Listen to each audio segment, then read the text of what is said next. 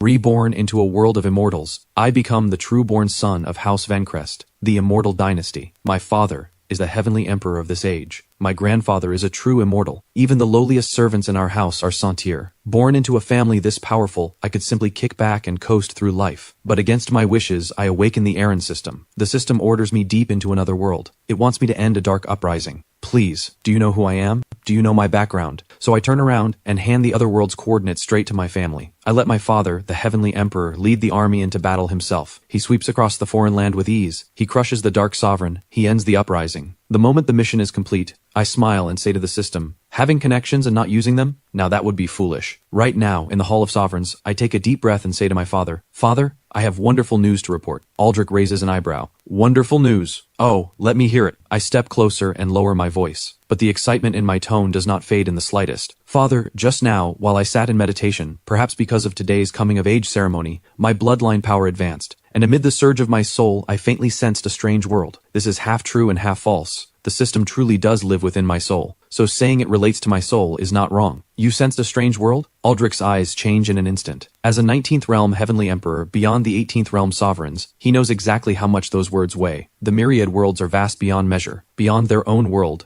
countless others, large and small, drift through the endless chaos void. Each world holds endless resources, different paths of cultivation, and a complete world core essence. For an immortal house like ours, conquering other worlds to seize their resources and core essence is the most vital way to keep the family growing ever stronger. The last cross-world conquest was tens of thousands of years ago. A sovereign elder skilled in divination poured out all his strength just to barely calculate the coordinates of one small dying world. Even so, that campaign brought our family enormous gain, and now his own son says he has sensed a new world. Aldrich's breathing quickens despite himself, but he is, after all, the heavenly emperor of this age. His mind is mighty beyond measure. He calms himself in an instant. Kyle, this is no small matter. Are you certain it was not just an illusion during your cultivation? Father, at first I thought so too, but the feeling was crystal clear. I can even faintly sense the location of that world and a few basic things about it. Oh? Tell me, what is the state of that world? From what I sense, that world is rich beyond imagining. Its spiritual energy runs thick. Its cosmic laws are less complete than ours, yet they hold a wonder all their own. I cast out a great lure first. Sure enough, at the words rich beyond imagining, Aldrich's eyes shine brighter. But I shift my tone, and my voice grows heavy. That world seems caught in a great catastrophe. A being of immense power, for some purpose of its own, is slaughtering living beings in a frenzy. The whole world is choked with rage and grievance. Its laws are in chaos, and the world shows signs of collapse. After hearing my words, Aldrich falls silent. He does not respond at once. In his deep eyes, countless thoughts race past. A world rich in resources. A world torn by inner turmoil. A world with clear coordinates. What these three facts mean stacked together, he understands better than anyone. It means a fortune beyond measure, a heaven-sent opportunity. If what Kyle says is true, then House Vencrest may well see growth unlike anything in its history. Swallowing a complete world core essence would lift the family's foundation to a new height, and might even let him glimpse the legendary realm of the True Immortal. At this thought, even with a mind as steady as Aldrich's, his heart pounds wildly beyond his control. He surges to his feet and takes a single stride. In an instant, he stands before me. He lays a hand on my shoulder, and a gentle yet boundless wave of spiritual sense pours into my body. It searches my soul with great care. My heart tightens, but on the surface I do not show a thing. I let my father search freely. As for being nervous, there is none of that. Setting aside the fact that I crossed into this world from the womb itself, if I were going to be discovered, it would have happened long ago. As for whether this troublesome system gets discovered, I do not care in the least. If it is found, then it unbinds, and I simply go on being my father's son. Aldrich's spiritual sense sweeps through the sea of my soul. He senses only that his son's soul is unusually strong and refined. And deep within that soul, there truly lingers a faint, almost imperceptible aura of another world. That aura is full of dead silence, venom, and madness. It matches exactly the scene of chaos I described. So it is real. Aldrich is finally certain. He withdraws his hand and looks at me, his eyes filled with joy, shock, and wild delight beyond words. He had thought he had simply fathered a prodigy son, one who would one day inherit his mantle and lead House Vencrest into a glorious future. He never imagined the surprise this son would bring him would go so far beyond all expectation. This is no mere prodigy son. This is a supreme blessing bestowed upon House Vencrest by the heavens.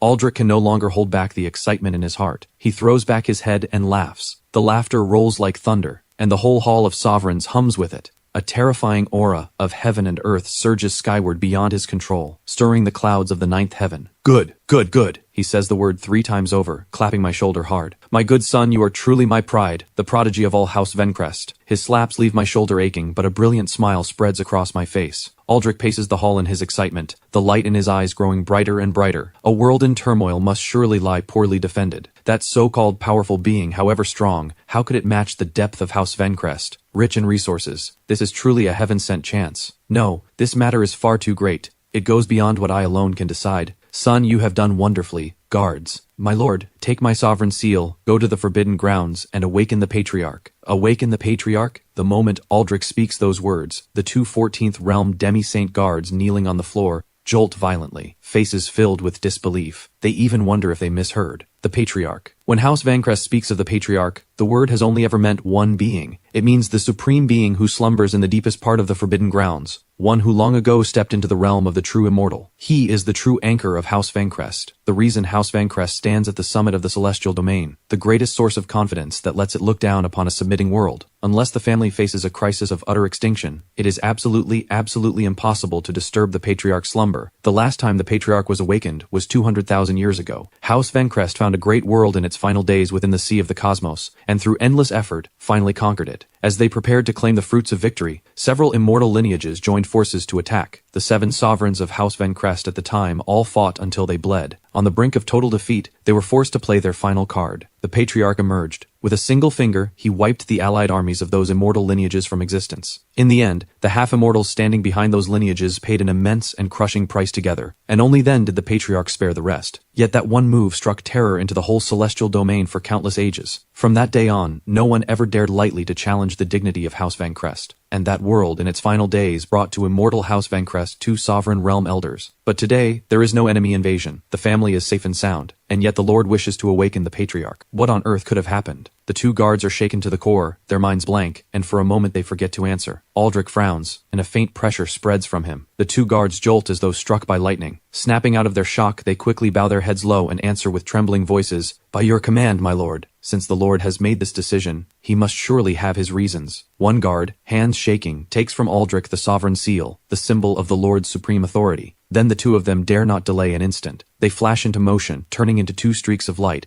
and rush out of the Hall of Sovereigns at full speed, flying toward the forbidden grounds. Watching their departing figures, my own heart begins to race. Holy crap, my father is taking this way too far. I had imagined that my father would be thrilled to hear this news. I knew he would take it seriously. I even thought the family might call a top-level council to discuss the campaign into the other world. But never did I imagine my father's reaction would be this direct, this forceful. Without a word, he simply calls in backup. And the one he calls is the single most powerful being in the family. A true immortal. Do you understand what that means? A living legend. An immortal who walks among mortals. A single drop of his blood could crush all the ages. A single strand of his hair could sever sun, moon, and stars. A being of that level is about to be roused from slumber, all because of a few words from me. Thrilling, so damn thrilling. On the surface, I stay calm, but deep inside, a rush of excitement beyond words erupts like a volcano. So this is the taste of power. So this is what it feels like to be a top-tier immortal heir. I simply did not want to be the system's errand boy, risking my life to carry out missions. So I worked out a little scheme. I wanted the family to help, and my father went straight for the strategic nuke. This feeling, so good, so unbelievably good. Aldrich clearly has no idea what his son is thinking. He is caught in a state of intense excitement too. Making the decision to awaken the patriarch for him also takes tremendous resolve, but he has thought it through clearly. This matter is simply too significant. A whole new world, rich in resources, with clear coordinates. For House Vencrest, it is nothing less than a rebirth, but this is certainly not something a single heavenly emperor like himself can fully control. A cross-world conquest. Who knows how deep the waters run? That being who throws that world into chaos. Is it an 18th realm sovereign? A 19th realm heavenly emperor? Or even an immortal? He cannot afford not to guard against it. If Kyle is wrong, the worst that happens is a scolding from the patriarch, and afterward he can give Kyle a beating. Yes, exactly. That is how it is. He looks at me. His gaze grows ever gentler, full of pride. Kyle, come here. Aldrich walks to the throne at the head of the hall, sits down and beckons to me. Yes, father. Below his throne sits a single seat, the only one there. It represents a position that is second only to the head himself. Normally only the family's most central sovereign elders are worthy to sit here. I do not decline. I sit down with ease. Before, I was the most favored trueborn child, the future heir. And now, though I have not yet heard a true immortal's confirmation, a heavenly emperor is almost never mistaken. Aldrich is 90% certain that this is a newly found world, which means I am the one who has rendered the family a deed of unmatched merit, the blessing, the key figure who opens a new era for House Vencrest. Kyle, I always believed your greatest gift was cultivation, but now I see I was wrong. Your greatest gift is your fortune, the favor heaven shows House Vencrest. To have a son is to have a son like you, this heavenly emperor whose might overawes the ages, does not spare his words of praise at this moment. I am delighted inside, but my words stay humble. Father flatters me. I was simply lucky, that is all. All of this is the fruit of House Vencrest's flourishing fortune and the blessing of our ancestors. These words please Aldrich even more. Supreme talent, soaring fortune, and still neither proud nor arrogant, knowing to give the credit to the family. His son is simply the perfect heir. You need not be modest, this is what you deserve. Aldrich waves a hand. Then his expression turns grave. But until the patriarch makes his decision, this must not leak out. The fact that you sense the other world's coordinates, for now, let no third person know. I understand. A common man is innocent, yet holding a treasure makes him a target. Though I do not believe anyone within House Vencrest would dare scheme against me, a little caution never hurts. We two begin to speak in low voices there in the Hall of Sovereigns. Aldrich asks in detail about every aspect of that other world, and I, half truthfully, dress up the information the system gave me in my own words, and tell him each point. Just as we are planning how to divide the other world, the whole ancestral seat of House Vencrest suddenly shakes violently. An indescribable, vast, and terrifying aura surges skyward from the direction of the Forbidden Grounds. That aura seems to span 10,000 ages of time and space, carrying both the decay of years and the mark of the undying. In an instant, it blankets the entire celestial domain. Above the heavens, 10,000 laws cry out in sorrow and shrink away. Countless stars lose their light in this moment, trembling. Every elder in seclusion across the whole celestial domain, no matter where they are, no matter how high their cultivation, snaps their eyes open in alarm in this moment, all turning to gaze toward House Vencrest, faces full of terror and disbelief. This is the aura of a true immortal. Heavens, the patriarch has actually awakened. What earth-shaking event could have happened? Inside the Hall of Sovereigns, Aldrich surges to his feet, an unprecedented light blazing in his eyes. He knows this is the sign of the patriarch's awakening. He turns to me, his face unable to hide his excitement. Kael, come, walk with your father to pay respects to your grandfather. House Vencrest's sacred isle is vast, like a continent floating in the cosmos. Apart from the Hall of Sovereigns where Lord Aldrich resides, and the central district where we the direct bloodlines live, it holds countless meditation chambers, elder halls, scripture pavilions, and forging rooms. Right now, in all these places, every member of House Vencrest, whether in seclusion or attending to affairs, stops everything in their hands. At this moment, on a peak wreathed in mist, a white-haired old man sits cross-legged on a slab of bluestone, guiding several young juniors in their cultivation. He is the instructor elder, who teaches the methods of cultivation to the family's core disciples, and is himself an 18th realm sovereign. The instant that aura arrives, the smile on the old man's face freezes. The teacup in his hand falls to the ground with a sharp crack and shatters. He suddenly rises, trembling all over as he gazes toward the Forbidden Grounds, his eyes full of awe and fervor. This is the patriarch has awakened. The young juniors beside him have only shallow cultivation. Under that aura they collapse limp to the ground, faces pale, even breathing turned difficult. Elder, what? What is happening? Silence! This is the patriarch's immortal might. You need only kneel and bow, speak no more. With that, he straightens his own robes first, kneels reverently toward the Forbidden Grounds, and prostrates himself fully. The descendants of House Vencrest humbly welcome the patriarch's awakening. The same scene plays out again and again across House Vencrest. In a resplendent council hall, more than a dozen figures with terrifying auras sit upright and solemn. They are the Council of Elders of House Vencrest, each one a powerhouse at the 18th realm sovereign level. On any ordinary day, a single stamp of their foot would make the whole celestial domain shudder, yet now they have all lost their composure. It is the patriarch. The Lord has actually awakened the patriarch. Heavens, what could be so important that it must disturb the patriarch himself? A hot-tempered, red-haired sovereign slams the table and shoots to his feet, his face full of shock and confusion. House Vencrest now overawes the celestial domain, with 10,000 races paying tribute. What could possibly require awakening the patriarch? Could it be that a true immortal from beyond has come to attack? At the head seat, a gray-robed old man opens his cloudy eyes and casts him a cold glance. Mind your words. The Lord acts with his own deep purpose. As elders, we need only wait quietly for the Lord's command. Under that look, the red-haired sovereign shrinks back, drawing in his neck, and sits back down. The gray-robed old man is the grand elder of the council, of very high seniority, his strength at the peak of the 18th realm, only one step away from the 19th realm. But even he, in this moment, has a heart full of storming waves. He understands better than anyone what awakening the patriarch means. He casts his gaze beyond the hall, his eyes deep. What on earth is Aldrich trying to do? As for all these reactions outside, I, standing at the very center of the storm, know nothing of them. I am following close behind my father, Aldrich, turned into a streak of divine light, racing toward the forbidden grounds. Along the way, I can clearly feel the whole ancestral seat of House Vencrest bound by an invisible force. The cosmic laws that normally flow without cease now seem frozen solid, grown impossibly heavy. The air is thick with a vast and ancient aura that stirs awe from the depths of the soul. So this is the might of a true immortal? Merely the aura of his awakening can make 10,000 laws shrink away. I am shaken to the core. Now I have a far more vivid sense of my own patriarch's power. And at the same time I feel even more certain. With a great being like this presiding over us, what is that so-called sovereign of the dark chaotic world worth? The patriarch could likely blow him away with a single breath. Soon the two of us reach the outer edge of the forbidden grounds. This is an ancient mountain range shrouded in chaos energy. Deep within the range, one can faintly make out a colossal ancient immortal tomb. Around the tomb, space and time run awry. The cosmic laws collapse, forming an absolute forbidden zone for all life, one that even a sovereign dares not lightly approach. Right now, the two demi-saint guards sent here on command kneel outside the forbidden zone, bodies shivering. Before them, the sovereign seal hovers in midair, giving off a gentle glow, barely holding back the terrifying immortal might that pours from deep within. Seeing Aldrich and me arrive, the two guards are as relieved as pardoned prisoners. My lord, young lord, rise! Aldrich waves a hand, his gaze grave as he looks deep into the forbidden grounds. That ancient immortal tomb now gives off a faint radiance. On the great doors of the tomb, the dust and stones that cover them are softly trickling down. A low, heavy rumble comes from within the tomb, as though a great beast that slumbered for 10,000 ages is slowly waking. Aldrich draws a deep breath, straightens his robes, then bends low toward the immortal tomb,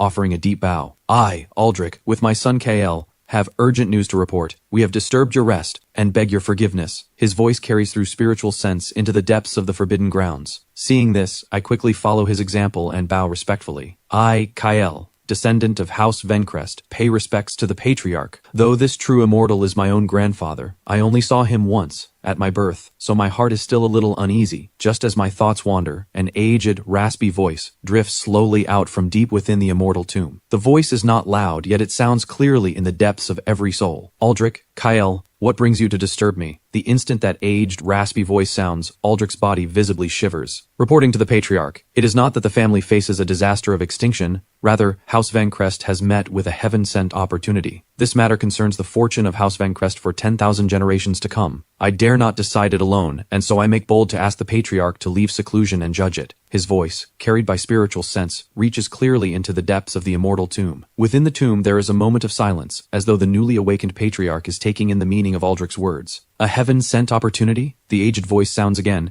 carrying a trace of barely noticeable doubt. For you to use words that grand, it seems this is truly no small matter. Well, come in. As the words fall, the chaos energy shrouding the front of the forbidden grounds, along with the disordered laws of space and time, seem wiped away by an invisible hand, parting on their own into a safe passage wide enough for a few people, leading straight to the doors of the immortal tomb. Thank you, patriarch. Aldrich is overjoyed. He straightens up and gives me a meaningful look. Kael, let us go. Stay close to me. Yes, father. I follow behind Aldrich and step carefully onto that passage. The moment I enter, I feel the scene around me change in an instant. The laws of the outside world fail completely here, replaced by a pure, ancient, supreme aura of the immortal way. With a single breath, I feel my very immortal body cheering with joy. The passage is not long. Soon, the two of us reach the colossal doors of the immortal tomb. The doors rise tens of thousands of feet high, forged from some unknown immortal material, covered with the mottled marks of the ages. Right now, the doors are slowly opening inward a crack, and a brilliant yet gentle immortal light shines out through the gap. With a thunderous boom, the doors open wide. The sight beyond them is not the dark tomb one would imagine. Instead, it is a vast starry sky,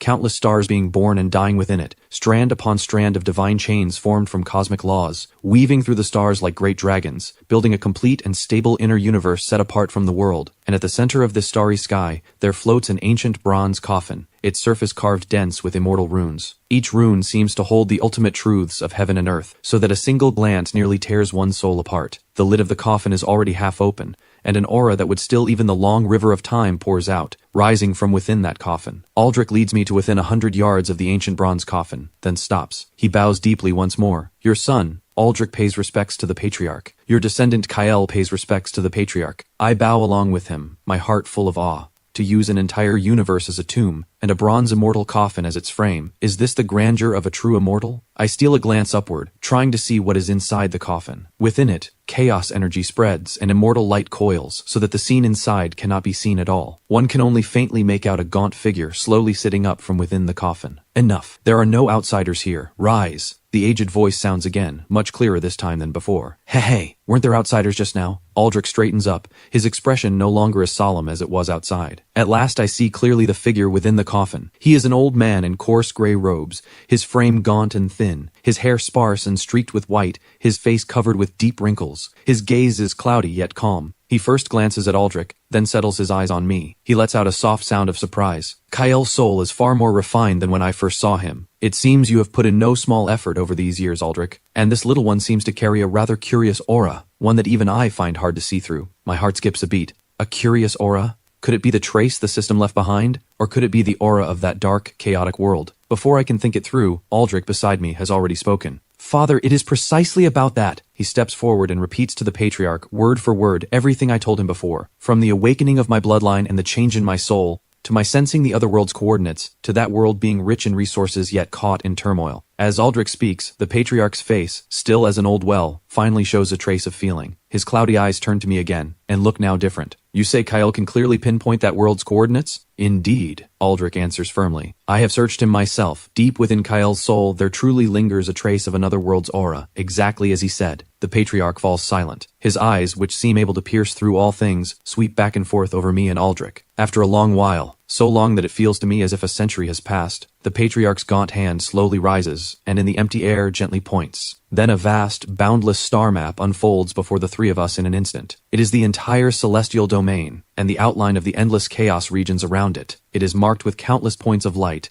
each point representing a world or a galaxy. Kyle, the patriarch looks at me and speaks in his raspy voice. Point out where that world lies. I nod. Guided by the system, my vision blurs for a moment, and within that vast star map, a faint, dark red point of light, almost on the verge of going out, is clearly marked. That point sits in a barren chaos region far from the celestial domain's main roots. Were it not for the system's mark, even a true immortal, sweeping it with spiritual sense for hundreds of millions of years, might never discover that it exists. Found it. My heart settles. Without hesitation, I reach out my hand and point to the spot where that dark red light shines. Grandfather, father, look. That world is right there. Following the direction of my finger, Aldrich and the patriarch in the ancient bronze coffin both fix their gazes on one corner of that vast star map. It is an extremely remote region, wrapped in endless chaotic currents, barren and dead silent, utterly unremarkable on the whole map. Had I not pointed to it so precisely, even a true immortal spiritual sense passing over it could easily mistake it for a worthless patch of chaotic ruin and overlook it. And within that ruin, a dark red point of light flickers faintly, like a candle guttering in the wind, ready at any moment to go out entirely. It is right there. Aldrich holds his breath, his heart nearly leaping out of his throat. Though he is a heavenly emperor who can look down upon all things, before this true immortal father of his, he is still like a child waiting for his report card. He already believes it, 99%, but in the end he needs the patriarch's final confirmation. Within the ancient bronze coffin, the gaunt old man called the patriarch says nothing. His once cloudy eyes now blaze bright, as though two suns burn within them. His gaze seems to pierce through space and time, crossing the endless chaos, descending straight upon that dark red point of light. An invisible yet supreme will of the immortal way, using the coordinates on the star map as its guide, crosses hundreds of millions of light years in an instant. I feel the system's interface in my mind jolt violently, sending out a string of urgent alarms. Warning. An unnameable, terrifying being has been detected probing the mission world. Warning. The world's coordinates have been exposed. The system is initiating top-level concealment. Concealment failed. Warning. The system's core logic is being analyzed. My heart drops. Holy crap, is the patriarch really this strong? He just glances at a map, sitting at home the whole time, and his spiritual sense reaches straight into the Shadowmere continent. This system acts so high and mighty inside my head, and yet one move from the patriarch leaves it utterly stunned, without the slightest room to fight back. Time in this moment seems to stand still. Aldrich watches his own father nervously, not daring even to breathe loud. I, meanwhile, pray frantically in my heart. I do not know how long passes, perhaps only an instant, perhaps 10 million years. The patriarch's all-piercing gaze finally draws back from the star map. He slowly closes his eyes, his withered lips parting slightly, as if savoring something. Haha! A soft laugh comes from the ancient bronze coffin. The laugh is light, yet it lets both Aldrich and me breathe out at the same time. He laughed. That means there is hope. Interesting. Truly interesting. The patriarch opens his eyes again. His gaze settles on me. His look is no longer simple admiration. Now it carries a deep wonder and a probing curiosity. Grievance choking the heavens, laws crying out in sorrow, the world core essence weeping. It is indeed a great world about to fall into ruin. He first confirms what I said. Hearing this, Aldrich clenches his fists at once, so excited that his body trembles. It worked. It is real. But the patriarch shifts his tone, and Aldrich's heart rises again. Amid that endless silence and ruin, I also catch a scent of incomparable sweetness. A look of intoxication crosses the patriarch's face. That is the final fragrance a world core essence gives off when it has ripened to the utmost and is about to rot. Like the finest divine fruit, in the moment just before it spoils when its flavor is at its most perfect. That guy who started the uprising, his methods are crude, but his path is the right one. He is using the blood and souls of countless living beings to force the whole world to ripen, hoping that before the world fully collapses, he can swallow all the fruit in one bite. A world core essence of this caliber, if it can be swallowed whole, Aldrich, might carry you one step closer to my realm. Boom! These words crash like thunder in Aldrich's mind. One step closer, he is now at the Heavenly Emperor realm. One step further, what is that? It is the realm of the True Immortal, where his father stands. The bottleneck that has troubled him for countless ages now shows a sliver of hope of breaking. Father, Aldrich's voice carries a tremble beyond all measure of excitement. Do not be glad too soon. The patriarch waves a hand. His gaze turns to me again. What I am more curious about is this. Kyle, how did you sense this world across the endless chaos? Here it comes. He has finally asked the key question. My chest tightens, and I quickly answer with the words I prepared long ago. Neither humble nor arrogant. Grandfather, in answer to you, I do not fully understand it myself. Only that after the coming-of-age ceremony, I felt my immortal body seemed to undergo some change I cannot put into words. A voice guided me, calling out to me for help, hoping I would come to their world. Called out to you for help. The patriarch, hearing this, far from doubting, instead claps his hands and laughs aloud. Haha, well said, well said. It is not that you are changing it, it is that the world is calling to you. I understand now. I understand it all.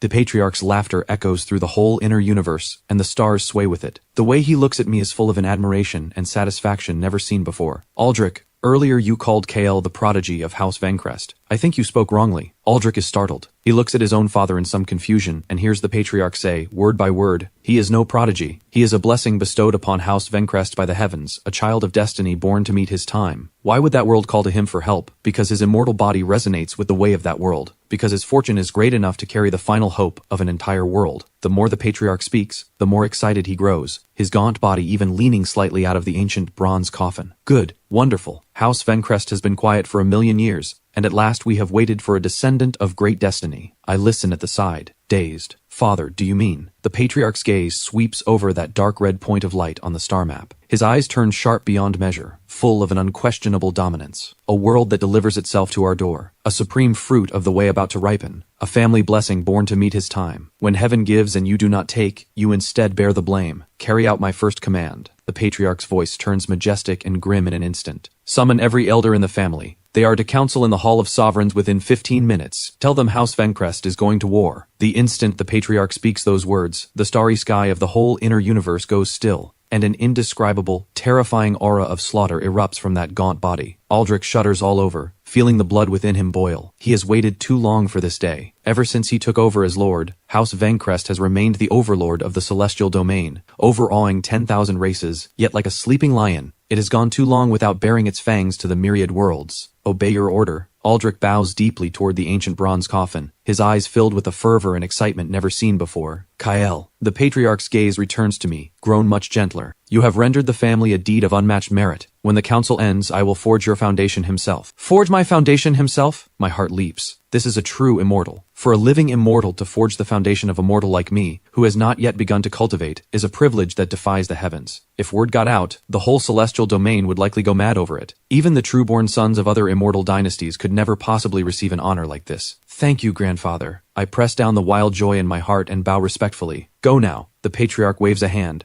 Aldrich, take Kyle to the Hall of Sovereigns. I will follow shortly. Yes, father. Aldrich answers, then takes my hand, and turns to walk out, his expression thrilled. I know I bet right this time. Handing the system over to the family was a brilliant move. Not only does it free me from a near-fatal errand mission, it has also won me a tremendous fortune out of nowhere. This move is called turning the tables on the system. I and Aldrich walk out of the immortal tomb, back beyond the Forbidden Grounds. That terrifying immortal might that blanketed the whole ancestral seat of House Vancrest has slowly drawn back, but every member of House Vancrest is still lost in the shock of moments ago. Not one dares to move freely. When they see Lord Aldrich and the young Lord Kael walk safely out from the direction of the Forbidden Grounds, every gaze fixes on them at once, especially when they see the excitement and wild joy that Lord Aldrich cannot hide on his face, and the close way he holds the young Lord Kael's hand. A great question rises in every mind. What is going on? The Lord awakened the Patriarch for the young Lord's sake? Could something have happened to the young Lord? No, that is not it. Look at the Lord's expression. This is plainly wonderful news. But what kind of news would require disturbing the Patriarch himself? Just as the crowd hovers in doubt and unease, Aldrich's voice, carrying supreme majesty and mixed with boundless excitement, spreads across the whole of House Vancrest's sacred isle. By my command, every elder in the family is to come at once to the Hall of Sovereigns to council within 15 minutes. No one may be absent. Those who disobey will be dealt with by family law. Boom! This command instantly raises towering waves across all of House Vancrest. Summoning every elder, this is absolutely the highest level of council House Vancrest holds. The last time a council of this rank was called was 200,000 years ago, when they decided whether to launch a full assault on that doomsday world. Could it be? A stunning guess springs wildly to life in the hearts of every member of House Vancrest who hears the command. Could House Vancrest be going to war again? In an instant, the whole sacred isle of House Vancrest boils over. Countless powerhouses in seclusion burst from their chambers, turning into streaks of divine light, racing toward the Hall of Sovereigns. Those attending to family affairs also set down everything in their hands,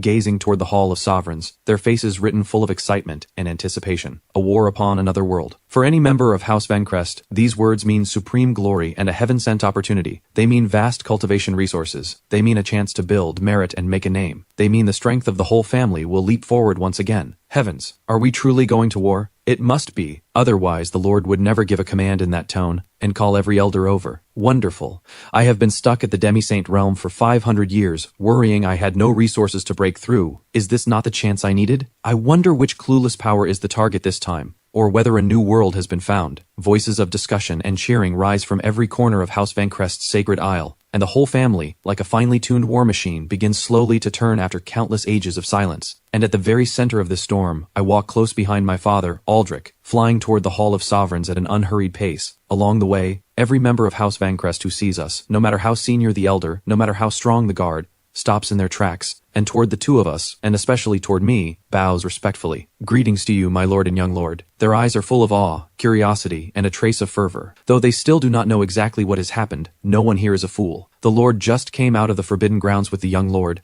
and then announced a decision this momentous. It is blindingly obvious that this matter is bound up inseparably with the young Lord Kael. Otherwise, there would be no need to bring the young lord along at all. The Lord could have gone alone. It is the young lord, it is this young man of only 18, who has not yet formally begun to cultivate, who has set the whole family ablaze. I feel the awed gazes thrown at me from every direction, hear in my ears the heartfelt cries of greetings to you, young lord, and my heart fills with feeling. So good, so unbelievably good. So this is the taste of power. So this is the right way to be a top-tier immortal heir. Just as my thoughts wander, we arrive before the Hall of Sovereigns. At the doors, more than a dozen figures with auras deep as the sea already wait. They are the members of the Council of Elders from the Council Hall earlier, led by the Grand Elder of very high seniority, Theron. When they see Aldrich and me, 8 18th Realm Sovereigns actually bow deeply toward me, all at once. Clearly, these pillars of House Vancrest have already received word from my true immortal grandfather, and understand that I have rendered the family a deed of unmatched merit. We humbly welcome the young lord. 18th Realm Sovereigns, on any ordinary day, which of them could not make the celestial domain shudder with a stamp of their foot? Yet now they all perform so great a courtesy toward a youth of only 18 who has not even begun to cultivate. If this scene got out, it would be enough to shock the whole celestial domain. Aldrich looks at the sight before him, and a smile of boundless pride spreads across his face. He does not stop them, because he knows his son is worthy of this bow. My heart stirs slightly too, but I do not let it go to my head. I understand clearly that these elders are not bowing to me myself, but to the heaven-sent opportunity I have brought the family. I step forward,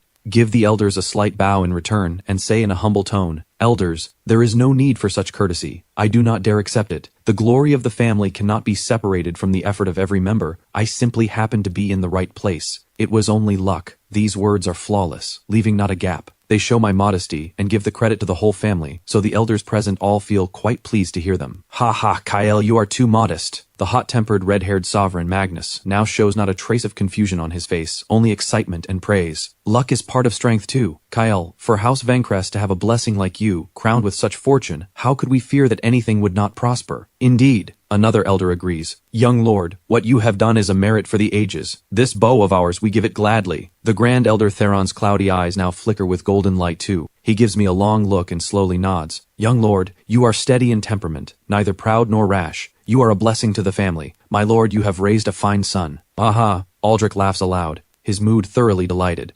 To have the most senior Grand Elder in the family publicly praise his son pleases him even more than praise for himself. In the Council of Elders, only Theron is of such high seniority. Most of the others count as my uncle's generation, such as the red-haired Sovereign Magnus, the third elder of House Vancrest, who is my third uncle. Very well, let us not all stand out here. Come inside and talk. Aldrich waves a hand and walks into the Hall of Sovereigns first. I follow close behind, and the elders enter in order of rank and station. Within the hall, the air is solemn and grave. Aldrich takes the Lord's throne at the very head without the slightest hesitation, and to his left, that seat representing a position that is second to him. Every gaze turns instinctively to that seat, then to me, standing in the center of the hall. They all share a single guess in their hearts, but no one dares to speak it. Aldrich looks at the elders below him and says in a deep voice, I know you all have doubts in your hearts. Why did I suddenly awaken the Patriarch? And why have I called the highest council? Every elder holds their breath, watching him with solemn faces, waiting for the answer to be revealed. Although the very topmost elders mostly already know the situation, Aldrich does not keep them in suspense. His gaze sweeps over the whole hall and he says, word by word, because House Vancrest has discovered a brand new world, extremely rich in resources, it is a high-tier mystical world, and it is in the midst of civil chaos. Though they had guessed it long before, when Aldrich speaks the words himself, a wave of sharp indrawn breath still rises through the whole hall. Every elder's face shows joy and shock they cannot hold back. A brand new world, rich in resources, and torn by civil chaos. What these three things mean, stacked together, everyone present knows full well. It is a fortune beyond measure. It is a heaven-sent opportunity great enough to make House Vancrest's foundation surge once again. Brother, no, my lord, is this true? The red-haired sovereign rises in his excitement, his voice trembling. Of course it is true. Aldrich speaks with pride. This matter has been confirmed by the Patriarch himself. Confirmed by the Patriarch. Those words wipe away the last trace of doubt in every heart. A true immortal does not make mistakes. Wonderful, heaven truly favors House Vancrest. After 200,000 years of silence,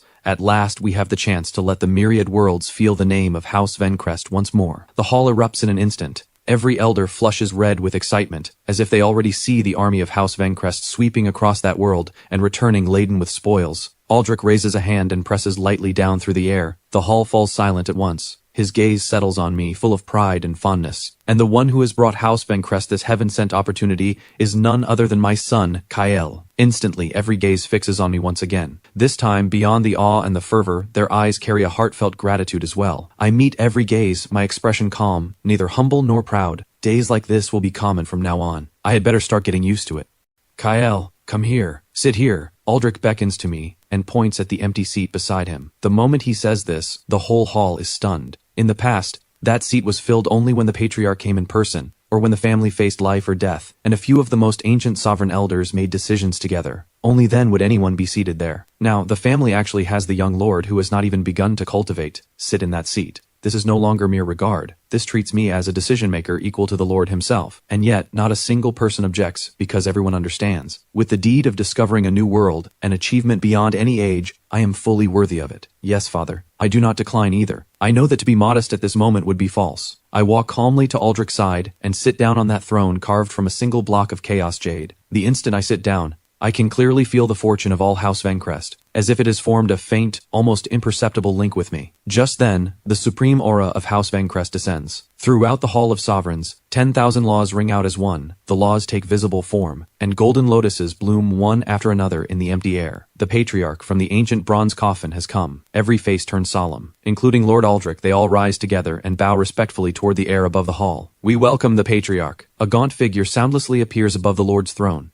as if he had been sitting there all along, merged into the whole world. It is the Patriarch of House Vancrest. Rise, all of you! The Patriarch's raspy voice sounds. He looks around at the dozen-odd sovereign elders standing below, then fixes his gaze on me, a trace of a satisfied smile in his cloudy eyes. I have called you here today for one matter only. His voice is not loud, yet it reaches every ear clearly. From this day on, House Vancrest enters its highest state of war readiness. Every family member traveling abroad is to be summoned home at once. Every grand elder in deep seclusion is to be awakened. The family treasury is to be opened in full, and all resources given first to this campaign. Command after command issues from the Patriarch's mouth, beyond all question, utterly decisive. Theron, Grand Elder Theron, steps forward and answers respectfully. You will oversee every artificer and array master in the family. Within 7 days, I want to see a skybridge gate strong enough to carry the armies of House Vancrest steadily across worlds. By your order. The Grand Elder's body jolts, a fearsome golden light bursting from his eyes as he accepts the command with weight. Magnus, the red-haired sovereign, steps forward, his will to battle high. You will take charge. Marshal every fighting force of the family. The 3 legions, Skyblade, Divine Might, and Army Breaker, 1,000,000 war cultivators in all. I want them assembled within 7 days, ready to march at any moment. The task will be done! Magnus roars in his excitement, like a fierce tiger about to be loosed from its cage. The Patriarch issues command after command, parceling out the vast plan for the cross-world conquest in perfect order. Every elder in the hall receives a task, each one raring to go, thrilled beyond measure. At last, the Patriarch's gaze settles on me, and the whole hall falls silent in an instant, so quiet that a falling pin could be heard. Everyone holds their breath. Even Aldrich watches his own father and son with a touch of curiosity and anticipation. They all want to know what standing the Patriarch will give this young lord who has rendered a deed beyond any age,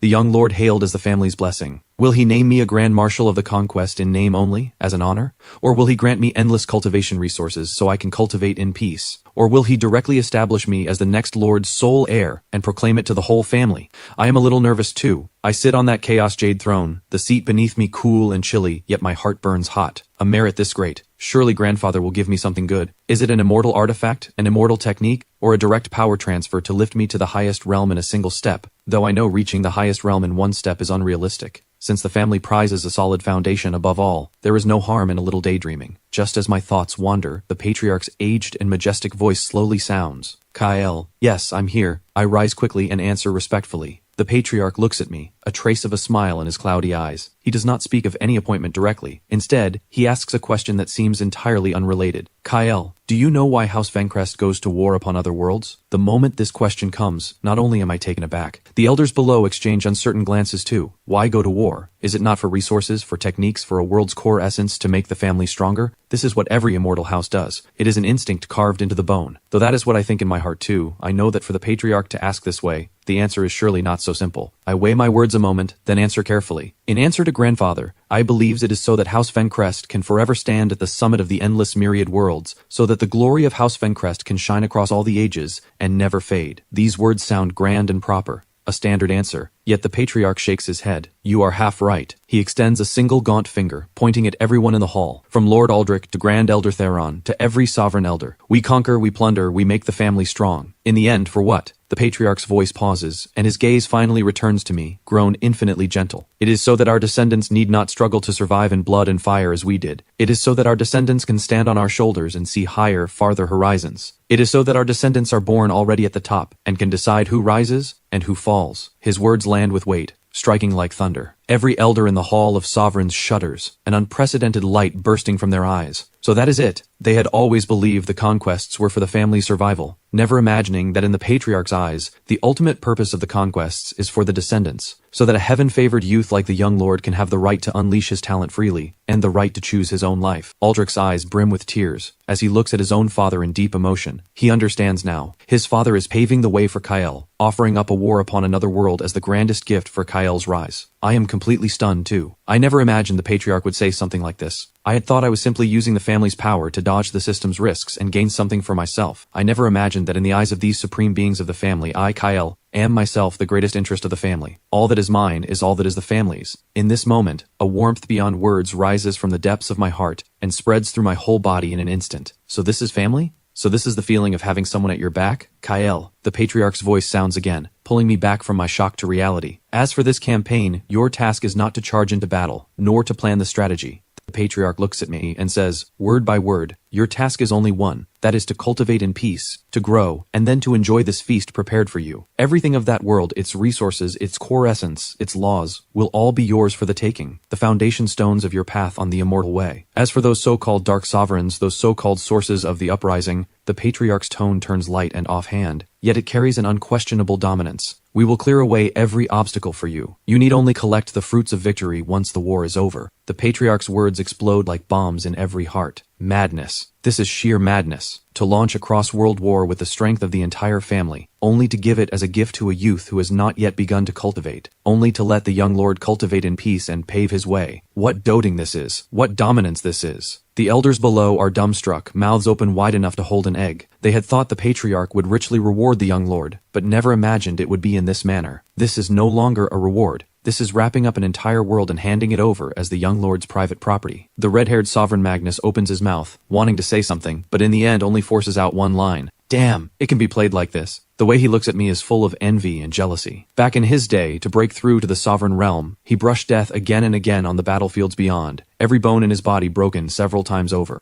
And now, this boy has to do nothing at all, and someone delivers a whole world right to his mouth, and, afraid he might choke, picks out all the bones first. Well, comparisons are odious. Grand Elder Theron lets out a long sigh too, and then a comforted smile spreads across his face. He understands the patriarch's intent. This is not merely doting. It is an investment. In me, the family invests its whole future. To use a world's resources to nurture a future immortal, by any reckoning, this deal is a massive gain. Aldrich's face flushes red with excitement. He surges to his feet and bows deeply toward the patriarch. Father, your foresight runs deep. I thank you on Kyle's behalf. He knows that from this day on, Kyle's standing in the family can never be shaken by anyone. He will be the rightful, the sole, the future master of the family. And I, in this moment, am utterly dazed. I feel my mind buzzing, unable to quite catch up. My task is to enjoy myself? Are you kidding me? I work so hard spinning lies, putting on an act, fooling my whole family hook, line, and sinker, and in the end my task is to kick back and relax. This is just too good. I feel like a player running cheat codes in a game, who is about to report himself to support,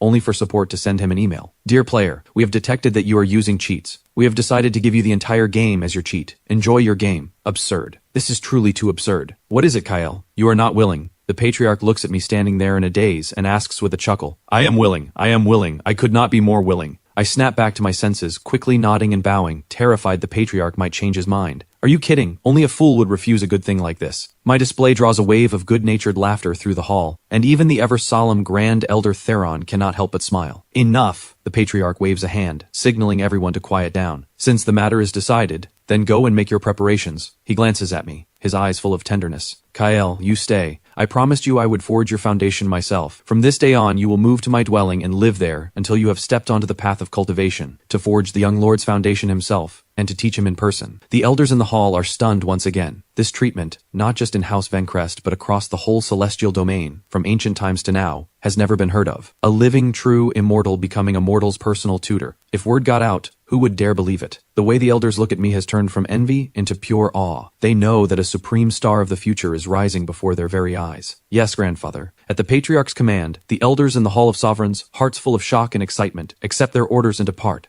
The whole of House Vencrest, this ancient war machine silent for hundreds of thousands of years, begins to run with a terrifying efficiency. Command after command issues from the Hall of Sovereigns, reaching every corner of the Sacred Isle. Countless members in seclusion are awakened. Countless powerhouses traveling abroad are called back. The doors of the family treasury swing open with a thunderous boom, and vast amounts of divine metals, immortal materials, and precious elixirs are carried out like a tide, given first to the artificers and arraymasters building the Skybridge Gate. In the camps of the three legions, Skyblade, Divine Might, and Army Breaker, war drums thunder and a killing aura surges skyward. Countless armored war cultivators gather on the training grounds, their cold weapons glinting with a bloodthirsty light in the sun. The whole sacred isle of House Vencrest is wrapped in an atmosphere both grim and fervent. The storm is coming, and the one who set all of this in motion, I, at the center of the storm, am at this moment taken by my grandfather to a place no one would ever guess. The inner universe within the forbidden grounds, where the bronze immortal coffin lies. When I come once more beneath this vast starry sky, my mood is completely different from last time. Grandfather, will we forge my foundation here? I look around with curiosity.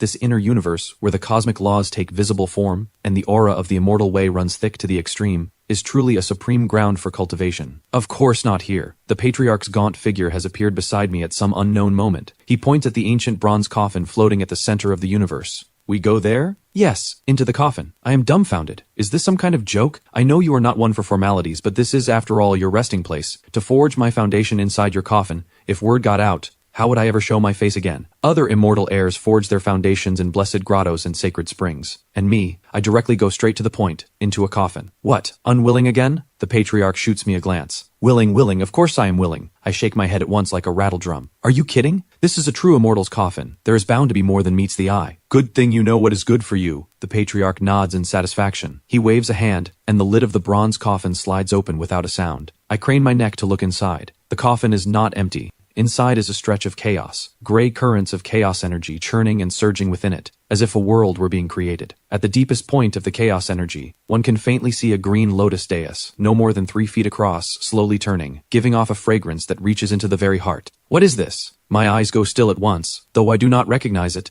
I can feel that green lotus dais is absolutely a heaven-defying treasure. With a single glance, I feel as though my very soul is being washed clean. This is the dais of the primordial lotus, which has existed since the dawn of creation. The patriarch's voice drifts over, carrying a trace of remembrance. In the year I proved my way and became an immortal, while wandering the sea of chaos, I came upon it by chance, and only with tremendous effort did I take it for my own. Through these countless years, I have lain upon this dais, nurturing my immortal body with chaos energy, to slow the draining of my life force. The dais of the primordial lotus, a supreme treasure from the dawn of creation. I feel my very breath stop. A thing that exists only in myth and legend actually exists, and right before my eyes. Grandfather, this is far too precious. My voice trembles a little. To use a treasure of this caliber to forge my foundation, is it not a bit too extravagant? Precious? The patriarch gives a scornful laugh. However precious a thing, if it cannot be put to full use, it is nothing but a dead object. It has lain here with me for countless ages, nearly grown moldy. Today it is put to good use on you, and so it does not waste its great name. Go on, sit upon the dais. Draw a deep breath and leap,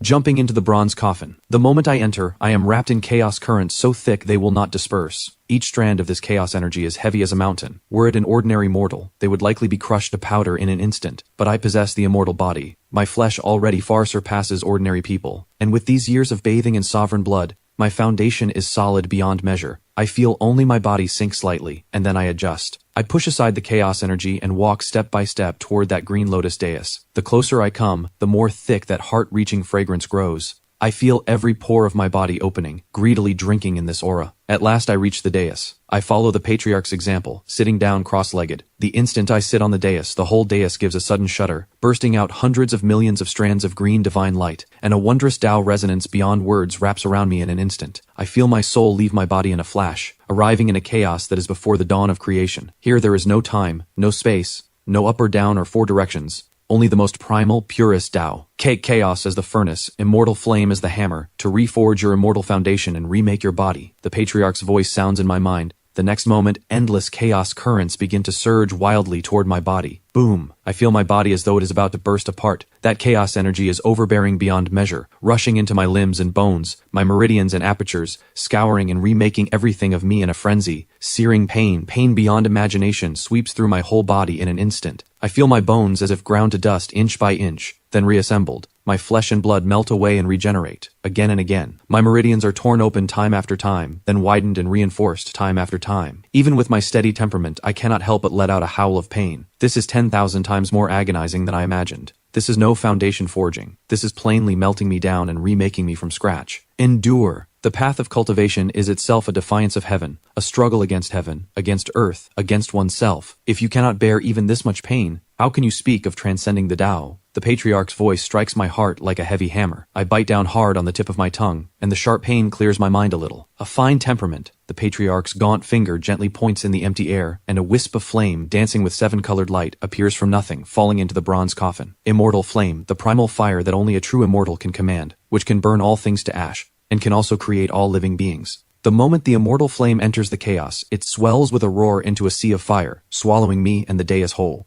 With chaos energy as the furnace and immortal flame as the hammer, my body begins to shine brilliantly under the forging of the flame. The impurities within me are refined away bit by bit. My blood slowly turns from crimson to pale gold, each drop seeming to hold the power of a star. And at my dantian, the place where every cultivator's path begins, a vast vortex woven from chaos energy and immortal flame is slowly taking shape. The blood-forging realm, the first realm of a cultivator's path, is to refine the body's essence blood and gather life essences. An ordinary genius can gather a few thousand life essences and be called a prodigy. The very finest prodigies, such as the imperial sons and saintly daughters, gather at most a little over 10,000, and according to the records, The theoretical limit of this realm is to gather 108,000 life essences, and one's flesh becomes that of a saint, untouchable by all techniques. But that is only theory. From ancient times to now, no one has ever reached it. And today this myth is about to be broken upon me. Within the vortex at my dantian, golden life essences begin to gather and be born, one after another. 10,000, 30,000, 50,000, 108,000. The instant the count of life essences reaches the theoretical limit,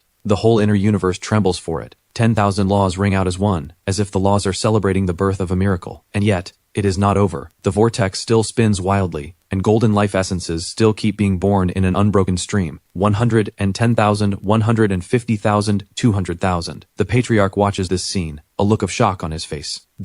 What kind of monster is Kael? He had thought that forging my foundation with the primordial lotus dais and immortal flame would, at most, bring me to the theoretical limit of 108,000. He never imagined my potential would so far exceed his expectations. The immortal body, paired with this primordial lotus dais, has produced some unbelievable reaction. Good. The patriarch cannot hold back his wild joy and laughs toward the sky. Truly the blessing of House Vencrest, truly a child of destiny born to meet his time. Since it is so, today I will lend you a hand once more. A golden light flashes in his eyes, and he suddenly opens his mouth and spits out a drop of liquid, deep red like a blood diamond. A true immortal's heart blood, the very essence of his lifetime of cultivation, a single drop enough to crush a whole star region. He flicks a finger, and that drop of heart blood turns into a streak of bloodlight, sinking into the center of my brow in an instant. Boom! My body becomes like a sun with a nuclear bomb cast into it, bursting out billions of feet of divine light. The count of life essences in my dantian begins to climb wildly in an explosive way. 300,000, 500,000, 800,000, 1 million. When the count of life essences finally settles at 1 million, all the life essences suddenly contract inward, gathering into a golden divine figure. That divine figure sits cross-legged at the center of the vortex, its bearing solemn and majestic, its face exactly like my own. The blood-forging realm, first across all the ages, gathering 1 million life essences, giving birth to a divine spirit vessel. This is no longer breaking a myth. This is creating a whole new myth, one with no predecessor and likely no successor. The patriarch watches this scene, trembling all over with excitement. He knows he has created with his own hands a true monster for House Vencrest. Within the bronze coffin, the chaos energy gradually settles, and the immortal flame slowly fades. I sit cross-legged upon the green lotus dais, both eyes shut tight, my bearing solemn and majestic. Within my body, the divine spirit vessel formed from 1 million golden life essences sits quietly in my dantian, beating in time with my heart, breathing as one with me. Every breath draws in and releases vast amounts of heaven and earth essence, converting it into the purest power that flows through my whole body. Though my cultivation is only the first realm of the mortal path tier just stepped into, the blood-forging realm, I let out a long breath of turbid air. After it leaves my body, that turbid air turns into a black dragon, bearing its claws and fangs, circling once in the air before slowly dispersing. This is the last trace of impurity refined out of me. From now on, I have an unblemished immortal body, one with the true Tao. I slowly open my eyes. 2 beams of golden divine light burst from my eyes, piercing through layer upon layer of chaos energy, striking directly against the boundary wall of the inner universe. Holy crap, I startle myself. Are these really my eyes? They are fiercer than a laser cannon. I quickly rein in my mind, and only then do those 2 fearsome beams slowly fade. I lower my head and look at my own hands, feeling the explosive power within me that seems able to tear apart heaven and earth. The whole feeling is a little unreal. So this is the power of cultivation, I murmur to myself. Just the first realm, and so earth-shaking a change has happened. Then what of the realms after? The shell breaking, the unity, the spirit shaping, and finally the immortal realm. What sights would those be? How does it feel? The patriarch's voice sounds in my ear.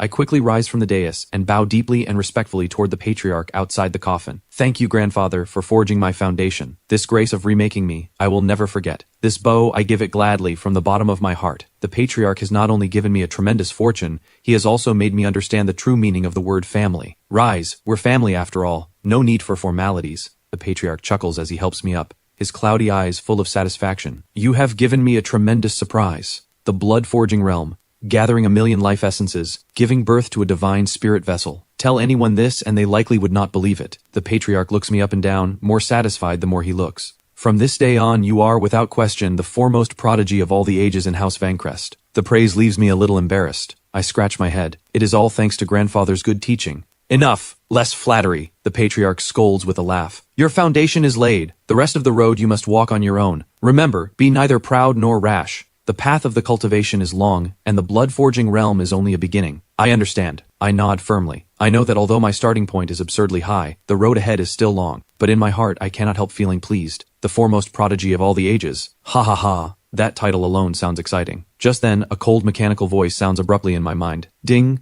A leap level change has been detected in the player's tier, reassessing the player's potential. Assessing. Warning, warning. An unknown error has been detected. The player's foundation data has overflowed, exceeding the system's computable limit. An unknown conflict has occurred in the system modules. Attempting to restart. Restart failed. Ding ding ding. A string of urgent alarms and garbled data scrolls madly through my mind. I am taken aback. The system. I had nearly forgotten about this thing. I never expected it to pop up at a time like this. The beginner quests have been updated. Main quest 1, survive the dark uprising. Completed. Reward, sovereign bones, 3 to distribute. Main quest 2, kill 1 dark sovereign. Change to a new quest, witness the fall of 1 dark sovereign. Reward, 1 complete earth core essence. Final quest, end this uprising. Change to a new quest, witness the end of this uprising. Quest rewards 1 random immortal body essence and the chaos immortal bell. Failure penalty, none. Oh system, you have finally figured things out. I give the system a mental thumbs up. This is how a proper support system should be. Before, its attitude was too cold and too clueless. Ding. The beginner quest reward, 3 sovereign bones, has been delivered to the system space. It may be withdrawn at any time. The reward sent straight over. My mind stirs. My consciousness sinks into the so-called system space, and I see 3 bones, crystalline and clear, radiating supreme divine might, covered with profound runes, floating quietly in a stretch of empty space. So, these are the sovereign bones. They do look impressive, but I curl my lip. The bones in my own body now have been forged by immortal flame and chaos energy, with immortal runes formed naturally upon them, far higher in grade than these sovereign bones. To me, this thing really is useless. Kyle, what is it? Have you run into something you do not understand in your cultivation? The patriarch, seeing me stand there lost in thought, asks with concern. It is nothing, grandfather. I come back to myself and smile. Just now, while I was consolidating my cultivation, a little something popped into my head. As I speak, a thought stirs, and I open my palm. Then 3 sovereign bones appear from nothing, floating above my palm, each one shining with divine light, rumbling with the sound, holding a power of heaven and earth. Out in the world, they would be enough to make saints fight each other bloody for them. The patriarch glances over, mildly surprised. Natural Dao bones, and 3 of them. Your fortune truly is strange. In his eyes, this seems more like my fortune being so overwhelming that, upon my breakthrough, the Tao of heaven and earth offered up a blessing of its own accord. They are all right, I suppose, just feel a bit unnecessary. I weigh the 3 bones in my hand and say it offhandedly. Unnecessary. The patriarch, hearing that word, cannot help but twitch at the corner of his eye. Natural Tao bones are a sign of being favored by heaven and earth, a thing countless prodigies dream of, and in his hands they have become unnecessary? To obtain even one would earn one the name of a first-generation being. A first-generation being, one with a chance to found a whole sect, but then again, on second thought, this grandson of his took the primordial Lotus Deus as his foundation, tempered his body with a true immortal's flame and heart blood, a monster who gathered 1,000,000 life essences. His own bones have long surpassed any so-called Tao bone or divine bone. To him, these few sovereign bones barely count as icing on the cake. I walk out of the immortal tomb, and return to the quiet dwelling the patriarch arranged for me. This was originally a place where the patriarch occasionally went into seclusion to contemplate the Tao. Immortal mist drifts here, auspicious beasts gather in herds, and it is even grander than Lord Aldrich's Hall of Sovereigns. 2 maidservants, lovely in appearance and otherworldly in bearing, already wait here. They are servants carefully raised by House Vencrest, their cultivation at the 14th realm, who normally see to the patriarch's daily needs,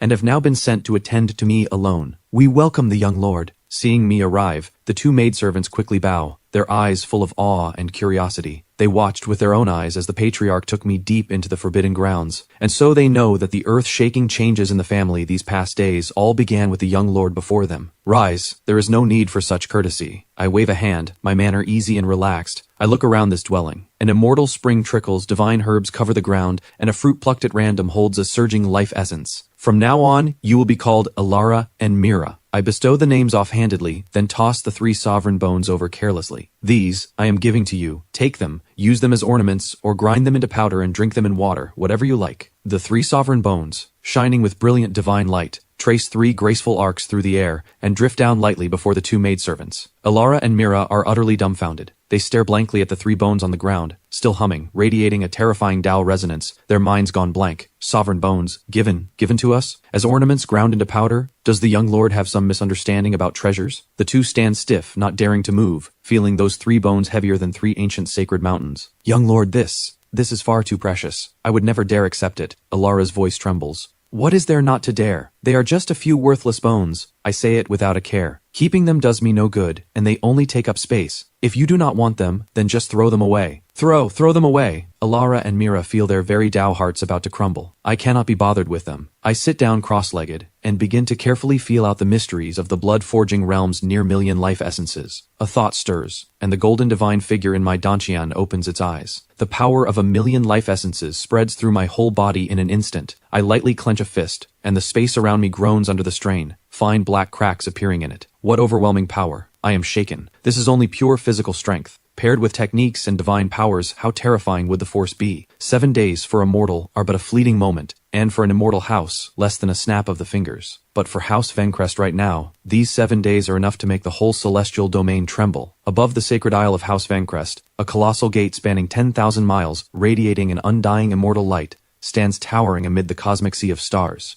Around the gate, space is twisted and time runs awry, forming a domain that forbids all techniques. And below the gate, on the boundless training grounds, a dark mass of an army has long since assembled. 1,000,000 war cultivators stand in utter silence. Every one of them is at least at the divine path tier, that is, the 7th realm. Among them, the captains and commanders are powerhouses at the saint and sovereign level. This force, gathered together, its sky-piercing killing aura nearly stains the heavens of the celestial domain blood red. Countless stars tremble for it, and the cosmic laws cry out and shrink away. So vast a stir cannot be hidden at all. Across the whole celestial domain, every undying power is alarmed. On the shore of the eastern sea, the primordial dragon court. Within an ancient palace built from dragon bones tens of thousands of feet long, dragon roars echo. A man with golden dragon horns on his head, a majestic middle-aged figure in imperial robes, sits upon the dragon throne. In his eyes, sun and moon seem to turn. He is the current chief of the primordial dragon clan, a true and genuine dragon emperor, an 18th realm sovereign. You say the undying immortal House Vencrest has assembled 3 legions? The dragon emperor's voice is low, yet it carries a shock he cannot suppress. Below, a trembling scout reports in full detail everything he risked his life to discover. Chief, it is absolutely true. That killing aura, even across hundreds of millions of miles of star regions, nearly tore my soul apart. And that gate, it is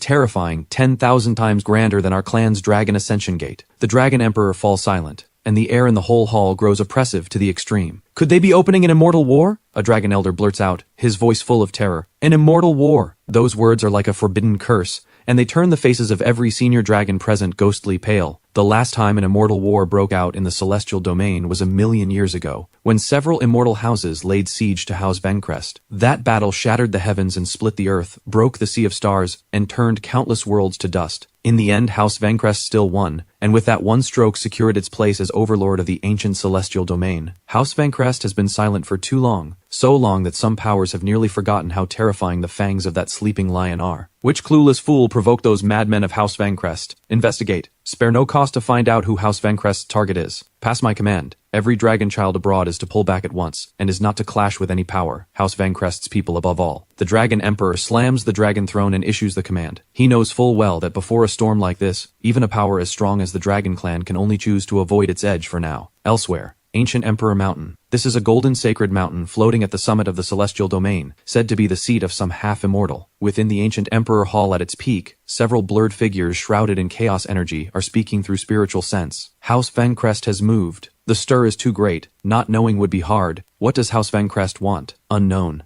But for them to put on a display like this, what they seek must not be small. What I am more curious about is why they act at this particular moment. Do they not fear the things beyond the heavens awakening? Who can say? As long as that old monster of House Vencrest still lives, no one can read what they do. Let us watch and wait. Pass the word, restrain our people from crossing House Vencrest. For a time, the whole celestial domain is on edge. Countless gazes, some in awe, some in fear, some in curiosity, all turn toward House Vencrest's sacred isle. And as the center of the storm, House Vencrest seems unusually calm. Lord Aldrich, robed as an emperor, stands before the Hall of Sovereigns, his gaze sweeping down with disdain, looking down upon the assembled million-strong army below. He knows full well of the prying from outside, yet he pays it no mind. Suddenly, he gives a cold snort, and the pressure of heaven and earth erupts. That cold snort is like the heavenly sound of the Tao, spreading through the whole celestial domain in an instant. The countless threads of spiritual sense hidden in the depths of the void, trying to spy out House Vencrest's strength, are in that instant struck as if by an invisible heavenly hammer. They cry out in agony and shatter on the spot. In the secret chambers of countless undying powers, the powerhouses tasked with the spying all spit blood together, their souls wounded, struck with utter dread. House Vencrest holds its war drills. Idle outsiders, stay clear. Aldrich's matchlessly domineering voice rings across the celestial domain, proclaimed to all, war drills. A drill? Who's gonna buy that? Whose war drills mobilize 3 legions and build a skybridge gate? But no one dares to argue back, because that is Aldrich, Lord of House Vencrest, and his word is truth. One word from him, and all things obey. Within the celestial domain, every prying gaze vanishes clean in an instant. Having done all this, Aldrich finally draws back his gaze in satisfaction, and turns to look behind him. The Patriarch and I have, at some unknown moment, come to stand there. Father, Kael, Aldrich bows. Well prepared, the Patriarch nods, his gaze sweeping over the army below, a trace of nostalgia in his eyes. Once, long ago, he too led an army like this in war across the heavens. Grandfather, father, I want to go as well.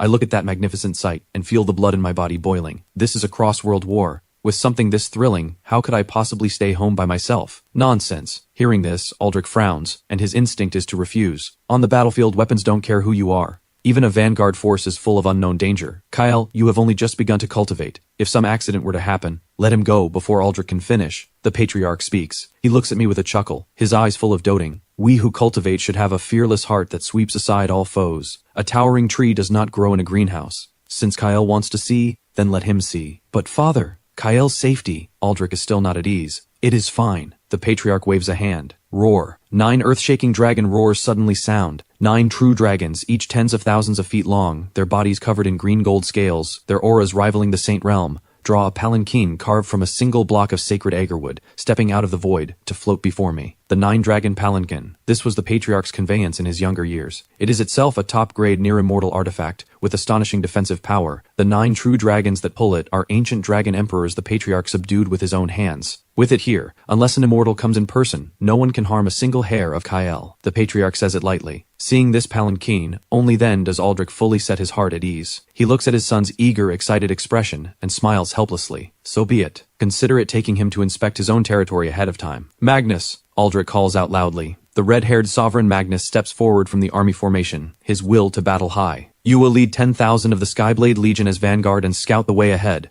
Remember, your task is to clear away every obstacle for the young lord. By your order. Magnus lets out an excited roar, then turns and bellows to the Skyblade Legion. Skyblade soldiers, march with me. Clear the road for the young lord. Clear the road for the young lord. 10,000 Skyblade soldiers roar as one, their voices merging into a flood that surges into the great Skybridge gate. Kale, go! The Patriarch pats my shoulder and I nod. Under the fervent gaze of countless family members, I step up onto that supremely lavish 9-dragon palanquin. The moment the palanquin is about to cross the threshold of the gate, I clearly feel an aura of laws utterly unlike the celestial domain, full of decay and despair, rush against my face. The Shadowmere continent, the central province, the ancient city of Ravenfall, once a flourishing, densely populated city of 10 million people, it has now become a living hell. Black mist shrouds the entire city, sealing off the light of the sky. Not a single sound can be heard within, so dead silent it is terrifying. Countless mortals and cultivators hold the last postures of their lives, frozen stiff where they stand. Their faces still hold extreme terror and despair, but their eyes have lost all light, turned gray and hollow.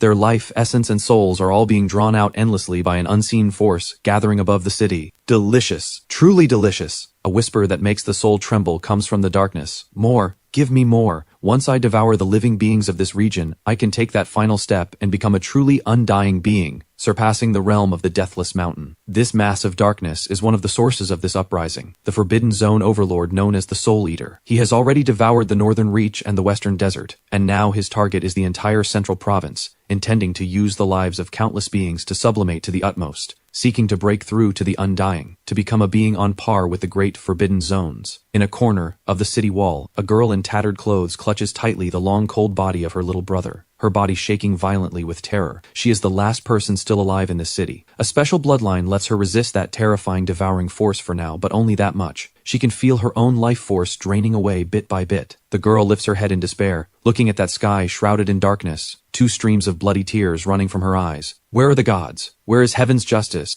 Who can come and save this world about to be destroyed? Just as she sinks fully into despair, her consciousness about to scatter, crack, a clear sound, like shattering glass, sounds abruptly in the sky. The girl lifts her head in confusion. She sees that black canopy of sky, so thick it would not disperse, split open without warning into a great rift. It is not the dark clouds parting, it is the whole of space, by a power beyond imagination, torn forcibly apart. A brilliant, holy, supremely domineering immortal light shines in through the rift, piercing like a sharp sword through the black mist that covers the whole city. Long absent sunlight falls upon the girl's pale face, bringing a faint, slight warmth. Then, behind that rift in space, a gate so grand it cannot be described in words slowly emerges. Knights in golden divine armor, riding ferocious beasts, silently walk out from the gate. They are only 10,000, but the iron-blooded, cold aura of slaughter they give off, an aura that sees all things as worthless straw dogs gathered together, is 10,000 times more terrifying than that so-called soul eater.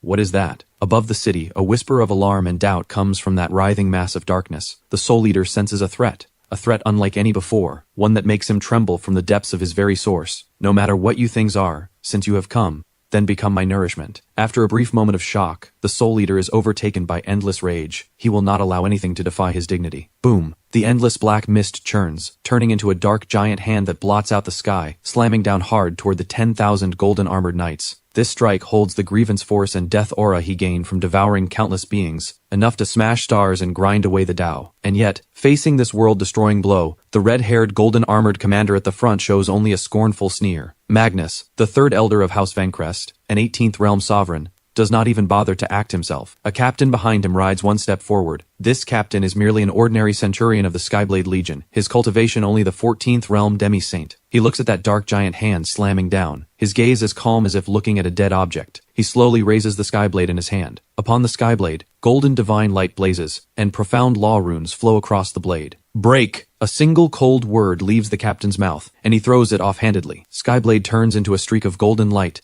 that tears apart heaven and earth, raising no earth-shaking display of force, and simply collides, light and effortless, with that dark giant hand. There is no explosion, no roar. That dark giant hand, enough to plunge every living being of this world into despair, melts away without a sound. The golden light loses none of its momentum, piercing through layer upon layer of black mist in an instant, nailing precisely into the core of that writhing darkness. Ah! A scream, so shrill it does not sound human, bursts from the darkness. The black mist that covered the whole city churns and twists violently, and finally contracts inward all at once, gathering into a man with a withered face robed in black, the true body of the Soul Eater. Right now, his chest is pinned fast in the empty air by a golden skyblade, and golden flame, following the wound, is wildly burning his soul and his source. Immortals, you are actually immortals. The Soul Eater's face is full of disbelief. He looks down at the skyblade in his chest, then up at that group of golden-armored knights, their auras deep as the sea, his eyes full of utter terror. That is the realm he had dreamed of. Who on earth are you people? But that captain cannot be bothered with him at all. He cups his hands toward Magnus beside him. Elder, this so-called Dark Sovereign is only at the strength of the 13th realm, the Divine King level. He, an immortal, shows such respect to the man beside him? He says he himself is only the 13th realm? What realms lie above that? The Soul Eater dearly wants to know. But his soul, his source, every trace that he ever existed, are all in this instant utterly purified, turned to nothing. A Forbidden Zone sovereign who plunged the whole Shadowmere continent into a dark uprising dies just like that, dies without a sound, clean and swift. In the corner of the city wall, the surviving girl stares blankly at this scene,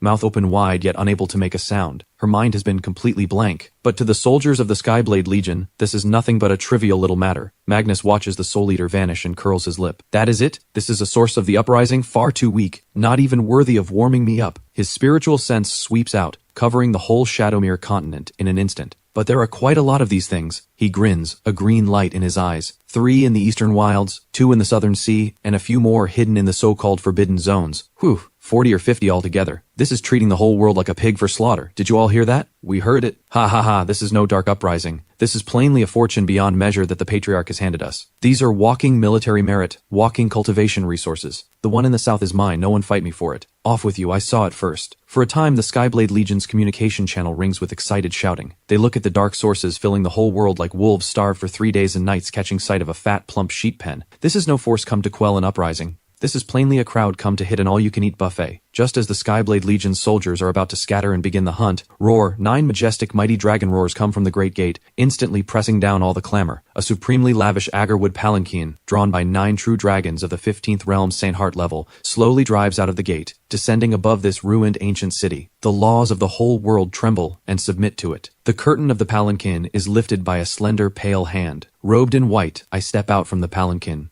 From high above, I look down upon this land of utter devastation, feeling that strange aura in the air, woven from destruction and rebirth. So this is my world, I murmur softly to myself. Just then, the system in my mind, which has now fully resigned itself to its fate, carefully pops up a new prompt. The player has been detected arriving in the mission world. A scene quest is triggered, the Master's Inspection. Quest objective, enjoy, with the posture of a victor, the fireworks prepared for you. Quest reward, a personal soundtrack. The song It's So Lonely at the top. I sit in the 9-dragon palanquin, as comfortable can be. The space inside the palanquin is enormous, practically a moving palace. A soft couch made of 10,000-year warm jade sits at the center, and at the small table beside it, the two lovely maidservants Alara and Mira are carefully peeling spirit fruits for me, and warming divine wine. This spirit fruit is the crimson fruit native to the sacred isle of House Vancrest. A single one can remake a mortal's body and extend their life by 100 years. This divine wine is brewed from hundreds of divine herbs. An ordinary cultivator drinking a single mouthful would save 100 years of bitter training. But now, in my hands, these things are no different from ordinary grape juice. I lie half reclined on the couch, listening to the system's prompt in my ear, too lazy even to look at it. My gaze passes through the lifted bead curtain, looking down at that ancient city already reduced to ruins, and at the Skyblade Legion soldiers outside the city, scattering in every direction, howling like hungry wolves. The corner of my mouth cannot help but curl up. Third uncle and the others, their drive really is something. I know full well in my heart that these so-called dark sovereigns before the true sovereigns of House Vancrest do not even count as a dish. At most they are dessert after the meal. Right now, as the Skyblade Legion's soldiers scatter, the sky over the whole Shadowmere continent begins to bloom with brilliant fireworks, each firework marking the fall of one dark source. In the eastern wilds, a demonic ape tens of thousands of feet tall, formed from gathered grievance, has just awakened from slumber and roars at the sky. Before it can display its might, a commander of the Skyblade Legion drives a spear straight through the crown of its skull, pinning it dead upon the mountains. Its massive body bursts apart with a roar, turning into a sky full of pure source energy. In the southern sea, upon an island heaped from countless corpses and bones, two dark sovereigns with terrifying auras are dividing up the life fortune of a continent's living beings. Suddenly, a sword light descends from the sky, splitting the entire island, and them with it, cleanly in two. The power of law within the sword energy erases everything of them utterly in an instant. In the northern plains beneath the snowfields of an icy peak, an ancient sovereign who believed himself well hidden is dragged forcibly by a Skyblade Legion soldier out from tens of thousands of feet below the earth. Held in hand like a small chick, under the sovereign's terrified, pleading gaze, the soldier slaps him into a mist of blood. Own overlords, who in the eyes of the Shadowmere continent's natives were as unbeatable as a doomsday calamity, invincible disasters, before the army of House Vancrest are as fragile as paper. This is no war at all, it is a one-sided slaughter. Truly a delight to watch. I lean back on the soft couch and sigh with heartfelt feeling. Just as I am enjoying this grand fireworks show, my spiritual sense stirs, and I suddenly notice something interesting. To the east of the ruins of Ravenfall City, in a valley about 1,000 miles away, a dozen odd ragged figures are fleeing in panic, and behind them, a few demonic beasts that escaped from the Soul Eater's black mist are giving chase. These dozen odd people are not high in cultivation. The strongest is only at the Tao-seeking realm, yet every one of them carries an unyielding will, especially the youth at their head. Though gravely wounded, he still stands firmly before the others, shielding them. The blood flowing through his body is actually golden. Interesting. A human emperor body. My curiosity is piqued. In the celestial domain, the human emperor body counts as a fine constitution. It cannot compare to my own immortal body, but if it grows, becoming a saint is not out of the question. I never expected to come across one in a small place like this. Well then, meeting is a kind of fate. Today I am in a good mood, so I will offhandedly do a small kindness. As I think this, I casually take from the fruit tray beside me a crimson fruit I have not finished eating, and flick it with a finger. Then that half a crimson fruit turns into a streak of light, crossing 1,000 miles in an instant, appearing precisely before that human emperor body youth. In the valley, young master, run! We will hold the rear. A loyal guard plants himself before the youth, roaring as he detonates his own soul, turning into a sea of fire that halts the demonic beasts for a moment. Uncle Wallen! The youth's eyes are wide enough to tear, his eyes blood red. They are the heirs of an ancient house in the central province. When the dark uprising broke out, their family was destroyed. They are the last surviving sparks, fleeing here through mountains of corpses and seas of blood, yet now it seems they too have reached the end. Young master, we cannot let the guard Wallen die for nothing. We must go. The others pull the youth, trying to keep fleeing. But just then, a red light descends from the sky, hovering before the youth. It is a half-eaten fruit. Everyone is stunned. What is going on? A pie falling from the sky. No, a fruit. The youth is bewildered too. But when he smells the life essence the fruit gives off, an essence so vast it makes his very soul tremble, he is overcome. He freezes completely. He can feel that if he eats this half a fruit, not only will his wounds heal in an instant, his cultivation will even break through directly. This is a divine fruit. Surely a divine fruit bestowed by a divine being. Without the slightest hesitation, he grabs the fruit past caring about anything else and stuffs it straight into his mouth. A terrifying energy instantly explodes within him. His once gravely wounded, dying body is restored whole in an instant. Golden blood energy surges skyward, and his cultivation climbs higher and higher. Mid-Dao seeking realm, late Dao seeking realm, the peak, the seventh realm, the heart-tempering realm. A miracle, a true miracle. Which divine being came to our rescue? Together they turn toward the direction the fruit came from, that is, toward the city of Ravenfall, and kneel down, kowtowing in deep emotion. Thank you, Divine One, for saving our lives. If I, Liang, one day can quell the uprising, I will surely build a temple and shape your statue for you, offering worship day and night in the nine-dragon palanquin. Hearing this desperate, full-throated thanks, I only smile faintly. A temple and a statue are not needed. It was nothing more than a flick of the hand. To me, this truly is nothing more than a small effort, like a billionaire tossing a single coin to a roadside beggar, not even bothering to remember what the man looks like. And yet, the whole Shadowmere continent suddenly shudders violently without warning. An aura 10 million times more terrifying than all the Dark Sovereigns before combined surges skyward from a forbidden zone of life in the deepest part of the Shadowmere continent, the Sky Burial Veil. That aura makes the cosmic laws of the whole world cry out in sorrow, makes the laws shrink away. Even the Skyblade Legion soldiers sweeping the land all halt their movements, faces grave as they look toward the Sky Burial Veil. Outside the palanquin, the third Elder Magnus, who has been resting with his eyes closed, suddenly opens them, a flash of excited battle will in his gaze. At last, something worthwhile has shown up. A Dark Sovereign at the 17th Realm Saint level? Interesting. Now I can finally stretch my muscles properly. The Sky Burial Veil, foremost of the 7 forbidden zones of life on the Shadowmere continent. It is said to be a battlefield of gods and demons from the previous era, burying more than one true god or demon. Grievance and death aura weave together here, forming the most terrifying death ground on the whole continent. Even before the Dark Uprising broke out, this place was every cultivator's nightmare. Even a saint risked death entering it. And now, as that terrifying aura awakens, the whole Sky Burial Veil shudders violently. Towering mountains piled from the bones of gods and demons collapse with a roar. Bottomless chasms split open across the dry, blood-red earth, and endless dark death aura erupts from the chasms like a geyser. Who dares wake me? That voice seems to hold some kind of magic. Merely sounding it makes the whole central province, and indeed every surviving being on the whole Shadowmere continent, tremble from the depths of their souls. The natives of the Shadowmere continent, who had just glimpsed a sliver of hope at the Skyblade Legion's arrival, fall once more into endless despair. Oh no! What is that? The thing in the deepest part of the Sky Burial Veil has awakened. It is over. All of it is over. Out of the frying pan and into the fire. Countless cultivators turn ashen-faced. Some with weaker minds have their souls crushed by this aura on the spot and die where they stand. Even the human emperor body youth Liang, whose cultivation just soared with the divine fruit, is now pale-faced, his body trembling beyond his control. What a terrifying aura. This is surely a being beyond an immortal. The guards beside him collapse limp to the ground, without even the strength to stand. Before this aura, they feel like a small boat in a raging storm, one that could capsize at any moment. Under the terrified gaze of countless beings, at the center of the Sky Burial Veil, a colossal black stone coffin slowly rises from the earth. Branded upon the stone coffin are sun, moon, and stars, the birth and death of the cosmos. Aura after aura, thick beyond dispersal, spreads out terrifyingly from within it, pressing the heavenly Tao of the whole world into a cry of sorrow. It is the Dark Sovereign Emperor, the supreme being who slumbers in the deepest part of the Sky Burial Veil. It is said he was the emperor who once unified the Shadowmere continent in the last era. To seek immortality, he did not shrink from cutting himself with a blade and falling into darkness. He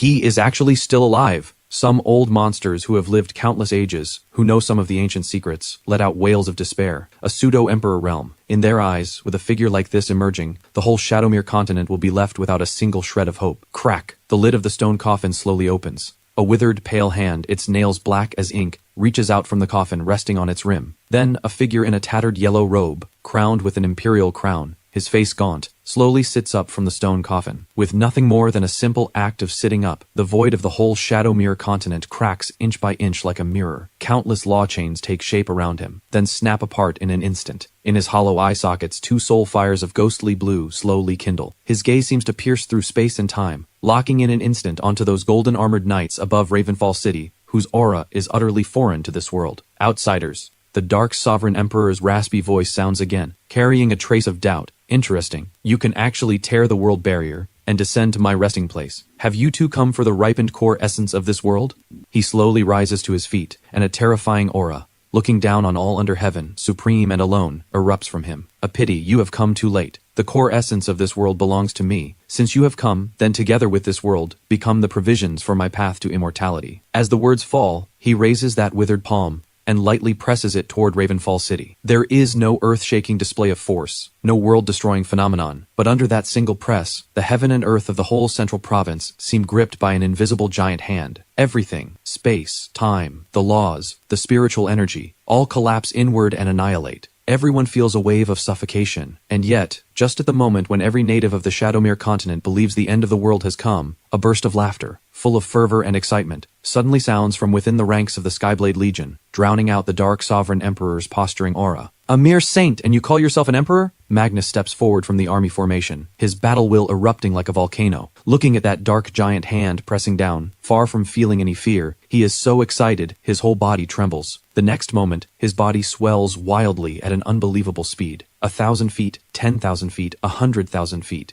In the blink of an eye, Magnus has become a towering Dharma god, whose head touches the heavens and whose feet tread the earth. Golden blood energy flame burns over his whole body, every inch of muscle full of explosive power. A terrifying sovereign pressure surges skyward, scattering the Dark Sovereign Emperor's prideful aura to pieces. What? In the Dark Sovereign Emperor's hollow eye sockets, the two soul fires jolt violently, clearly shocked by what is before him. A powerhouse, of the same tier, and one whose blood energy is so vigorous, whose laws are so refined, that he seems even above himself. How is this possible? He is the strongest. How could the outside world give birth to a powerhouse like this? Before he can think it through, Magnus's fist, larger than a mountain, has already roared in with a terrifying force that tears apart heaven and earth. Break! A thunderous shout rings across heaven and earth. Two supreme forces collide in midair with a roar. The imagined scene of heaven collapsing and earth splitting does not occur. The Dark Sovereign Emperor's hand, enough to annihilate a whole realm, before Magnus's fist of utterly pure violence, is like something made of paper, smashed apart by a single punch with crushing ease. The golden fist wind loses none of its momentum, and strikes directly against the Dark Sovereign Emperor. Between the 17th Realm Saint and the 18th Realm Sovereign, the two realms, though they differ by only one realm,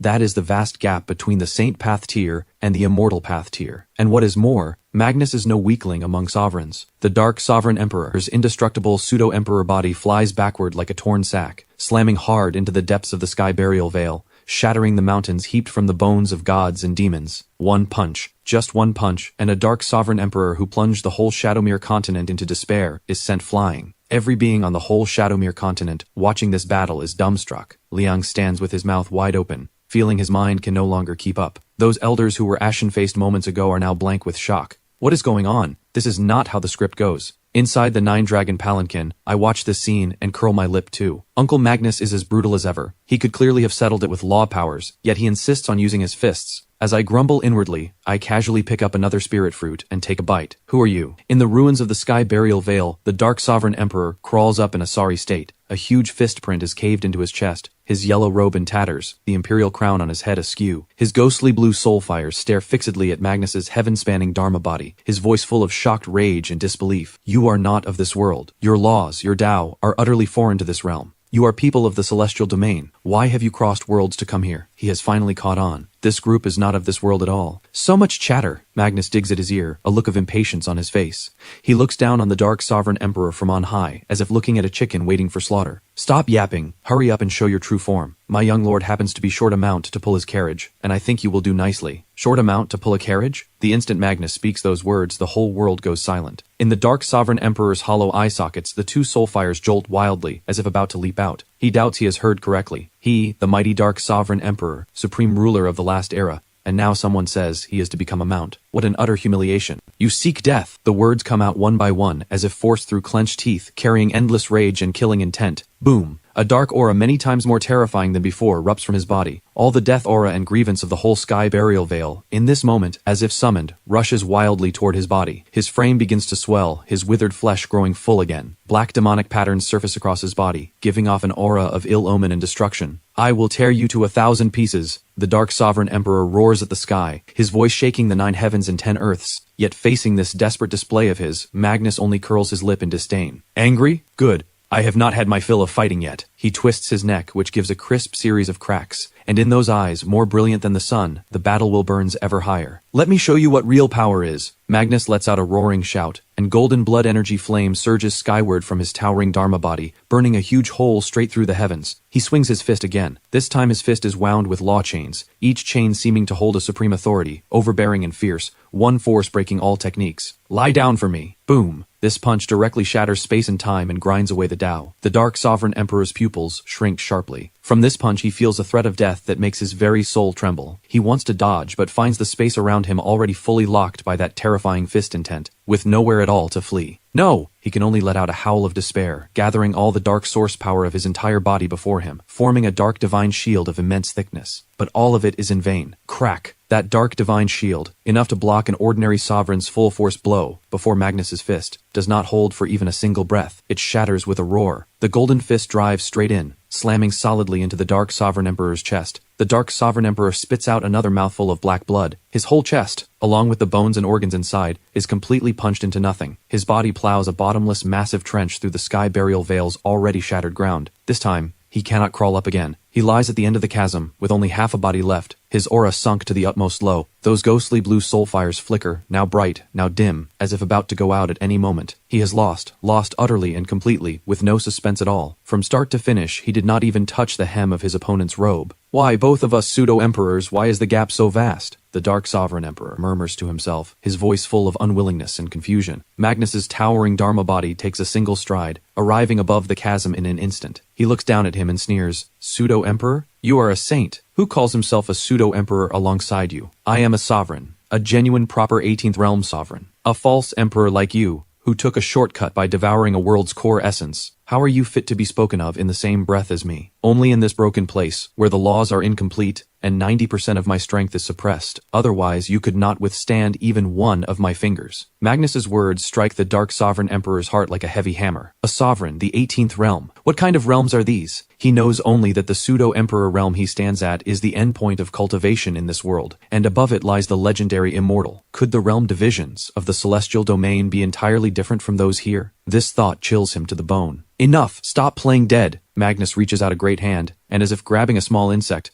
plucks the Dark Sovereign Emperor's broken body from the chasm. I give you two choices. 1. Show your true form now and obediently become my young lord's mount. From then on you will live well, and you might even tag along to a shot at immortality. 2. I crush you to death right now, draw out your source, and refine it into a great pill. Choose for yourself. Magnus's voice carries not a trace of feeling. The Dark Sovereign Emperor falls silent. His remaining half a body trembles faintly in Magnus's hand. Dignity. Before absolute strength and death, what is dignity worth? For immortality, he was willing to cut himself with a blade, fall into darkness, and cling to a wretched survival for several eras. Now, a chance to live, even perhaps to truly attain immortality, lies before him. Does he even have a choice? I choose one. A humiliated, bitter voice comes from the Dark Sovereign Emperor's mouth. Good thing you know what is good for you. Magnus nods in satisfaction. The Dark Sovereign Emperor's broken humanoid body begins to twist and change violently. And at last, after a flash of blinding light, a beast of enormous size, covered all over in black scales, a single horn on its head, twin wings on its back, resembling a Kirin yet more ferocious and imposing, appears in midair. This is the Dark Sovereign Emperor's true body, a dark Kirin from ancient times.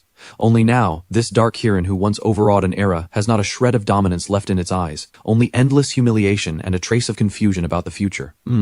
Not bad. It looks rather imposing. Magnus looks it over, then offhandedly stamps dozens of seals onto its body, taking full control of its life and death. Having done all this, he carries this newly taken mount back before the 9-dragon palanquin, and with the look of one showing off a treasure, calls out to me inside the carriage. Kael, look, this mount I caught for you, how about it? From now on, let it pull the carriage when you go out. It is far more imposing than those 9 long worms. Inside the carriage, I set down the jade cup in my hand, and look, rather speechless, at that dark Kirin with its lifeless expression. Uncle Magnus, I already have the 9-dragon palanquin. Getting another mount, is it not a bit unnecessary? Not unnecessary, not unnecessary. Magnus thumps his chest until it booms. This is a Santir mount. Our house has a few too, but a mutated Kirin like this, there are not many of them. Just then, a long-absent voice suddenly sounds in my mind. Main quest 2 detected. Kill 1 Dark Sovereign. Change to witness the fall of 1 Dark Sovereign. Completed. Final quest detected. End this uprising. Change to witness the end of this uprising. Completed. Distributing quest rewards. Reward. Earth Core Essence 1 complete, delivered to the system space. Reward, 1 random immortal body essence, delivered to the system space. Reward, the Chaos Immortal Bell, delivered to the system space. All beginner quests completed. The Myriad Worlds errand system is officially renamed the Myriad Worlds Vacation System. System Sprite Aria is at your devoted service. Honored player, what service would you like now? Would you like Aria to play a soundtrack for you? Before I can even grumble at the system's sudden change, I am drawn in by that string of rewards. Earth Core Essence, Random Immortal Body Essence, the Chaos Immortal Bell. Good grief, each reward tops the last. System, no, wait, Aria, is it? I ask tentatively in my mind. Bring out all the rewards for me. Of course, honored player. System Sprite Aria's cloyingly sweet voice sounds. The next moment my system space undergoes an earth-shaking change. That once empty space instantly becomes a lavishly furnished penthouse suite,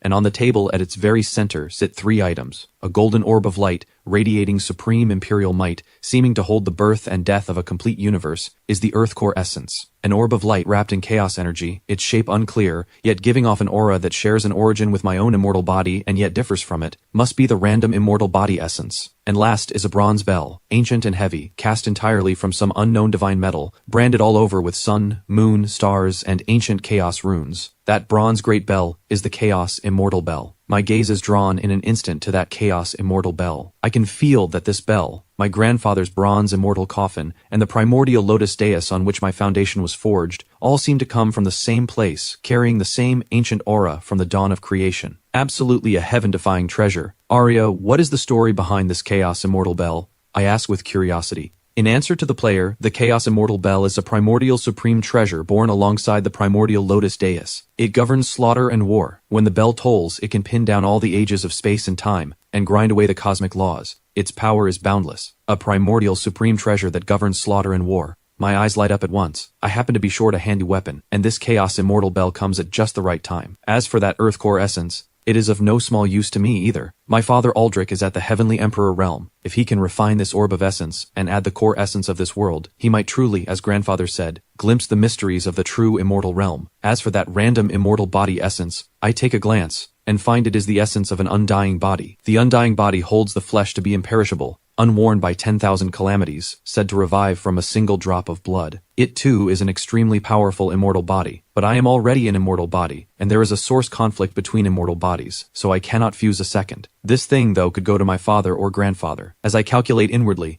Kyle, what are you thinking about? Magnus's voice pulls me from my thoughts. It is nothing, Uncle Magnus. I come back to myself and look at his face full of excitement, and at the one he holds in his hand, that dark Kirin who has now fully resigned itself to its fate, and I say, I will take this mount then, thank you, Uncle Magnus. Though I feel I have no use for it, it is, after all, a token of Magnus's goodwill, and hard to refuse. Ha ha, as long as you like it. Magnus is overjoyed and casually tosses the Dark Kirin down before the 9-dragon palanquin. The Dark Kirin lands, its massive body making the earth shudder. It glances at the 9 true dragons of terrifying aura that pull the carriage, then at the utterly ordinary-looking youth upon it, and a complex look flashes in its eyes. He cannot understand how it, a mighty pseudo-emperor, no wait, now a saint, has fallen so far as to pull a carriage, alongside 9 reptiles, for a blood-forging realm brat. This world is too insane. Elder, all forbidden zones have been cleared. Reporting to the Elder, the remnants of the eastern wilds are wiped out, the southern sea is pacified. Just then, spiritual sense messages converge from all across the Shadowmere continent, reporting the state of battle to Magnus. In just this short while, the dark uprising that ravaged the whole Shadowmere continent for hundreds of years has been utterly quelled by this vanguard force, the Skyblade Legion. Those dark sovereigns, invincible and lofty in the eyes of the Shadowmere continent's natives, did not stir up so much as a decent splash before they were all struck dead. Well done! Magnus nods in satisfaction, then turns to me and says, Kyle, this world has been swept clean. So next, do we start drawing out the world's core essence directly, or... His meaning is clear. This world is already mine, and I may do with it as I please. I think for a moment, then say, no rush. It is not going anywhere anyway, and I have not had a proper look around. Show me about first. I am still quite curious about this world. After all, it is the first gift I have received in my life, and one ought to inspect one's own estate, no? All right, no problem, Magnus agrees readily. Wherever you want to go, I will take you. Let us go see those so-called forbidden zones of life first. I hear there are plenty of good things inside. I say, the system told me these forbidden zones of life are all from the last era, or even more ancient times, and hide quite a few secrets and treasures inside. Now all of these belong to House Vencrest. Let us go. We will head to the Sky Burial Vale right now. Magnus waves a broad hand, and personally drives the 9-dragon palanquin, while that newly appointed Dark Kirin temporarily serves as a guard, following alongside the carriage, all flying together toward the Sky Burial Vale. Along the way, the sight of the Shadowmere continent is one of utter devastation. Dried bloodstains and broken corpses lie everywhere across the land, and countless cities have become ruins. The once flourishing world of mortals is now left only with dead silence. Though the sources of the Dark Uprising have been cleared away, the wounds this catastrophe has left will likely take tens of thousands, even hundreds of thousands of years to slowly heal. But none of this has anything to do with me. I am only a victor come to collect the fruits of victory, not a savior. Soon, the nine-dragon palanquin descends above the Sky Burial Vale. By now, the Sky Burial Vale has been thoroughly plowed through by the Skyblade Legion. Every dark creature, all the grievance and death aura,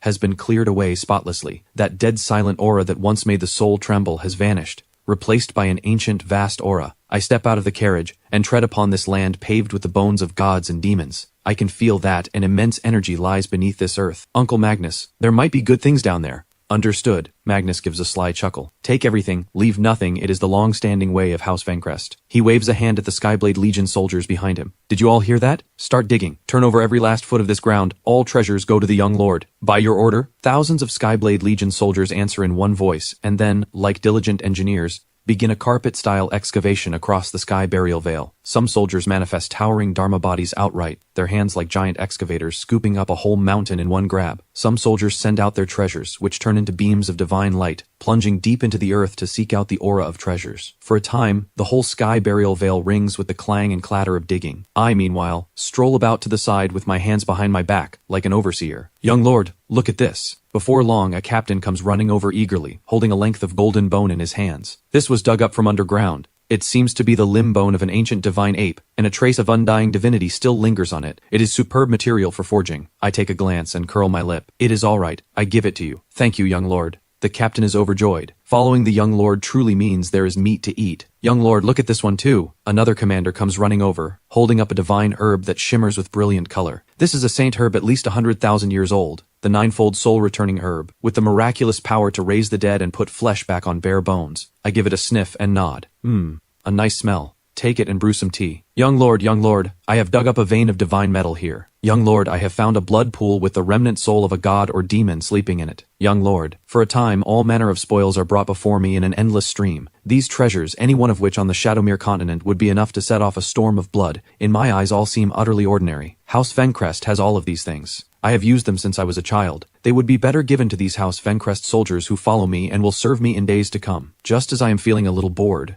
about to return to the carriage and go on lounging, a streak of light from afar is flying toward us at great speed. Within that light is the figure of a woman in a tattered robe, her face strikingly beautiful, yet carrying a trace of valor and weariness. Her aura has, strikingly, reached the 14th realm demi-saint. The light slices across the sky, and finally halts at the edge of the Sky Burial Vale. The glow scatters, revealing a tall and resolute figure. She is the Shadowmere continent's last pillar of the human race, the Shadowmere Empress Lyra, who has been bitterly holding up the surviving powers. The robe she wears has long since become ragged from years of war, stained all over with dried blood, some of enemies and some her own. That face, which ought to be peerlessly lovely, is now written with weariness and gauntness, only those phoenix eyes still burning with an unyielding flame. She has come. The instant she sensed that 17th realm aura awaken in the Sky Burial Vale, she did not hesitate at all. She bade farewell to the followers under her and rushed here alone. She knew this journey held only death and no life. The Dark Sovereign Emperor was a being she could not imagine, and even less contend with, but she had to come. As the human race's only empress, she had the duty, and the obligation, to shed her last drop of blood for the survival of the human race. Even if only to win the surviving people one more sliver of a faint chance to live, she was willing to give her own life. And yet, when she truly arrives at the Sky Burial Vale, the sight before her leaves her utterly stunned. The world-destroying might of a pseudo-emperor she had imagined has not appeared. The dead silence and ill omen that shrouded this place for all the ages have also vanished without a trace, replaced by a bustling worksite, at the core of that forbidden zone, where legend says even saints dared not set foot. Thousands of knights in golden divine armor, their auras so terrifying they make her very soul tremble,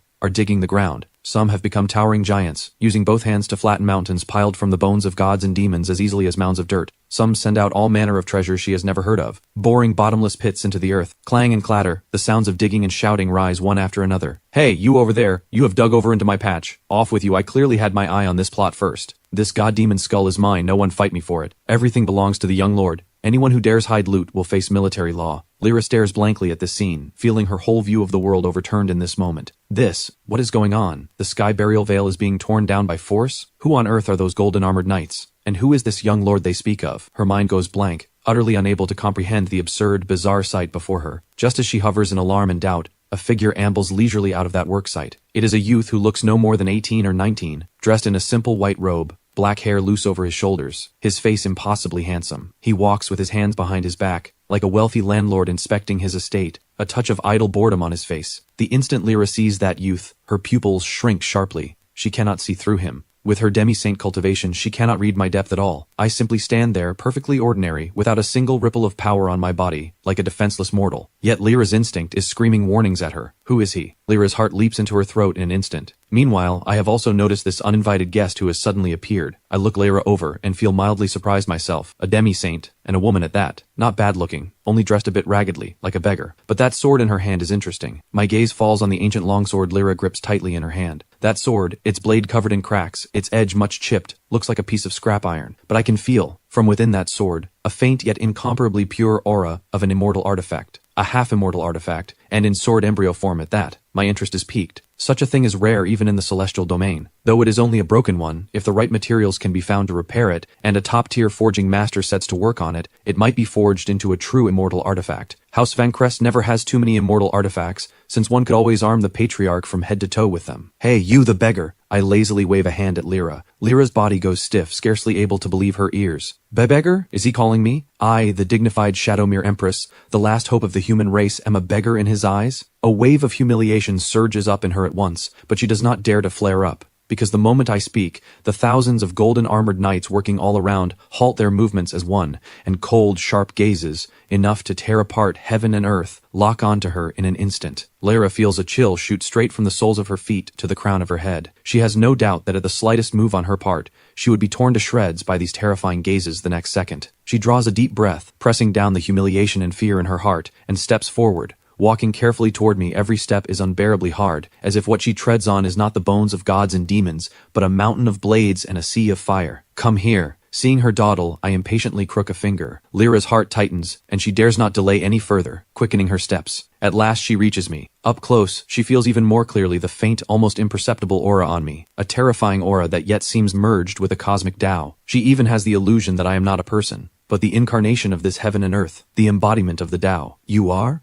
Lyra speaks with difficulty, her voice dry from tension. I do not answer her question, but reach out and point at the sword in her hand. That broken sword of yours, let me see it. My tone is not a request, but a command natural and beyond question. Lyra's heart sinks. This immortal slayer sword is a supreme treasure her sect has passed down for countless ages, and her greatest reliance now. Though it is broken to less than a tenth of itself, it is still one of the finest divine weapons on the whole Shadowmere continent. Now this mysterious youth with a single word demands her sword. This is an inheritance of my sect. I must respectfully refuse. Lyra grits her teeth and, mustering the greatest courage of her life, refuses. And yet, the instant her words fall, boom! A terrifying killing intent erupts behind her. A golden-armored knight holding a skyblade has, at some unknown moment, appeared behind her, the cold blade hovering at the back of her neck. With one light stroke, her head would fall in an instant. When the young lord tells you to hand it over, you hand it over. Where does all this chatter come from? The knight's cold voice, like a death god's verdict, sounds in Lyra's ear. Lyra's body goes rigid in an instant, cold sweat soaking her back. She does not doubt the truth of his words for a moment. She can feel that if she dare say one more word of refusal, the next second she would be destroyed body and soul. Lyra feels a chill at her neck. The sharp aura coming off that golden skyblade makes every hair on her body stand on end. She does not doubt that if she says one more word, the thing at her neck would slide down without mercy. Who on earth are these people? Lyra's heart sinks to the very bottom. She came resolved to die, to fight the dark sovereign emperor of the Sky Burial Vale. She never imagined that, instead of meeting the sovereign emperor, she would run into a group even more terrifying, and even more unreasonable. I look at this woman before me, her whole body rigid, her face pale, yet whose eyes still hold a streak of stubbornness, and I find it a little amusing. At a time like this, she is still being defiant with me. I wave a hand, signaling the guard behind her to withdraw. Seeing this, the Skyblade Legion knight gives a cold snort and draws back the Skyblade. Yet the killing intent locked onto Lyra does not lessen in the slightest. All right, do not frighten the girl, I say it lazily. Though this world is mine now, I am no bandit and will not take your things for nothing. Hearing this, Lyra's taut nerves loosen a little. Not a bandit, which means there is room to talk. This sword of mine is named Immortal Slayer. It is a token passed down by my sect and means a great deal to me. I hope you can understand, my lord. Lyra draws a deep breath, keeping her tone as steady and composed as she can, and explains. Immortal Slayer? I raise an eyebrow. Quite the bold name for a battered half-immortal sword embryo to dare call itself that. Lyra's heart jolts. A half-immortal artifact, a sword embryo. He saw through the true nature of the Immortal Slayer sword at a single glance. The origin of this sword is an absolute secret on the Shadowmere continent, known to no one but the successive empresses. Even she herself only learned, after inheriting the throne from her sect's ancient texts, that this sword was no ordinary thing, but an existence beyond a saint weapon. Yet this youth before her has casually named its very roots,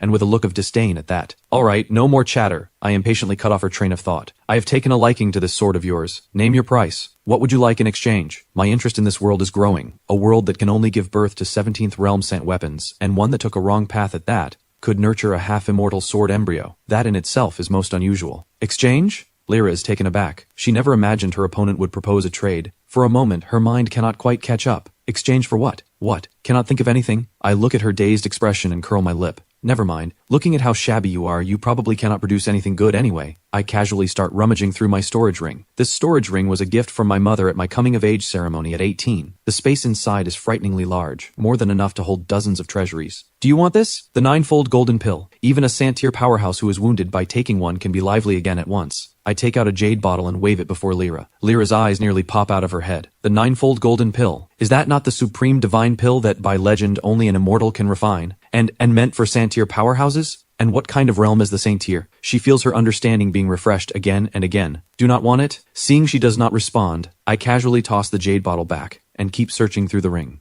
Then how about this? Leaves from the ancient enlightenment tea tree. One sip puts a person into a state of sudden insight to comprehend the cosmic laws. The effect is decent. I take out a packet of tea leaves wrapped in divine silk. Lyra's breath nearly stops. The ancient enlightenment tea tree. This one she knows. Is that not a heaven and earth spirit root that exists only in the most ancient myths? Legend says one sip of tea brewed from its leaves lets one become a saint on the spot. He actually has a whole packet, and describes it as merely decent, and would discard it too? Seeing her still frozen stiff as a wooden chicken, I grow a little impatient. Why are you so slow? Never mind, I cannot be bothered to waste words on you. A bit irritated, I swipe through the storage ring and pull out a jade bottle that looks the most unremarkable of all, and toss it straight into Lyra's arms. This is for you. Inside are 10 saint-breaking pills. Anyone below the saint realm who takes one can break through a major realm directly, with no real side effects, only the taste is not great. That broken sword of yours I will count as bought. With that, not waiting for Lyra to react, I send out an invisible force that sweeps up the Immortal Slayer sword in Lyra's hand. It leaves her grip beyond her control and drifts lightly into my hand. Lyra instinctively clutches the jade bottle in her arms, utterly stunned. She looks down at the jade bottle in her arms, giving off a rich pill fragrance, then up at the youth who has already begun toying with her sword, and her mind crashes completely. Saint-breaking pills. Below the saint realm, break through a major realm directly, with no side effects either. She feels as if she is dreaming. A heaven-defying pill like this, and he just casually tossed it over. 10 of them at once, all to exchange for this broken Immortal Slayer sword of hers. This is no trade. This is plainly naked charity. A sense of absurdity and shock unlike any before rises in Lyra's heart. She had always believed herself the most supreme being on the Shadowmere continent,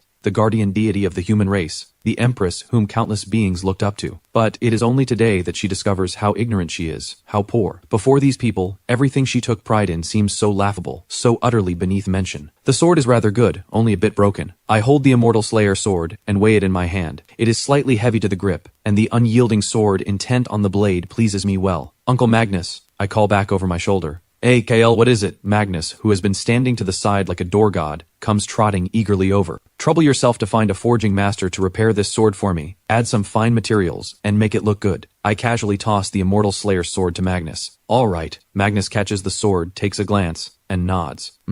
It is a fine embryo. I will have the family's best master artificer work on it for you. I guarantee it will be made beautiful so you can carry it out with pride. As he speaks, he glances at Lyra, still standing petrified beside them, and gives a sly chuckle. Cal, what shall we do with this girl? Her bone root looks decent. How about catching her too, to be a maid for you? A maid? Lyra shudders all over, startled out of her petrified state. She looks at this slyly grinning red-haired brute, then at that youth with his indifferent face, and a sorrow beyond words wells up in her heart. I, the dignified Shadowmere Empress, am to fall so far as to be someone's maid? She clenches her fists, nails biting deep into her palms. Humiliation, defiance, rage, all kinds of feelings weave together in her heart, but in the end all of it turns into a deep helplessness. Resist? Resist with what? A single glance from them could destroy her body and soul. She is now fish on the chopping block. to be carved up at others' will. A maid? I take a glance at Lyra. I have to admit, though this woman is dressed a bit raggedly, her foundation truly is not bad. Tall in figure, strikingly beautiful, and especially that cold yet stubborn air, which is rare indeed among the pampered saintly daughters and princesses of the celestial domain. But I already have plenty of maids. Alara and Mira are both Santir attendants, masters of music, chess, calligraphy, and painting, and unmatched at cleaning the room and folding the covers. They wait on me very comfortably, so for now I do not wish to add anyone.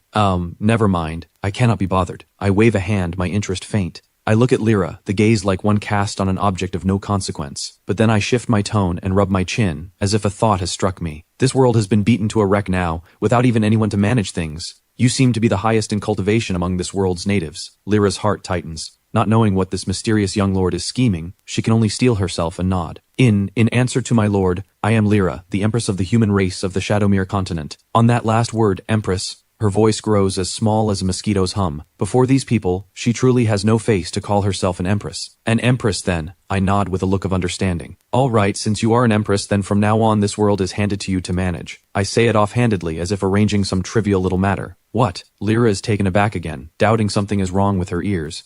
What did he say? Hand this world to her to manage. What does that mean? What I mean is, from this day on, Lyra is the agent of Mikael in this world. Seeing her unworldly look, I explain a little impatiently. Your task is to manage this world well for me, restore order, soothe the living, and along the way, gather for me whatever rare treasures of heaven and earth, interesting things and the like this world has. Of course you do not work for nothing. From now on you are my subordinate, and with me behind you, in this world you can walk however you please. Anyone who does not yield, just give them my name. I fold my arms across my chest and lift my chin slightly, striking the pose just right. I am giving you a chance to be my follower. How about it? Will you do it? A follower? An agent? Lyra's mind can no longer think at all. Happiness? No, it is shock. That has come too suddenly. She had thought the best fate awaiting her was to be caught and made a lowly maid, to lose her freedom from then on, to be at others' mercy. She never imagined that, far from harming her, he would instead give her a promise she would not dare even dream of, becoming his follower, managing the whole Shadowmere continent. Is this real? She looks at this youth before her. Though his tone is flippant and his manner haughty, those clear eyes carry an inborn, unquestionable authority. His word is truth, and the promises he speaks will surely be fulfilled. It is a confidence born of absolute strength and supreme standing. What, still unwilling? Seeing her give no response for a long while, I frown. Let me tell you, the people who want to be a follower of me would line up from the southern gate of the celestial domain all the way to the northern gate. I give you this chance because you are pleasing enough to the eye. Do not fail to know your good fortune. Magnus beside us chimes in too. That is right, girl. Think it through carefully. This is a heaven-sent fortune. Who is our young lord? He is, in short, the most honored being of House Vencrest. To be his follower is good fortune earned over 8 lifetimes. Lyra shudders all over, and finally comes back to herself from the immense shock. She looks at me, and in those phoenix eyes, once full of despair and wariness, there now remains only endless excitement and fervor. She knows this is her only chance, the only chance for herself, and for the whole Shadowmere continent. Holding on to this thickest of thick thighs, not to mention rebuilding the Shadowmere continent, even leading the Shadowmere continent to a glory unlike any before is not impossible. She hesitates no longer. She drops to one knee before me, right hand pressed to her chest, and performs the oldest and most solemn knight salute of the Shadowmere continent. Lyra is willing to follow you, my young lord, to swear loyalty unto death, and never to betray. Her voice rings firm and resolute. From this moment, she is no longer that lonely, unsupported Shadowmere empress who held on through bitter struggle. She is a follower of the young Lord Kael, the foremost prodigy of all the ages in the Immortal dynasty.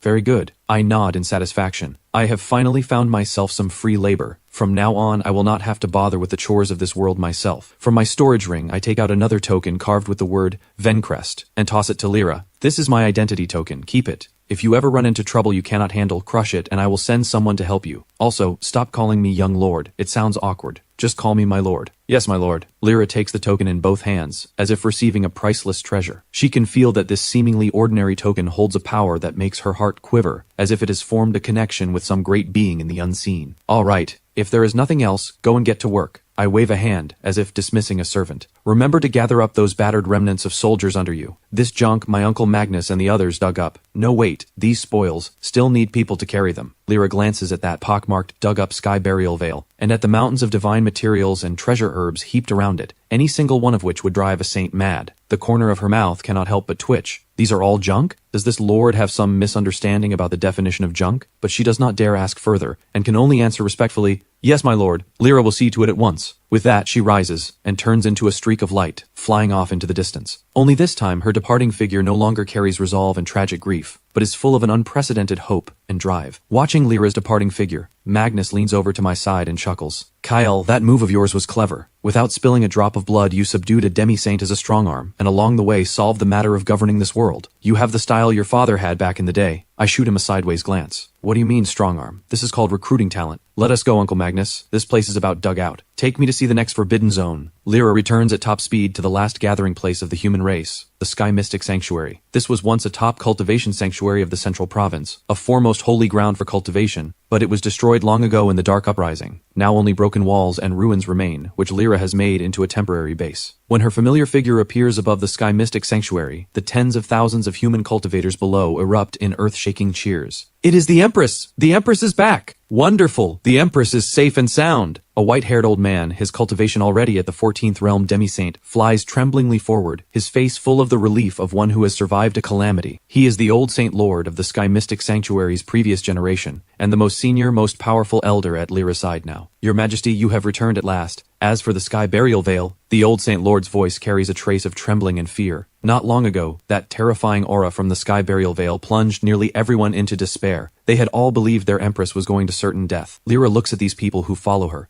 their faces full of concern, and a flood of emotion fills her heart. She draws a deep breath, and with all her strength, announces loudly, "Everyone, listen to me. The Dark Sovereign Emperor who awakened in the Sky Burial Veil has been subdued by divine beings from beyond the heavens. The dark uprising that ravaged our Shadowmere continent for hundreds of years is over." Her words are like a thunderclap, exploding in everyone's mind. The whole Sky Mystic Sanctuary first falls into dead silence, then erupts in cheers of disbelief 10 million times stronger than before. What? The dark uprising is over. Heavens, am I not dreaming? We are saved. Countless people embrace and weep, weeping for joy. They were oppressed by darkness for far, far too long, so long that they had nearly forgotten what hope was, and now hope has fallen from the heavens in a way they could never have imagined. The old Saint Lord is so moved that old tears stream down his face. He grasps Lyra's hand and asks incoherently, "Your Majesty, what on earth happened? And who are these divine beings from beyond the heavens?" Lyra looks at the crowds, excitement, and a flood of feeling fills her heart too. Everything she saw and heard at the Sky Burial Veil, apart from the matter of her becoming Kyle's follower, she tells the crowd in full. When they hear that those dark sovereigns, powerful enough to destroy the world and plunge countless beings into despair, were before those golden-armored knights as fragile as ants, wiped out as easily as slicing melons and chopping vegetables, everyone is struck speechless with shock. When they hear that even the legendary Dark Sovereign Emperor was blown apart by a single punch from a red-haired divine general, and in the end caught and made into a mount, they feel their entire worldview shattered. This is beyond the bounds of their comprehension. What kind of great beings could they be? Your Majesty, do you mean that our Shadowmere continent has been saved by those divine beings from beyond the heavens? The old Saint Lord takes a long while to digest it before he can barely grasp the meaning of Lyra's words. You could say that. Lyra nods, her expression turning utterly solemn. But they did not come to be saviors. They came to conquer. From now on, the Shadowmere continent has changed masters. Its new master is a lord named Kyle, and I, Lyra, have sworn loyalty to that lord. From now on, I will serve as the Lord's agent in this world, in charge of managing all the affairs of the Shadowmere continent. The moment these words come out, the crowd, just now immersed in joy, is stunned again. The world has changed masters? The Empress has sworn loyalty to someone? This news shocks them even more than the end of the Dark Uprising. Your Majesty, how can this be? A fierce-tempered young general cannot help but step out to object. Our human race only just escaped the Dark Uprising. How can we bow beneath someone else again? You are the Empress of our Shadowmere continent. How can you swear loyalty to an outsider? Insolence! The old Saint Lord's face changes and he shouts sternly. Her Majesty has her own deep purpose in doing this. How dare you make objections here? Under the rebuke, the young general shrinks her neck, but her face is still written with defiance. And it is not only her. Many present hold similar thoughts in their hearts. They admire the Empress's character and are grateful for the life-saving grace of the divine beings from beyond. But to have them hand over the rule of their own world to an outsider they have never met, emotionally they cannot accept it just yet. Lyra looks at the crowd's reaction and seems to have foreseen it. She does not grow angry, but only looks calmly at the young general and asks, "General Talia, let me ask you, if not for the Lord and the divine soldiers under him, could we have defeated the Dark Sovereign Emperor?" General Talia opens her mouth, but cannot speak. Could we have quelled the Dark Uprising? General Talia's head sinks lower. Could we have brought this devastated, law-shattered world back to life? General Talia is silent. Lyra's gaze sweeps over everyone present, and her voice grows high and forceful. None of it. We could do nothing. We could only watch helplessly as this world slid into the abyss of ruin, watch our kin, our fellow people, die one by one in dark uprising after dark uprising, like an endless cycle. It was the Lord who gave us hope. It was he who gave this world a chance at rebirth. Do you think swearing loyalty to him is a humiliation? Let me tell you, this is no humiliation. This is glory. To be able to follow a great being like the Lord is a fortune our whole Shadowmere continent could not earn in 8 lifetimes. Her voice echoes through the whole sky mystic sanctuary, striking like thunder. Everyone is moved by the feeling in her words, and one by one they lower their heads, faces showing shame. Yes, what right do they have to question the Empress's decision? What right do they have to find fault with the divine ones who saved them? To be alive at all is already an immense grace. Lyra looks at the silent crowd, and her tone softens. She carefully takes out from her robe the jade bottle I bestowed. I know there may still be doubts in your hearts, but when I let you see this little thing the Lord casually granted, you will understand just how vast the gap is between us and him. She unstoppers the jade bottle. A rich pill fragrance beyond description bursts out of the bottle in an instant, turning into auspicious clouds and rays of colored light, shrouding the whole sky mystic sanctuary. Everyone who smells this pill fragrance, no matter their cultivation, no matter how grave their wounds, in this moment feels the wounds within them healing at an unbelievable speed. Some cultivators stuck at a bottleneck for years even feel a trace of loosening in their cultivation. What divine pill is this?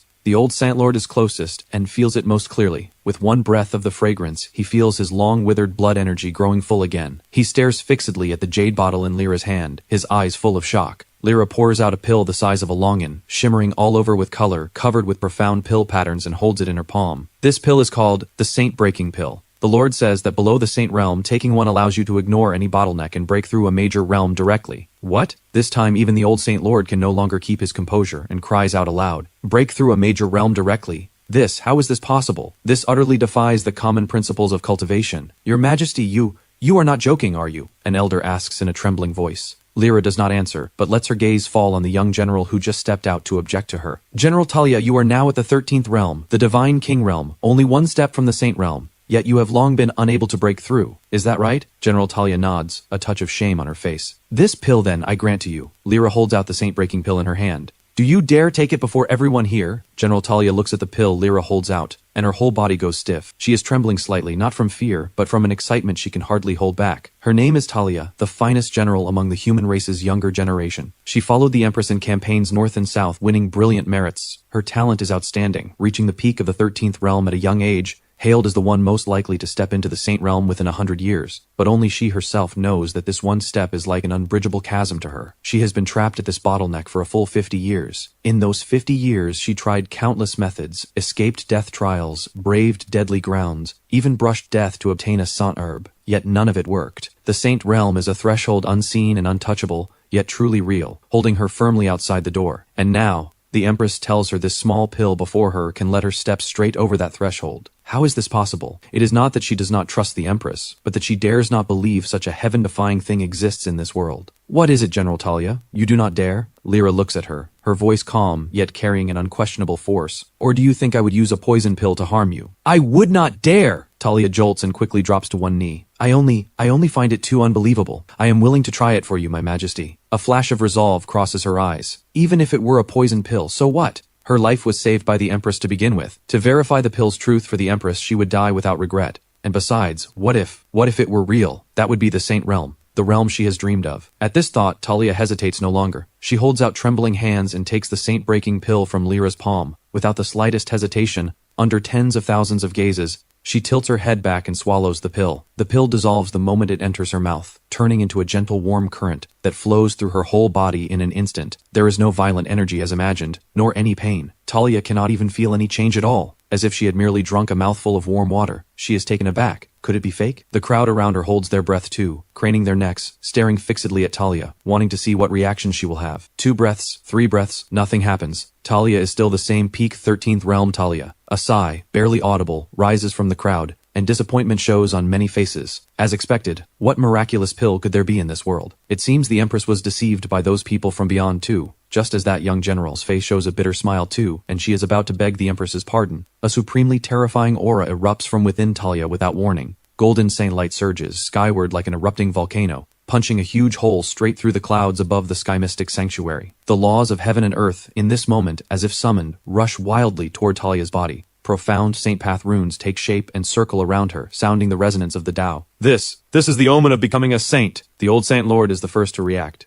His eyes go wide, his mouth open wide enough to hold a fist, and he points at Talia, wrapped in saint light, his voice growing shrill with excitement. She is really going to break through. Everyone is dumbstruck. One moment there was no sign of anything, and the next she directly draws down the omen of sainthood. This is far too fast. This utterly defies common sense. When an ordinary person breaks through to the saint realm, who does not prepare for decades in advance, bathing and fasting, adjusting their state, then secluding themselves for years or even decades, only barely able to break through that thread of mystery amid brushes with death? But Talia? She just took a single pill, standing here, in the span of mere breaths, and she is about to become a saint. This is no breakthrough. This is plainly as simple as eating and drinking. Under everyone's stunned gaze, Talia slowly rises into the air. Her eyes are closed, as she feels the unending, seemingly inexhaustible power within her. She can clearly feel that the bottleneck that troubled her for 50 years before the power of that pill is like something made of paper, broken through with effortless ease. Her soul is sublimating, her flesh is transforming, and her comprehension of the cosmic Tao soars wildly at an unbelievable speed. The Saint Realm. So this is the power of the Saint Realm. Talia lets out a long cry at the sky, a cry like a dragon's roar, shaking the 9 heavens. She opens her eyes abruptly, and 2 near-solid beams of golden divine light burst forth. The whole sky-mystic sanctuary, under her saint might, trembles faintly. She has succeeded. She has truly stepped into the 14th realm demi-saint, and her aura is still climbing steadily at a terrifying speed. Early demi-saint realm, mid-demi-saint realm, until the late demi-saint realm, where it slowly stops. A single pill not only carried her straight over the chasm from the divine path tier to the saint path tier, it also broke her through 3 minor realms, directly reaching the cultivation of the late saint realm. The whole sky-mystic sanctuary is in dead silence. Everyone, as if struck by an immobilizing spell, stares blankly at that figure in the sky radiating sky-high saint might, their minds gone empty. A divine feat. This is no longer a divine feat. This is a myth enough to overturn the understanding and worldview of every one of them. Talia descends from the air, and without the slightest hesitation, toward the empty direction behind her, prostrates herself fully and kowtows hard. This guilty general Talia thanks the Lord for the grace of remaking her. From now on, Talia's life belongs to the Lord. If the Lord tells me to go east, I will never go west. If the Lord tells me to kill someone, I will not so much as furrow my brow. Her voice no longer holds a shred of defiance, only endless fervor and devotion. In this moment, she truly understands the true meaning of Lyra's words. This is no humiliation. This is glory. To follow a being like this is far more than glory. It is a supreme grace bestowed by the heavenly Tao. Looking at Talia, who is newly risen to the saint realm kneeling on the ground, not one of the human cultivators present holds any doubt anymore. Their gazes all turn at once to Lyra, to the jade bottle in her hand, full of the same fervor as Talia. Led by the old Saint Lord, the tens of thousands of human cultivators present all kneel down as one. We are willing to follow Her Majesty the Empress. We are willing to die for the Lord. The sound, like a roar of mountains and seas, rings to the heavens. Lyra looks at this scene before her, her heart surging too. She knows that from this moment, the Shadowmere continent will be bound fully into one rope. No voice will ever again dare to question her decision, dare to question the will of that Lord. Rise, all of you. Lyra lifts a hand, her voice restored to the dignity and calm of an empress. Old Saint Lord, General Talia, I am here.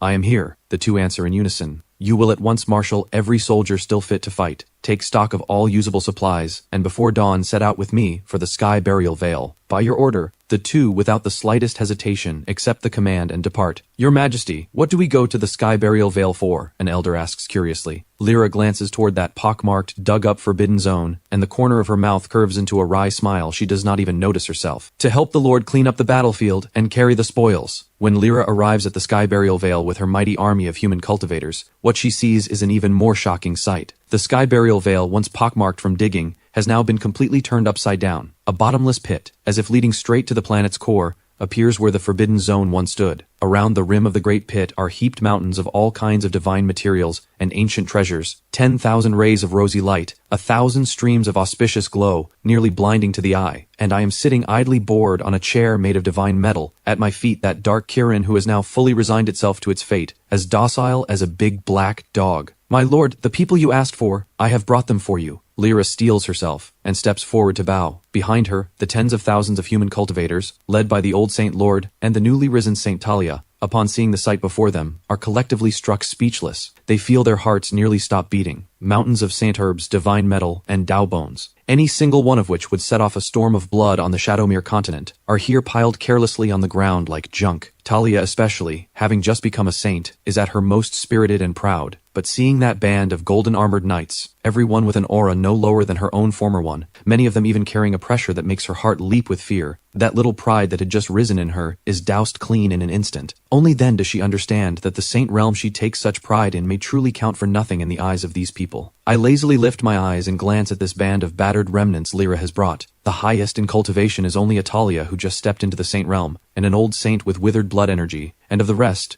Even divine king realm cultivators are few. I curl my lip, a little disdainful, but thinking that this world has already been beaten to a cripple, and that scraping together even this many people is no small feat, I say no more. All right, as long as they are here. I point at the few mountains of treasures heaped to the side. See those? All of that is granted to you. What? Lyra and the human cultivators behind her are once again collectively stupefied. Granted? Granted to them? Those are mountains of supreme treasures. Among them are no shortage of divine objects that exist only in legend. All of it, just given to them like that? My lord, this is far too precious. We are unworthy to accept it, the old Saint Lord says in a trembling voice. Less chatter. When I tell you to take it, you take it. I wave a hand a little impatiently. I have no use for this junk. Keeping it only takes up space. Take it, restore your strength quickly, manage this world well for me, and stop causing me trouble all day long. The crowd exchanges glances, for a moment not knowing what to say. This lord is far too generous. A warmth wells up in Lyra's heart. She knows this is me supporting her, and supporting the whole human race. She declines no further, and bows deeply toward me. On behalf of the countless living beings of the Shadowmere continent, thank you for this rich gift, my lord. Thank you for this rich gift, my lord. Behind her, the tens of thousands kneel as one, their voices full of heartfelt gratitude and fervor. All right, get up and get to work. I wave a hand. Sort the rest of these things by category and pack them up, then deliver them to my palanquin. Yes, my lord. Spurred on by those mountains of treasure, the human cultivators are instantly full of drive. Every one of them, as if fired up, rushes forward and happily takes up the work of hauling. Watching this bustling scene, I nod in satisfaction. Free labor really is handy. Uncle Magnus, have you finished scouting? Which is the next forbidden zone? Let us go. I rise from the chair and stretch. The next is the Deathless Mountain. Magnus flies up out of the great pit, excitement on his face. KL, I just questioned the remnant soul of that dark Kirin. I hear the Deathless Mountain hides a longevity elixir fruit. Legend says eating it lets one become an immortal on the spot. A longevity elixir fruit. My interest is piqued. I myself am an immortal body, and I am sensitive to anything connected with the word longevity. Then why did it not go in and eat it itself, and instead start some dark uprising? It is said the being inside made it uneasy, so it planned to wait until it broke through to the immortal realm, that is, our 18th sovereign realm, before going in to seek it. Let us go, take a look.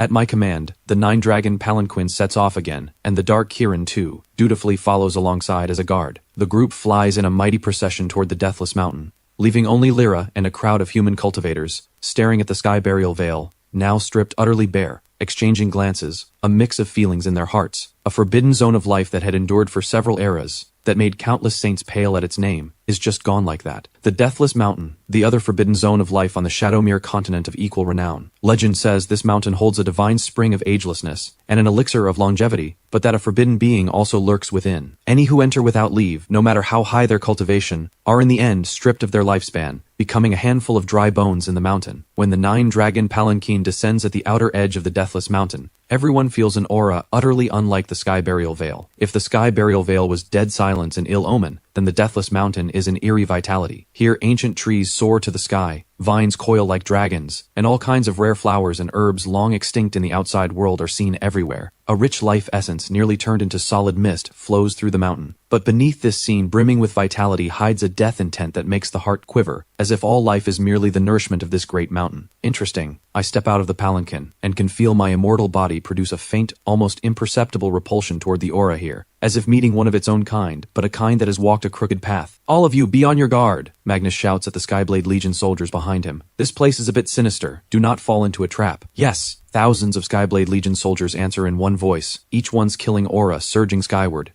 Their golden blood energy, like a great furnace, drives away the eerie life mist around them clean. With even steps, following behind the 9-dragon palanquin, they step into the Deathless Mountain. The moment they enter, a sudden change occurs. The ordinary-looking ancient trees and vines around them, as if coming alive, turn into immensely thick tentacles, lashing wildly at the Skyblade Legion's formation. Each vine flickers with Saint Path runes, their power enough to easily strangle an ordinary saint. A petty trick! A Skyblade Legion captain gives a cold snort, and sweeps the Skyblade in his hand. A golden blade light 1,000 feet long sweeps out, shredding tens of thousands of vines to powder in an instant. And yet, the severed vines, the moment they hit the ground, turn back into life essence, merging into the earth, and at once more vines bore up from below, as if without end. At the same time, eerie shrieks rise from deep in the forest, as stone men and tree demons formed from mountain rock and ancient wood awaken from their slumber. Their eyes are blood red, giving off a terrifying aura rivaling a saint, and they charge fearlessly at the Skyblade Legion. Kill! The Skyblade Legion's soldiers show not the slightest panic. They form a battle formation, their blood energy linked, becoming an indestructible whole. Golden Skyblades swing, tearing the lunging monsters to shreds. but these monsters, like the vines, soon reform after being smashed, as if they cannot be killed at all. Uncle Magnus, this place is a bit. Watching this scene, I frown slightly. It is sinister indeed. Magnus's expression turns grave too. These monsters seem joined to the whole deathless mountain. As long as the mountain's core essence is not destroyed, they can revive without limit. And I feel they are constantly absorbing the life force our soldiers give off. He points at that seemingly thick life mist. There is something wrong with this mist. It is stealing vitality. Stealing vitality? Hearing Uncle Magnus's analysis, I frown harder. My own immortal body senses life aura far beyond ordinary people. From the moment I stepped into this deathless mountain, I have felt an extreme discomfort, like someone standing beside you holding a straw, one not yet stuck into you, but whose very intent already raises goosebumps all over you. This is exactly the feeling the deathless mountain gives me. At every single moment it gives off a greed and hunger for life. Kyle, this place is too eerie. We cannot let the soldiers keep being drained like this. Magnus looks at the battle formation ahead. Though the soldiers' blood energy is still vigorous, and they would be fine for 8 or 10 years, the life essence on them is indeed draining away at a barely noticeable speed. The Skyblade Legion soldiers are all treasured by House Vancrest, each one built from vast resources. If any were lost here, he would have his hide flayed by his elder brother when he got back. These cursed things cannot be killed, and they suck our life force too. They are like a nest of blood-sucking mosquitoes, utterly maddening. The more Magnus speaks, the more his sovereign aura bursts out beyond his control. Kyle, step back. Watch me flatten this wretched mountain with one punch. I would like to see whether, once the mountain is gone, these cursed things can still live. As he speaks, he is about to manifest his towering Dharma body, ready to solve the problem the way he does best. In his view, there is no problem a single punch cannot solve. And if there is, then 2 punches. Wait, Uncle Magnus. I quickly speak up to stop him. However maddening a mosquito is, you do not burn down the house for it. And what if the being inside is precisely waiting for him to make a move? Kyle, what is it? Do not worry, I know my limits. I promise it will not so much as touch your palanquin. Magnus thinks I am afraid of being caught in the blast. That is not what I mean. I look, rather speechless, at this muscle-headed uncle of mine. What I mean is, since this mountain is called the Deathless Mountain, it must have its secrets. To wipe it out with one punch like that would be such a waste. I walk to the front of the palanquin with my hands behind my back and look at the fearless, endlessly reviving army of monsters in the distance. My eyes hold not a trace of fear, but instead are full of curiosity and scrutiny. An ecosystem that can self-cycle and steal vitality. If this thing were studied thoroughly, it might be worth more than simply blowing it up. I rub my chin, the little abacus in my head clicking away. The way this deathless mountain operates is practically an unconventional perpetual motion machine. Though its path went crooked and turned into a plundering mode, the core laws of it must have something worth taking. If this set of laws could be analyzed and merged into the family's grand mountain guarding array, would House Vancrest's defenses not rise another level? This is far more interesting than simply finding a longevity elixir fruit. Kyle, what do you mean? Magnus does not quite grasp my idea. In his view, a sinister, crooked thing like this should just be destroyed. Why study it? What I mean is, to catch the bandits, first catch their leader. To strike a snake, strike its vital point. I point toward the depths of the mountain range. These small monsters cannot be killed off. Their source must be inside the mountain. We go straight in and take out its lair, and is that not the end of it? This both solves the problem and maximizes this mountain's value. The treasures inside we can take whole and intact. Magnus is taken aback for a moment, then slaps his thigh. Right, why did I not think of that? Kyle, your head works better than mine. Not like me, who only knows fighting and killing. He scratches his head a little sheepishly. Then excitement and battle will return to his face. All right, then we go straight in and cut our way through. I would like to see just what monster this mountain is hiding. Magnus turns around and lets out a roaring shout at the Skyblade Legion. All soldiers, hear my order. Form the Sky Mystic battle formation and grind your way straight through. Target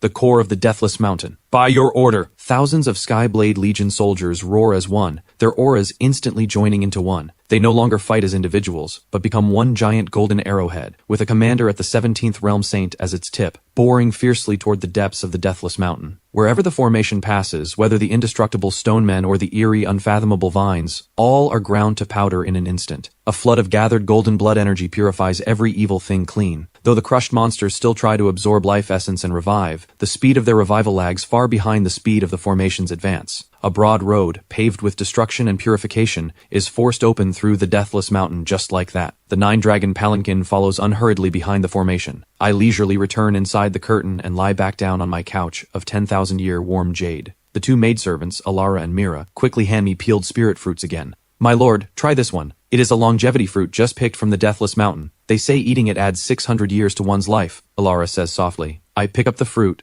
crystalline and clear, giving off an enticing fragrance. take one look, and toss it aside. A second-hand life force that has been stolen, how good could it taste? I curl my lip with a look of disdain. With my immortal body, I have an instinctive distaste for vitality gained through plunder. The dark Kirin beside me, seeing this, cannot help but twitch its eyelids. A longevity fruit. That is one of the most top-tier divine objects in the Deathless Mountain. He had eaten them in its day, with miraculous effect even on a saint. Had it not been for the good luck of finding 10 of them, extending its life by 6,000 years, he might not have made it to today. Yet now this lord actually finds the taste distasteful and calls it some second-hand life force. Is being alive not enough? Just as the Dark Kirin is questioning, the 9-dragon palanquin gives a sudden jolt and stops. Why have we stopped? I sit up and look outside. The Skyblade Legion's battle formation ahead has also been forced to a halt. Before them appears a vast lake. The water is not clear but a strange milky white. A thin mist drifts over the surface, giving off a life aura 100 times richer than before. And at the center of the lake is a small island no more than 100 meters across. On it grows a small tree, green all over, shimmering with color, as if carved from jade. On the tree hangs a fruit the size of a fist, shaped like an infant. The fruit is still faintly breathing, and with each breath, the water of the whole lake rises and falls with it. A life aura that makes even me start comes from that very fruit. The longevity elixir fruit. Magnus's voice, full of shock and wild joy, rings out outside. That is the longevity elixir fruit? I stand on the palanquin, narrowing my eyes as I study the small tree on the Lakeheart Island, and the infant-shaped fruit on it. I can clearly feel the life energy held within that fruit. So vast it is unimaginable, even purer and more surging than the drop of True Immortal's heart blood my grandfather gave me. Even I would likely need to step into the Saint Path tier to have this much vitality. I cannot imagine how long it took to accumulate. How many people's vitality went into forging a single longevity elixir fruit? We are rich, we are rich. Kael, we have truly struck it rich this time. Magnus rubs his hands. So excited his face flushes red, nearly drooling. He stares fixedly at that fruit, his gaze like a lecher starved for 800 years catching sight of a peerless beauty. This is absolutely the legendary humanoid elixir fruit, and by the looks of it, fully ripened. If a sovereign took its potency, he could likely touch the threshold of the Heavenly Emperor realm. The more Magnus speaks, the more excited he grows, wishing he could rush over right now and pluck that fruit and swallow it in one bite. And not only him. The Skyblade Legion soldiers behind him are all breathing fast too, their eyes fervent. A longevity elixir fruit. This is something that exists only in myth and legend. They have conquered countless worlds, seen all kinds of rare treasures of heaven and earth, but an elixir of this caliber they too see for the first time. They never imagined that a world without even a single sovereign could hold such a precious treasure. All of you, calm down. Magnus is a sovereign after all, his temperament extraordinary, and he quickly cools from his wild joy. He bellows out, making the somewhat carried away Skyblade Legion soldiers jolt. The more precious a treasure, the more fearsome the thing guarding it beside it. None of you let your guard down. His gaze sweeps gravely over that strange milky white lake. The water gives him a feeling of extreme danger. Uncle Magnus is right. I speak up too, my voice very calm, yet it quiets everyone. There is something wrong with this lake water. I point at that seemingly harmless milky white lake. What this water holds is not life essence at all, but the purest lifespan. This whole deathless mountain is one giant trap. It uses these scenes that seem so full of vitality to lure outsiders in, then silently steals their lifespan, all of which gathers into this lake to water this elixir fruit. My words send a chill through everyone present. To steal lifespan is more terrifying than killing them outright. What does a cultivator fear most? Not death, but their lifespan running dry, turning, in endless despair and unwillingness, into dust. Damn it. What a vicious method. Magnus's face fills with lingering fear after hearing this. He had been so caught up in excitement just now that he nearly fell into the trap. If he had truly rushed in heedless, even as a sovereign, in this lake made to steal lifespan, he would likely have a layer of his hide stripped away. And with a sovereign's lifespan, it could perhaps fully ripen the longevity elixir fruit in the blink of an eye, and then the one behind it all could flee with it, or proclaim itself emperor, proving the heavenly emperor realm. Kael, it really is you who observed carefully. Magnus says with lingering fear. The immortal body truly has its many secrets. He admires this nephew of his more and more now. Not only is my fortune heaven-defying, my keen eye is sharper than that of this old fellow who has lived who knows how many tens of thousands of years. So, what do we do now? Magnus asks. How about I just use a technique to boil this lake dry? Do not. I stop this violent Uncle Magnus of mine again. This water is a good thing. I look at that milky white lake, my eyes flashing with golden light. This is the purest essence of lifespan. Though it is stolen, if we find a way to purify the impurities and grievance within it, it becomes a top-tier life-prolonging divine object. Taken back and divided among the elders of the family whose lifespans are near their end, one mouthful each could let them live tens of thousands of years longer at least. This thing is of no use to me myself, but my family is vast. And those elders of House Vencrest slumbering in the forbidden grounds, which of them is not near the end of their lifespan, able only to slow the draining of their vitality through slumber? With this essence of lifespan, would House Vencrest's foundation not surge another stretch? Right. Magnus's eyes light up at this too. This thing is practically tailor-made for House Vencrest. The word Vencrest might as well be written in the lake. I nod. Uncle Magnus, let us get that elixir fruit in hand first. Leave this to me. Magnus thumps his chest and volunteers. I would like to see just what thing is playing tricks here. He steps forward, comes to the edge of the lake, and releases his terrifying sovereign pressure without holding back, bearing down on the Lakeheart Island. Get out! Boom! The whole lake, under Magnus's pressure, instantly heaves up towering waves. Yet the Lakeheart Island remains calm, the small tree and the fruit seemingly untouched by any of it. Still not coming out? Magnus frowns, feeling his dignity challenged. He gives a cold snort, raises a hand, and strikes a palm down at the lake surface. Though he does not use full force in this strike, it is still enough to smash a star. And yet a strange thing happens. That world-destroying strike, the moment it touches the milky white water, dissolves without a sound, like a clay ox sinking into the sea, raising not a single ripple. What? Magnus is taken aback. His strike was actually dissolved? Something is wrong. His face darkens, and he is about to call up greater force. Just then, that calm Lakeheart Island finally stirs. The small tree, green all over, begins to sway without wind, its leaves rustling, and then a voice, aged and weary yet carrying the far-off depth of one who has seen through all the vicissitudes of the world, comes from the island. Ah, how many years has it been? And someone comes again to disturb my peace. Outsiders, leave. This is not a place you should come. Longevity is a forbidden thing you cannot pry into. The voice is not loud, yet it sounds clearly in the depths of every soul. Hearing this voice, Magnus, far from shrinking back, only burns with higher battle will. Skulking coward, get out here for me and meet your death. He lets out a roaring shout, about to strike again. Uncle Magnus, wait! I stop him once more.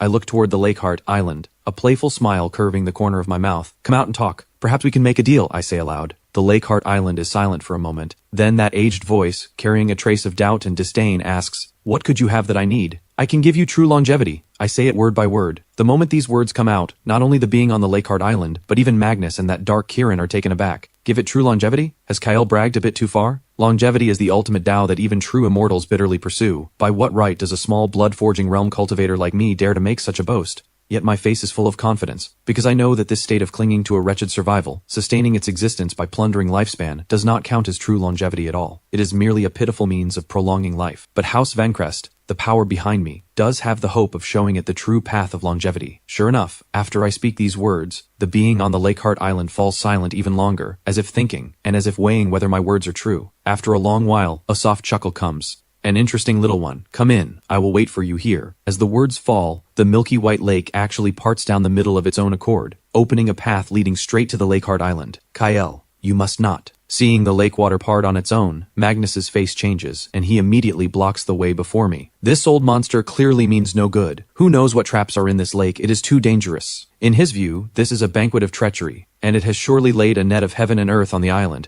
just waiting for me to walk into the snare. Uncle Magnus, what are you panicking for? I, on the other hand, am unconcerned. I gently push aside Magnus, who blocks my way. With a sovereign like you here to guard me, what danger could there be? Besides, nothing ventured, nothing gained. I pat Magnus on the shoulder, the picture of full confidence. Do not worry, I know what I am doing. Magnus looks at my calm manner, opens his mouth, and for a moment does not know what to say. Indeed, with himself here, who could harm Kyle? Unless an immortal came in person. But this wretched place, a god-forsaken spot, how could there be an immortal? Then be careful, stay close to me. Magnus thinks for a long while, and that is all he can say. He has decided. In a moment, the instant that old monster dares make any move, he will strike at once. Elixir or no elixir, he will grind it to dust and scatter its ashes first. All right, I nod, then step forward, strolling leisurely onto the path the lake water has opened. Magnus quickly follows, every muscle taut, his sovereign power churning wildly within him, ready for a thunderous strike at any moment. The dark Kirin hesitates a moment, then follows too. He is now a grasshopper on the same string as me. If something happens to me, he cannot live either. And besides, it is curious too what thing this deathless mountain hides, that even it in its day dared not lightly set foot here. Under the tense gaze of the Skyblade Legion's thousands of soldiers, the group walks into the depths of the lake. The moment I step onto the path, I feel the lifespan-stealing force around me grow 100-fold, 1,000-fold stronger in an instant, as if countless unseen hands are tearing at my soul, trying to pull my life source out of my body. But these hands, restrained by their master's command, dare only watch from afar, not draw near. From a rough sense of it, an ordinary divine path tier cultivator coming here would likely be sucked into a husk within 3 breaths. I can even feel that the source of this force seems to share a faint thread of common origin with my own immortal body. This is perhaps that feeling from the start, familiar and close, yet repellent. Interesting. My curiosity grows. The path is not long, and soon I reach the Lake Heart Island. The island is small. Apart from that shimmering humanoid elixir fruit tree, there is only a great green stone. An old Taoist in grey robes, white-haired, his face gaunt, sits cross-legged upon the green stone. His aura is faint, as if it could scatter on the wind at any moment. His eyes are tightly shut, and law chains formed from the power of lifespan coil around him, the other end sinking deep into the deathless mountain beneath his feet. He seems merged into the whole deathless mountain. He is the mountain, and the mountain is him. A peak 18th sovereign realm. The moment Magnus sees the old Taoist, his pupils shrink. This old thing's strength is actually this great? Was the Kirin not said to be the strongest in this world? How did another one appear? And the aura of his oneness with the deathless mountain makes Magnus feel this is a thorny matter indeed. You have come. The old Taoist slowly opens his eyes. What cloudy eyes they are, with no light to be seen in them. Only the endless weathering of years and dead silence. His gaze passes over Magnus and falls straight on me. An immortal body. Huh, what a nostalgic aura. The old Taoist looks at me. A complex expression on his face, of nostalgia, of envy, and a trace of jealousy. So it is you. I look at the old Taoist and smile too. I knew it. No wonder this force felt so familiar. Let me introduce myself. I am the first to prove the Tao when this world was first born, 2 eras ago. The old Taoist speaks slowly, a trace of pride in his voice. The longevity Taoist, then. I nod. Not a bad name, it is just a bit ill-fitting. You call this half-dead state of yours clinging to a wretched survival by stealing others' lifespan? Longevity? I mock him without the slightest courtesy. This is no longevity. This is suffering a living torment. On the longevity Taoist's face, still as an old well, a trace of anger finally appears. He has lived several eras, and it is the first time anyone has dared speak to him this way. Kid, hold your tongue. A terrifying pressure spreads from him, bearing down on me, but Magnus beside me only gives a cold snort, his sovereign pressure erupting, scattering the longevity Taoist's pressure to pieces. Old thing, you dare act insolent before my young lord? Magnus steps forward, shielding me, glaring at the longevity Taoist with a face full of killing intent. The longevity Taoist's face changes, and only then does he take a fresh look at this ordinary-seeming red-haired brute beside me. A sovereign. He senses from Magnus a terrifying power no weaker than his own. Another sovereign. A trace of wariness flashes in the longevity Taoist's cloudy eyes. He can feel that this red-haired man, though at the peak 18th realm like himself, has a blood energy refined like a great furnace, pure and born for battle. Far more vigorous than that of this old fellow who clings to survival by external means. What alarms him more is that so strong a one would, toward that blood-forging realm youth, hold so low a posture, the very picture of loyally guarding a master. My background is likely even more terrifying than he imagined. Uncle Magnus, do not get worked up. My voice comes from behind Magnus. I leisurely walk around Uncle Magnus's tall frame and stand once more before the longevity Taoist. I only came to talk, not to fight. Taoist, would you not say so? The longevity Taoist presses down the turmoil in his heart, gives me a long, deep look, and says nothing. I do not mind. I walk once around that humanoid elixir fruit tree, clicking my tongue in wonder. Truly a genius design. To use your own longevity body as the array's eye, linked to the earth veins of the whole deathless mountain, then to lay down a heaven-stealing array, stealing the lifespan of all things of heaven and earth, all gathered here at last, to water a life-prolonging elixir. Each give and take seems a closed cycle. As long as this world is not destroyed, you can go on living like this, with my hands behind my back, like a young master strolling in his own back garden. I appraise the masterpiece the longevity Taoist takes such pride in. You call this longevity? I suddenly halt and turn around, looking the longevity Taoist straight in the eye. The smile on my face vanishes, replaced by an utter contempt. You truly amuse me. This is not longevity. This is sitting in a prison. You have made yourself a prisoner of this world's laws. Look at you, linked to the mountain range, joined to the earth energy, bound up with the heavenly Tao. It sounds impressive, but do you dare take one step away from this mountain? Do you dare take one step away from this world? You do not dare. Because the moment you leave, this whole lifespan stealing system collapses and your rotten body turns to ash in an instant. My words are like so many sharp daggers, piercing precisely into the longevity Taoist's most fragile place. The longevity Taoist's face turns extremely ugly in an instant. Utter nonsense. He rebukes sternly, but his voice carries a hollow weakness, lacking conviction. Nonsense? I laugh, my laughter full of mockery.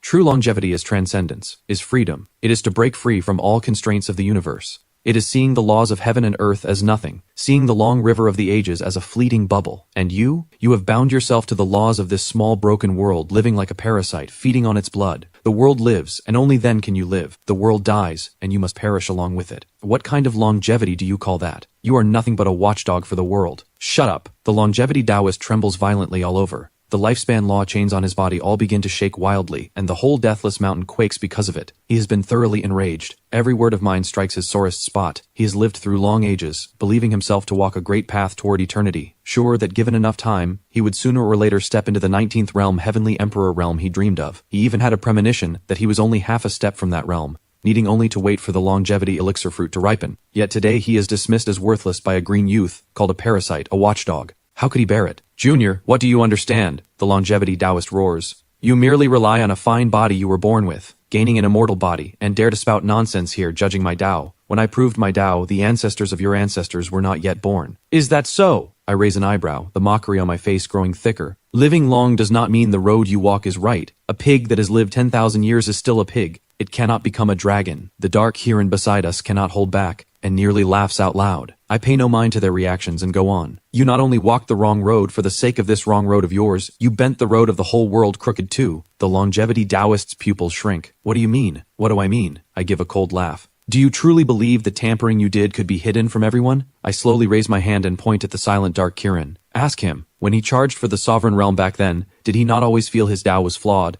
and the laws incomplete, as if an invisible shackle held him firmly bound? At these words, the dark Kirin's huge body jolts. He lifts his head, looking at me in disbelief, then in alarmed doubt at the longevity Taoist. What I say is right. Back then he cultivated in the sky burial veil, devouring countless living beings, charging for the sovereign realm. But that process was extraordinarily hard. He had thought it was his own bloodline that was not pure enough. So he tried to launch the dark uprisings, extending his life with the living beings of all creation. But now, by what I am saying, this was actually man-made. Think again, my voice like a devil's whisper echoing in the ears of the Kirin and the longevity Taoist. Each time you launched a dark uprising, sweeping the continent, devouring endless living beings, did you not always feel in some unseen way a force guiding you, secretly helping you, making you feel this was your destiny, your Tao? The dark Kirin's eyes turn from doubt slowly to horror. He remembers now. Each uprising, once he had devoured living beings to a certain degree, he would fall into a wondrous state, as if merging with the will of this world's heavenly Tao, his strength surging. So he came to love that feeling more and more, believing that if only he devoured enough, he could step into the 18th realm, with no one to explain it. Perhaps he never noticed. But now, with it laid bare, once he thinks back, that feeling is more like that of a puppet being controlled. It was you! The dark Kirin whips his head around, staring fixedly at the longevity Taoist, endless rage and killing intent bursting from his blood-red eyes. All of this was your doing. The longevity Taoist looks at the near-mad dark Kirin, and for the first time that gaunt old face loses its calm completely. The mask has been torn to pieces by a few words of mine. He falls silent, and his silence is the best answer. Ha ha! I watch this scene and laugh aloud. What a longevity Taoist, what an ancient orthodox Taoist. Having walked a crooked road yourself, unable to transcend, you thought up so vicious a scheme. You deliberately altered the cultivation methods passed down in this world, so that every living being, from the moment they set foot on the path of cultivation, has a flawed foundation. The roads to the Saint Realm, and the Sovereign Realm in particular, you buried with deadly traps. Your purpose in doing this was to cultivate one perfect vessel. I always found it strange. This good-for-nothing is, after all, at the Saint Realm. Why did he need to launch a dark uprising every few tens of thousands of years? That is no way to cultivate. My gaze, like two divine swords, pierces toward the longevity Taoist. It was you that needed a body of peerless talent, of matchless fortune, one that could reach the peak of the sovereign realm, yet whose foundation held a fatal flaw. Then, at the most crucial moment, you would devour him and seize his body, using his vast life essence and potential as firewood to kindle your Tao fire, to help you sever your connection with this world, mend your own flaws, and so ascend in a single step, stepping into that legendary heavenly emperor realm. And the vessel you chose is him. Am I right? My words are like thunder, exploding over the Lakeheart Island. The dark Kirin's body trembles violently. He looks at the longevity Taoist, his eyes full of disbelief and sky-high hatred. So that was it. So the strength he took such pride in, the road he struggled a whole life for, were all merely a fraud designed by another. He is no dark sovereign emperor, only a penned-up beast. Under the great shock to his mind, the dark Kirin spews out a mouthful of purple-black backflowing blood, his aura instantly wilting. His Tao heart, in this moment, has been shattered utterly by my words. And the longevity Taoist, after I finish that last sentence, instead grows calm. On that gaunt old face, rage, shock, and resentment, all those emotions fade away, replaced by a calm sinister to the extreme. He looks at me and slowly splits his mouth into a grin, bearing a row of yellowed teeth. Ha ha ha, everything you said is right. He admits it just like that, openly. Worthy of an immortal body. As the one above my own longevity body, not only is he noble by birth, your vision and wisdom too are far beyond what these mundane things can match. He glances at the dark Kirin spitting blood on the ground, his eyes full of contempt. as if looking at a heap of useless garbage. Indeed, that stupid beast was the vessel I prepared over several 100,000 years. A pity his bloodline was, in the end, too mixed, unfit for great use. I was still fretting over where to find a better one. His gaze falls back onto me, that gaze no longer holding any concealment, only naked greed and fervor. I never expected it, truly never expected it. Heaven has not treated me unkindly. The heavenly Tao stands on my side after all. Just as I thought all my efforts wasted, my path hopeless, you delivered yourself right to my door. He slowly rises from the stone. A fierce beast of mixed bloodline, how could it compare to a flawless immortal body perfectly matched to my own path? Compared to you, that Kirin is not even fit to fill the gaps in my teeth. Junior, I must thank you. Thank you for waking me. And thank you for delivering to me the supreme ladder to prove the heavenly emperor realm. Boom! As his words fall, the whole deathless mountain, the whole lake of lifespan, all of it boils over in this moment. A terrifying aura far beyond before erupts from the longevity Taoist. He has shown his true hand at last. The longevity Taoist has shown his blade. Greed and fervor unlike any before burst from those cloudy eyes. He slowly rises from the green stone, and with his movement, the whole deathless mountain, the whole lake of lifespan,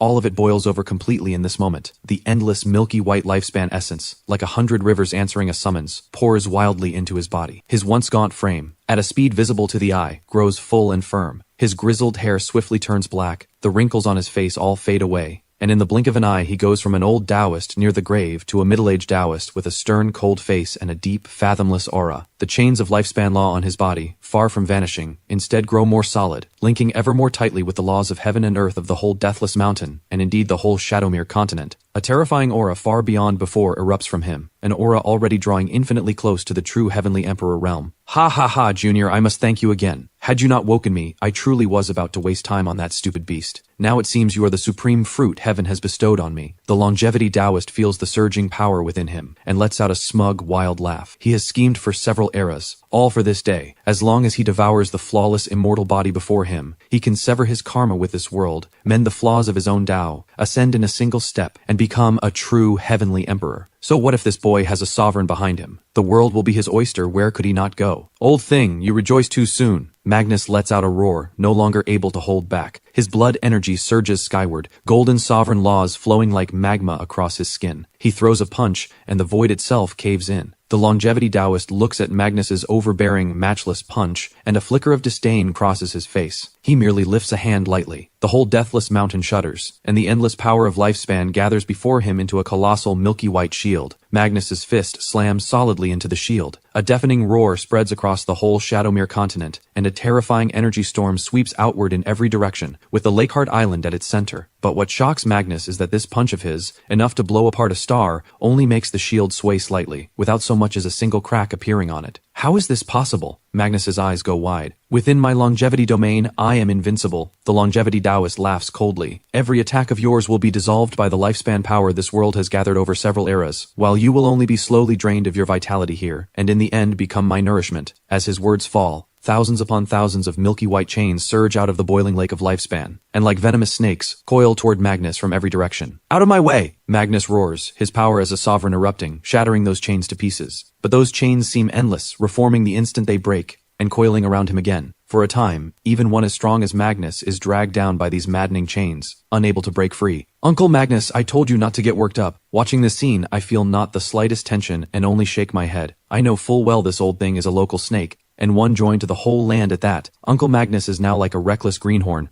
pounding away at a wall. The wall shakes, but the opponent feels nothing at all. Junior, now it is your turn. Having dealt with Magnus, the longevity Taoist locks his gaze on me again. In his view, I am a walking treasury, the most crucial main course of this feast. Once he takes me, it is all over. His figure flickers, and in an instant he crosses space to appear before me, a great hand wreathed in lifespan law clawing fiercely down at the crown of my head. Your body is mine! The longevity Taoist's face holds an uncontainable wild joy and greed. It is done. It is about to be done. He seems already to see himself seizing this perfect Tao body, proving the heavenly emperor realm, looking down on all the ages, and yet, the scene he imagined, of me begging in terror, does not appear. I merely stand there quietly, and even give an idle, bored yawn, the look in his eyes as if watching a clown. Is the show over? I curl my lip. Honestly, your performance is rather clumsy. Anger flares in the longevity Taoist's heart, and the force in his hand grows stronger still, but at the very instant his hand is about to touch my hair, his whole body, along with the longevity sword he takes such pride in, freezes without warning. Space itself seems to freeze in this moment. A supreme pressure beyond words to describe, beyond the soul to sense, beyond the comprehension of all this world's laws descends without a sound. That pressure is not overbearing, nor sharp. It is like the heavens, like the Tao, like the supreme rule that existed from the very birth of the cosmos. Before this pressure, the power the longevity Taoist took such pride in, rivaling the heavenly emperor realm, is as small as a speck of dust. The hand he clawed toward me freezes there in midair, unable to move, and the wild joy and greed on his face freeze utterly too, replaced by an endless bewilderment and a fear from the deepest depths of his soul unlike any before. What is happening? What is going on? Why can I not move? The longevity Taoist's Tao heart, having lived several eras, collapses utterly in this moment. He wildly drives the power within him, trying to break free of this binding, but to his horror he finds his connection with the deathless mountain, with the whole world, has been severed with effortless ease by an invisible giant hand. Who is it? He wants to bellow, wants to roar, but finds he cannot even make a sound. Just then a voice, calm and gentle, yet holding the authority of one whose word becomes law, who commands all the ways of the Tao, rises slowly between heaven and earth. Who gave you the nerve to dare touch my son? This voice is not loud, yet it carries clearly into the ears of every living being on the Shadowmere continent. Then, under the longevity Taoist's horror-filled gaze, the void before me ripples open like water, and a figure in a robe, black hair loose over his shoulders, his face valiant, steps slowly out of it. He brings no earth-shaking phenomenon, no world-destroying pressure. He simply walks out, plain and simple, yet as if he were the center of the whole cosmos, the source of all the ways of the Tao. He merely stands there, and the laws of the whole Shadowmere continent all cry out and submit to him. The newcomer is none other than the current lord of House Vancrest, the present heavenly emperor, Aldrich. Father, you have come at last. Seeing the newcomer, I show not the slightest surprise. Gotta give it to my father. For your first outing, you went along that fool Magnus, so of course I had to keep watch. Aldrich does not even glance at the longevity Taoist, frozen stiff with fear, his gaze falling gently on me, and he even reaches out to tidy a slightly rumpled corner of my robe. Big brother. On the other side, the moment Aldrich appears, the binding on Magnus, trapped by the lifespan chains, vanishes like smoke. He scratches his head a little sheepishly, sidles over, and calls out, I was just playing with him just now. Had not gotten serious yet. Before this dignified elder brother of his, this sovereign, so overbearing before outsiders, is like a little brother who has done something wrong. And indeed that is so. Magnus, domineering toward everyone, fears this elder brother most of all, for no other reason than that he was beaten by him all through childhood. Play? Aldrich shoots him a glance. You nearly let Kyle fall into danger, and you call that play? Go to the Hall of Discipline and take your punishment when we return. Magnus's face falls, but he dares not argue, and can only answer with a bitter face. Yes, big brother. He feels wronged inside. How was I to know this wretched place hid so many sly old monsters? And besides, was it not Kyle who wanted to come in? I tried to talk him out of it. This is plainly just finding an excuse to punish me. The three of us chat about family matters as if no one else were around, and the longevity Taoist, utterly ignored, has by now come back to himself from the initial shock and fear. Staring at Aldrich, in those cloudy eyes there remains only endless despair. A heavenly emperor. This is absolutely a genuine, supreme heavenly emperor realm beyond the sovereign realm, and a true one at that, with a deep foundation and overwhelming battle power. Before him, the longevity Taoist is not even an ant. It is over. All of it is over. He schemed for several eras, and just as success was in sight, he never imagined that at the final moment he would provoke an unimaginably terrifying being like this. What on earth is his background? The longevity Taoist's heart fills with endless regret and resentment. How dare you try to seize my son's body? At last, having finished with family matters, Aldrich lets his gaze fall on the longevity Taoist. His gaze is still calm, but beneath that calm hides a cold endless enough to freeze the whole cosmos. Under that look, the longevity Taoist feels his very soul about to be frozen and torn apart. He wants to beg for mercy, wants to explain, but he cannot speak a single word. Fine. Aldrich seems to lose interest and says lightly, Did you not seek longevity? Then I grant you eternal life. As the words fall, he slowly raises a single finger and lightly points it at the longevity Taoist. That single point of his finger seems utterly ordinary, yet it holds a supreme might whose word becomes law, that turns heaven and earth around. With one point of the finger, the whole Shadowmere continent rumbles, as if in dread, and as if in submission. No, the longevity Taoist lets out a howl of utter despair. He can clearly feel that the unbreakable connection between himself and the deathless mountain, the lake of lifespan, and the heavenly Tao of this world, is being torn away, inch, by an irresistible force. The longevity sword he took such pride in is wiped away before him as easily as a sandcastle on a beach. The lifespan power gathered over several eras, like floodwater through an opened gate, gushes wildly out of his body, returning once more to that milky white lake. The middle-aged Taoist form he had just restored to its peak, once again at a speed visible to the eye, grows gaunt and old. His cultivation too plummets from a peak sovereign drawing infinitely close to the heavenly emperor realm, late sovereign, mid-sovereign, early sovereign, saint realm, divine king realm. In the end, his cultivation falls to a point lower even than an ordinary mortal's. He becomes a truly decrepit old man, a wretched old wreck who cannot even stand steady, giving off a thick death aura all over. My power, my lifespan, the longevity Taoist collapses to the ground, feeling the endless emptiness and decay within him. In those cloudy eyes there remains only endless dead silence and despair. His several eras of scheming, several eras of bitter cultivation, are reduced to nothing under that single finger. Thud, he can no longer hold himself up, and falls to his knees, kowtowing wildly toward Aldrich, toward me. Heavenly Emperor, have mercy, spare me, young lord. I was blind, I offended you. I deserve to die. Lease Heavenly Emperor, have mercy, spare my life. Now all dignity, all proud bearing he casts aside. He only wants to live, even if it means living like a dog. I look at this utterly abject sight of him, and my heart feels not the slightest ripple. Had he known this day would come, why act as he did back then? I walk slowly up to the longevity Taoist, and look down at him from on high. Honestly, your plan was rather stupid, but this system you built is quite interesting. I rub my chin, studying the deathless mountain and the lake of lifespan with relish. Using himself as the array's eye, stealing the lifespan of the world to feed himself. Though this cyclical system took a crooked path, the use of its core laws still has something worth taking. Hearing this, a flicker of barely perceptible hope crosses the eyes of the kneeling longevity Taoist. Could it be I still have some use? Father, I suddenly turn back to Aldrich, a brilliant smile on my face. Just kill him. This world needs only one manager. The longevity Taoist wants to say something more, but Aldrich raises a single finger, that same finger again. And yet, unexpectedly, Aldrich reaches out and taps the finger on my forehead. No rush. This body of his, though ruined now, is after all a natural longevity body, with an inborn affinity for this world's laws of life. Aldrich points at the deathless mountain. Refine him into a puppet with no will of his own, and let him fully merge with this deathless mountain, becoming the mountain god of this mountain, or you might say its world spirit. That way, he can both keep this lifespan cycle system running, and produce lifespan essence for us in an endless stream. It is true that you have a manager, but you still need a gardener, no? Kyle, what did you once say to me? Oh right, this is called putting waste to use, sustainable development. I nod, and give my father a thumbs up. Father, you really have the bearing of a true immortal. Magnus beside us listens in stunned amazement too. Wait, you can do that? Refining a peak sovereign powerhouse into a gardener? Since you agree as well, Kyle, then I will act. Aldrich says it with a smile. He raises his hand again, and this time countless profound immortal Tao runes appear in his palm. These runes turn into golden chains, sinking in an instant into the longevity Taoist's brow. The longevity Taoist lets out a scream 100 times more piercing than before. He can feel his soul, his memories, his every thought, all being slowly ground away, broken down and rebuilt by those golden runes. He wants to resist, but simply cannot. Endless regret and fear flash in his eyes. Now he finally understands what Aldrich meant by "I grant you eternal life." This is his eternal life, in a form with no self, no thought, like a puppet, imprisoned forever in this cage he built with his own hands, laboring for others. This is 10,000 times crueler than simply killing him. At the very instant his last consciousness is about to scatter completely, he sees that handsome youth smiling at him. That smile, in his eyes, is more terrifying than the most vicious demon in the world. Soon, the screaming stops. The longevity Taoist's gaunt body rises to its feet again. Only now his eyes hold no light at all, only emptiness and numbness. He bows respectfully toward me, the motion as precise as a marionette's. Master?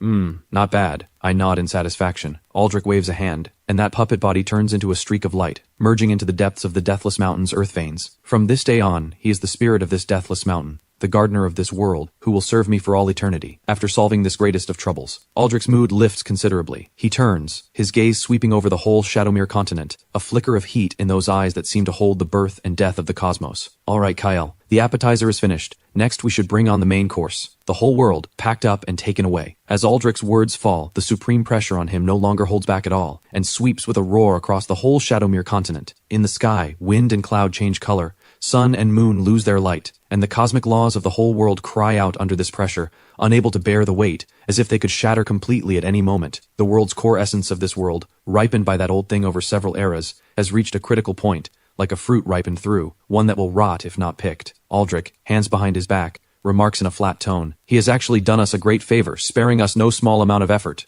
Convey my decree." He speaks lightly into the void, his voice not loud, yet through some profound connection, it carries in an instant back to House Vencrest, billions of worlds away. "The army moves out. Prepare to refine the world. By your order." In the distant celestial domain, upon House Vencrest's sacred isle, a response like a roar of mountains and seas rises. The next moment, in the sky above the Shadowmere continent, the Skybridge Gate, spanning 10,000 miles, forged by the joint work of House Vencrest's Grand Master Artificers, blazes with light, and the Grand Gate opens fully. Then, a scene the surviving beings of the Shadowmere continent will never forget for the rest of their lives unfolds. Squad after squad of House Vancrest cultivators, clad in divine armor, their auras deep as the sea, like a swarm of fish crossing a river, stream endlessly out of the gate. This time, it is not only the war cultivators of the Skyblade Legion who come, but also the Arraymaster Legion in Arraymaster robes, holding array banners and compasses. There is the Artificer Legion, carrying huge furnaces, their bodies knotted with muscle, and even Earth Diviners and Herb Masters whose task is to scour for resources and seek out ore veins. Tens of thousands, even hundreds of thousands of House Vancrest's elite, in a brief moment, descend upon this world. The lowest of them is at the Divine Path tier, and even a saint here is no more than a small squad leader. This force is enough to easily flatten any immortal heritage of the celestial domain, and now they come here for one purpose only, to refine this world. Oh my god, what kind of power is this? Far away, outside the Sky Burial Vale, Lyra, who is clearing the battlefield, is utterly stunned at the sight of this terrifying army like divine soldiers from the heavens. Behind her, the old Saint Lord, Talia,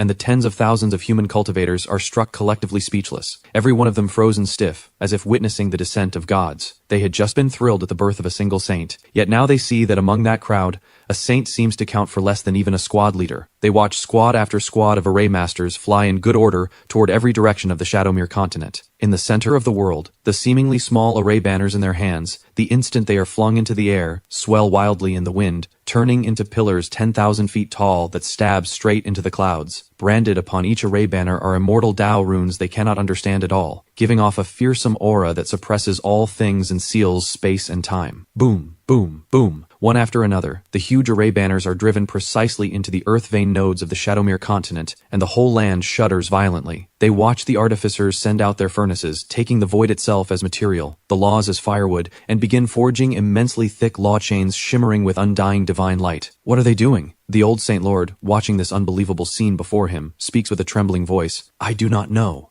Lyra swallows hard, her face pale. It feels as if they are putting shackles on our world. The excitement and relief that had risen in her heart at becoming Kyle's follower are in this moment replaced by endless shock and awe. She had thought Kyle's family was merely an immensely powerful force, but now she understands she was wrong beyond measure. This is no longer something the word powerful can describe. They did not come to conquer the world at all. They are taking this world apart, the way one disassembles a precise machine. In their eyes, this world is perhaps truly only a piece of spoils. And what does she, this so-called empress, count for in their eyes? A deep helplessness and smallness wells up in Lyra's heart. Just as her thoughts wander, the sky of the Shadowmere continent begins to show an even more astonishing change. As the array banners land one by one, and the law chains take shape one by one, a golden net woven from countless immortal Tao runes, vast enough to blot out the sky, begins to slowly appear across the heavens. That net spreads and expands at a speed visible to the eye, and soon covers the whole Shadowmere continent within it. The world-refining array, it is complete. Magnus watches this scene and shouts with excitement.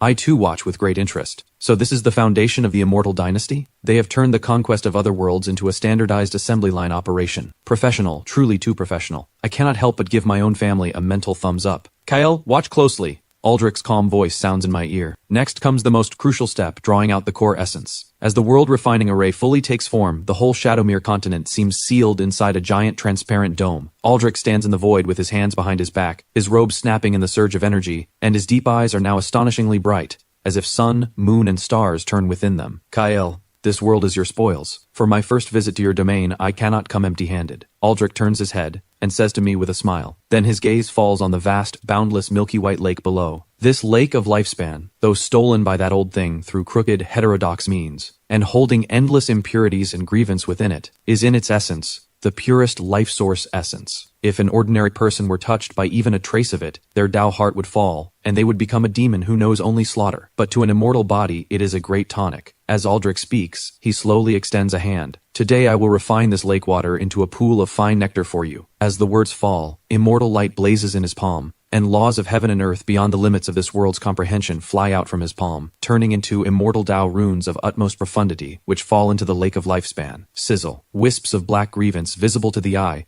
are forced out of the lake water, shrieking in the air, then purified utterly by those immortal Tao runes, fading into nothing. the once milky white lake water begins at an unbelievable speed to grow clear and bright. Then, a brilliant rainbow glow rises from the lake bed, and the whole lake begins to give off a refreshing fragrance. In a brief moment, that lake of lifespan, once full of filth and grievance, actually becomes a pool of shimmering color, like a sacred liquid melted down from countless crystals and gems. This is the life source liquid. Aldrich withdraws his hand and explains lightly. A single drop can let a saint regrow a severed limb, raise the dead, and put flesh on bare bones. From now on, let this lake serve as the foundation of the land you will open up in the future. I look at the magnificent lake of life source liquid before me, my eyes going wide. This is just too incredible. With one casual stroke, he turns a poison-filled garbage dump into a supreme divine treasure. Are Heavenly Emperor realm powerhouses all so formidable? Thank you, Father. I quickly give my thanks, delighted inside. This is only the appetizer. Aldrich smiles, and his gaze turns to the towering Deathless Mountain. This mountain was tended by that old thing over several eras. Its body has long since merged with this world's earth core essence.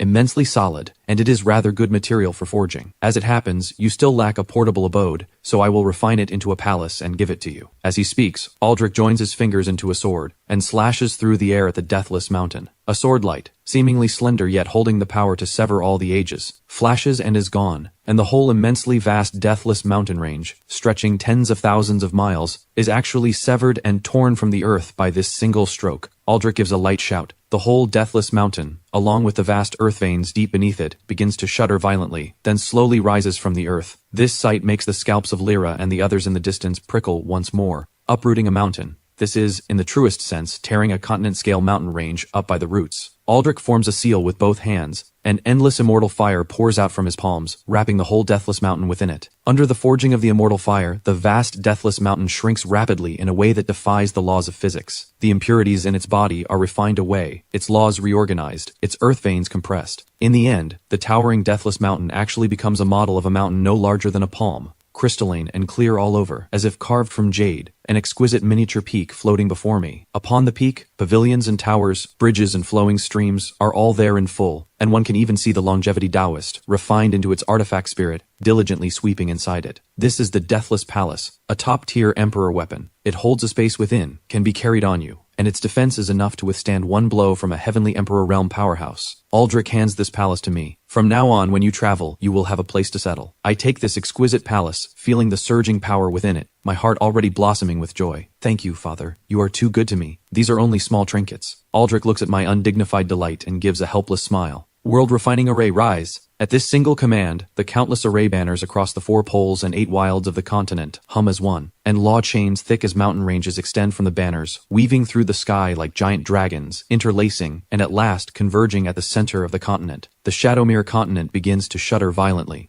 The land splits open, the oceans evaporate, the sky collapses. For the surviving beings of this world, this is without doubt the scene of the apocalypse. Heavens, is the world going to be destroyed? What are the divine ones? What are they doing? The human cultivators under Lyra are all ashen-faced, watching the scene of heaven collapsing and earth splitting in terror. Only Lyra and a few of the upper ranks, though equally shaken inside, force themselves to stay composed, because they see that the Lord Kael and the Heavenly Emperor beside him show not the slightest change in expression, which means everything is within their control. Do not panic, Lyra shouts sternly at the stirring crowd. This is the Lord wielding a supreme power, reshaping the heavens and earth for our world. You need only watch in silence and speak no reckless words. Though she too does not know exactly what is happening, at a time like this, keeping people's hearts steady matters most. More important still is to set her own place right, to show absolute trust in the new master. I watch all of this with great interest, marveling inwardly. Father, are we going to refine this whole world? That is right. Aldrich nods and patiently explains to me. A world's most valuable thing is its world's core essence. It is like the fruit of a great tree, while the land, mountains, rivers, and laws of the whole world are merely the branches and leaves that bear the fruit. What we are doing now is plucking this ripened fruit whole. He points at the ever-denser net in the sky. This world-refining array is the harvesting tool house Vancrest specially made. It can comb and compress all the laws, spirit veins, and earth energy of the whole world, and at last gather all the essence into the world's core essence, raising its quality another level. I listen and nod again and again. Once the fruit is picked, does the tree not die? I ask again.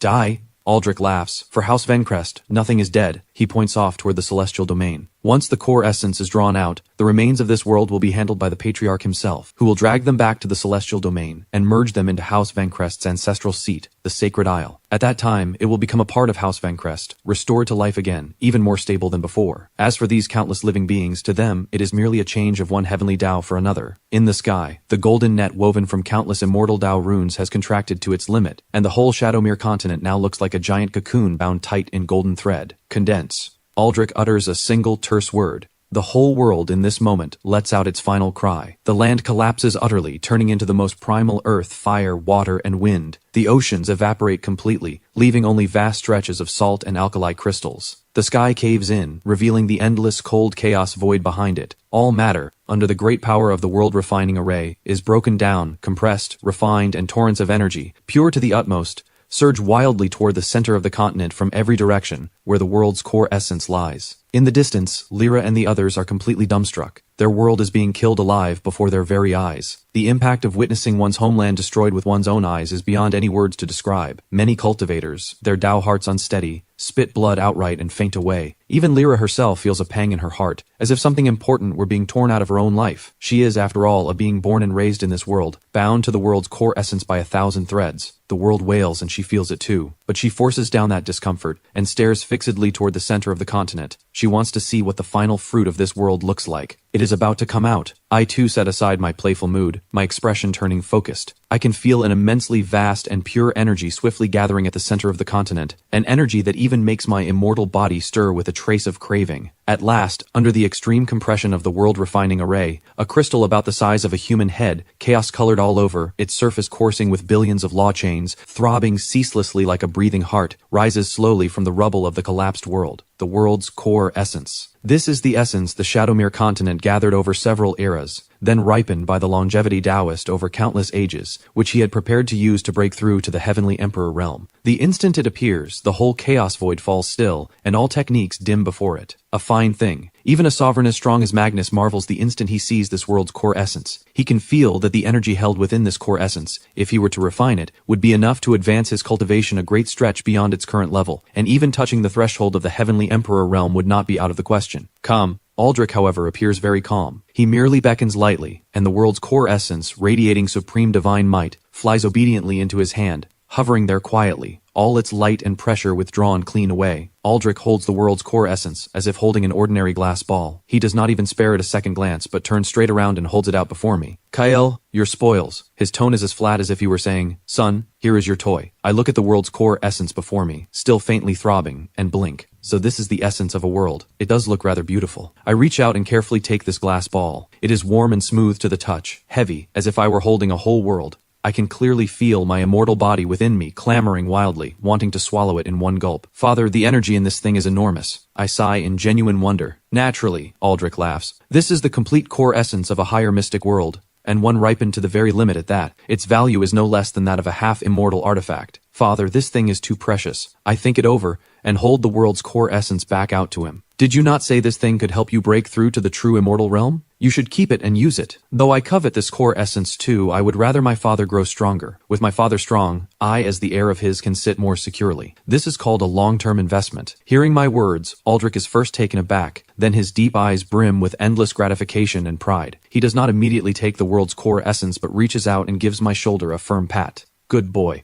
I did not dote on you for nothing. You know to be filial to me. Aldrich's heart is warm. He had thought that doted on since childhood, my character would inevitably be a little spoiled and selfish. He never expected that, before so precious a treasure, the first one I thought of was him. This makes him happier than breaking through to the true immortal realm himself would. Ha ha ha! Magnus beside us laughs aloud too. Big brother, see, I told you I was right. Kael takes after you sensible. His gaze at me is full of approval too, worthy of being the prodigy son of House Vancrest. Talent, fortune, temperament, every one of them top tier. Father, please take it. I push the core essence forward once more. I have only just begun cultivating. To use something this fine would be a waste. If you use it, House Vancrest gains another true immortal, and that is the greatest good of all. Aldrich looks at my sincere eyes and is moved, but still shakes his head. Kael, I take your thought to heart, but this core essence you must accept. He pushes my hand back, his expression turning serious. First, this is a world you discovered. By the family's rules, this core essence should belong to you to begin with. Without rules, there is no order, and even I cannot break the rules. Second, for me to break through,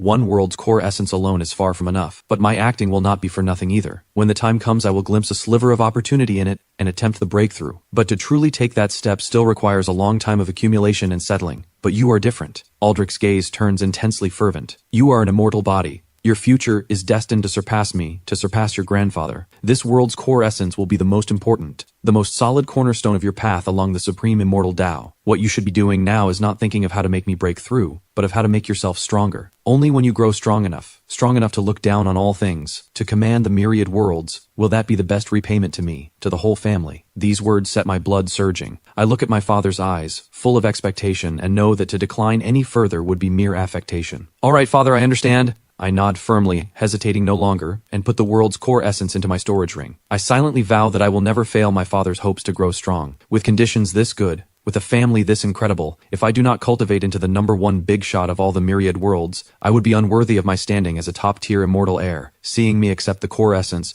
Aldrich smiles with gratification. He turns around and looks at the remains of the Shadowmere continent, now reduced utterly to rubble, with only scattered shards of continent left. All right, the fruit is picked. Next, we should pack up this tree and take it too. Father, this is still useful? I ask curiously. Of course it is useful. Aldrich clasps his hands behind his back, with the air of someone saying, "You are still young, you do not understand the secrets of this." The remains of a higher mystic world, though its core essence is drawn out and its laws near collapse, still hold within them a vast amount of matter and energy. To you it looks like a heap of rubble, but in the Patriarch's eyes, this is the finest building material. Aldrich points off toward the celestial domain, a trace of longing in his eyes. House Vencrest's ancestral seat, the Sacred Isle, is vast, but it is not unchanging. Every outward conquest, every world annexed, is an expansion and upgrade of our ancestral seat. Merging this world's remains into our Sacred Isle not only enlarges our family's territory, it also turns this world's remaining laws into nourishment for our Sacred Isle, making the clan-guarding Grand Array more stable still. Most important of all, Aldrich pauses, a mysterious smile on his face. This world is, after all, one you discovered. Once it is merged into the ancestral seat, from then on this newly expanded territory will be marked under your name, as your private domain. When you later open your own house and found your own sect, you will surely need a proper piece of land, no? Hearing this, my eyes light up at once. Holy crap, this amounts to a fixed asset of mine. Aldrich pays no mind to my astonishment. He turns toward the Skybridge gate, still standing in the void, and sends a spiritual sense message, respectfully inviting the Patriarch to act. His voice pierces billions of worlds,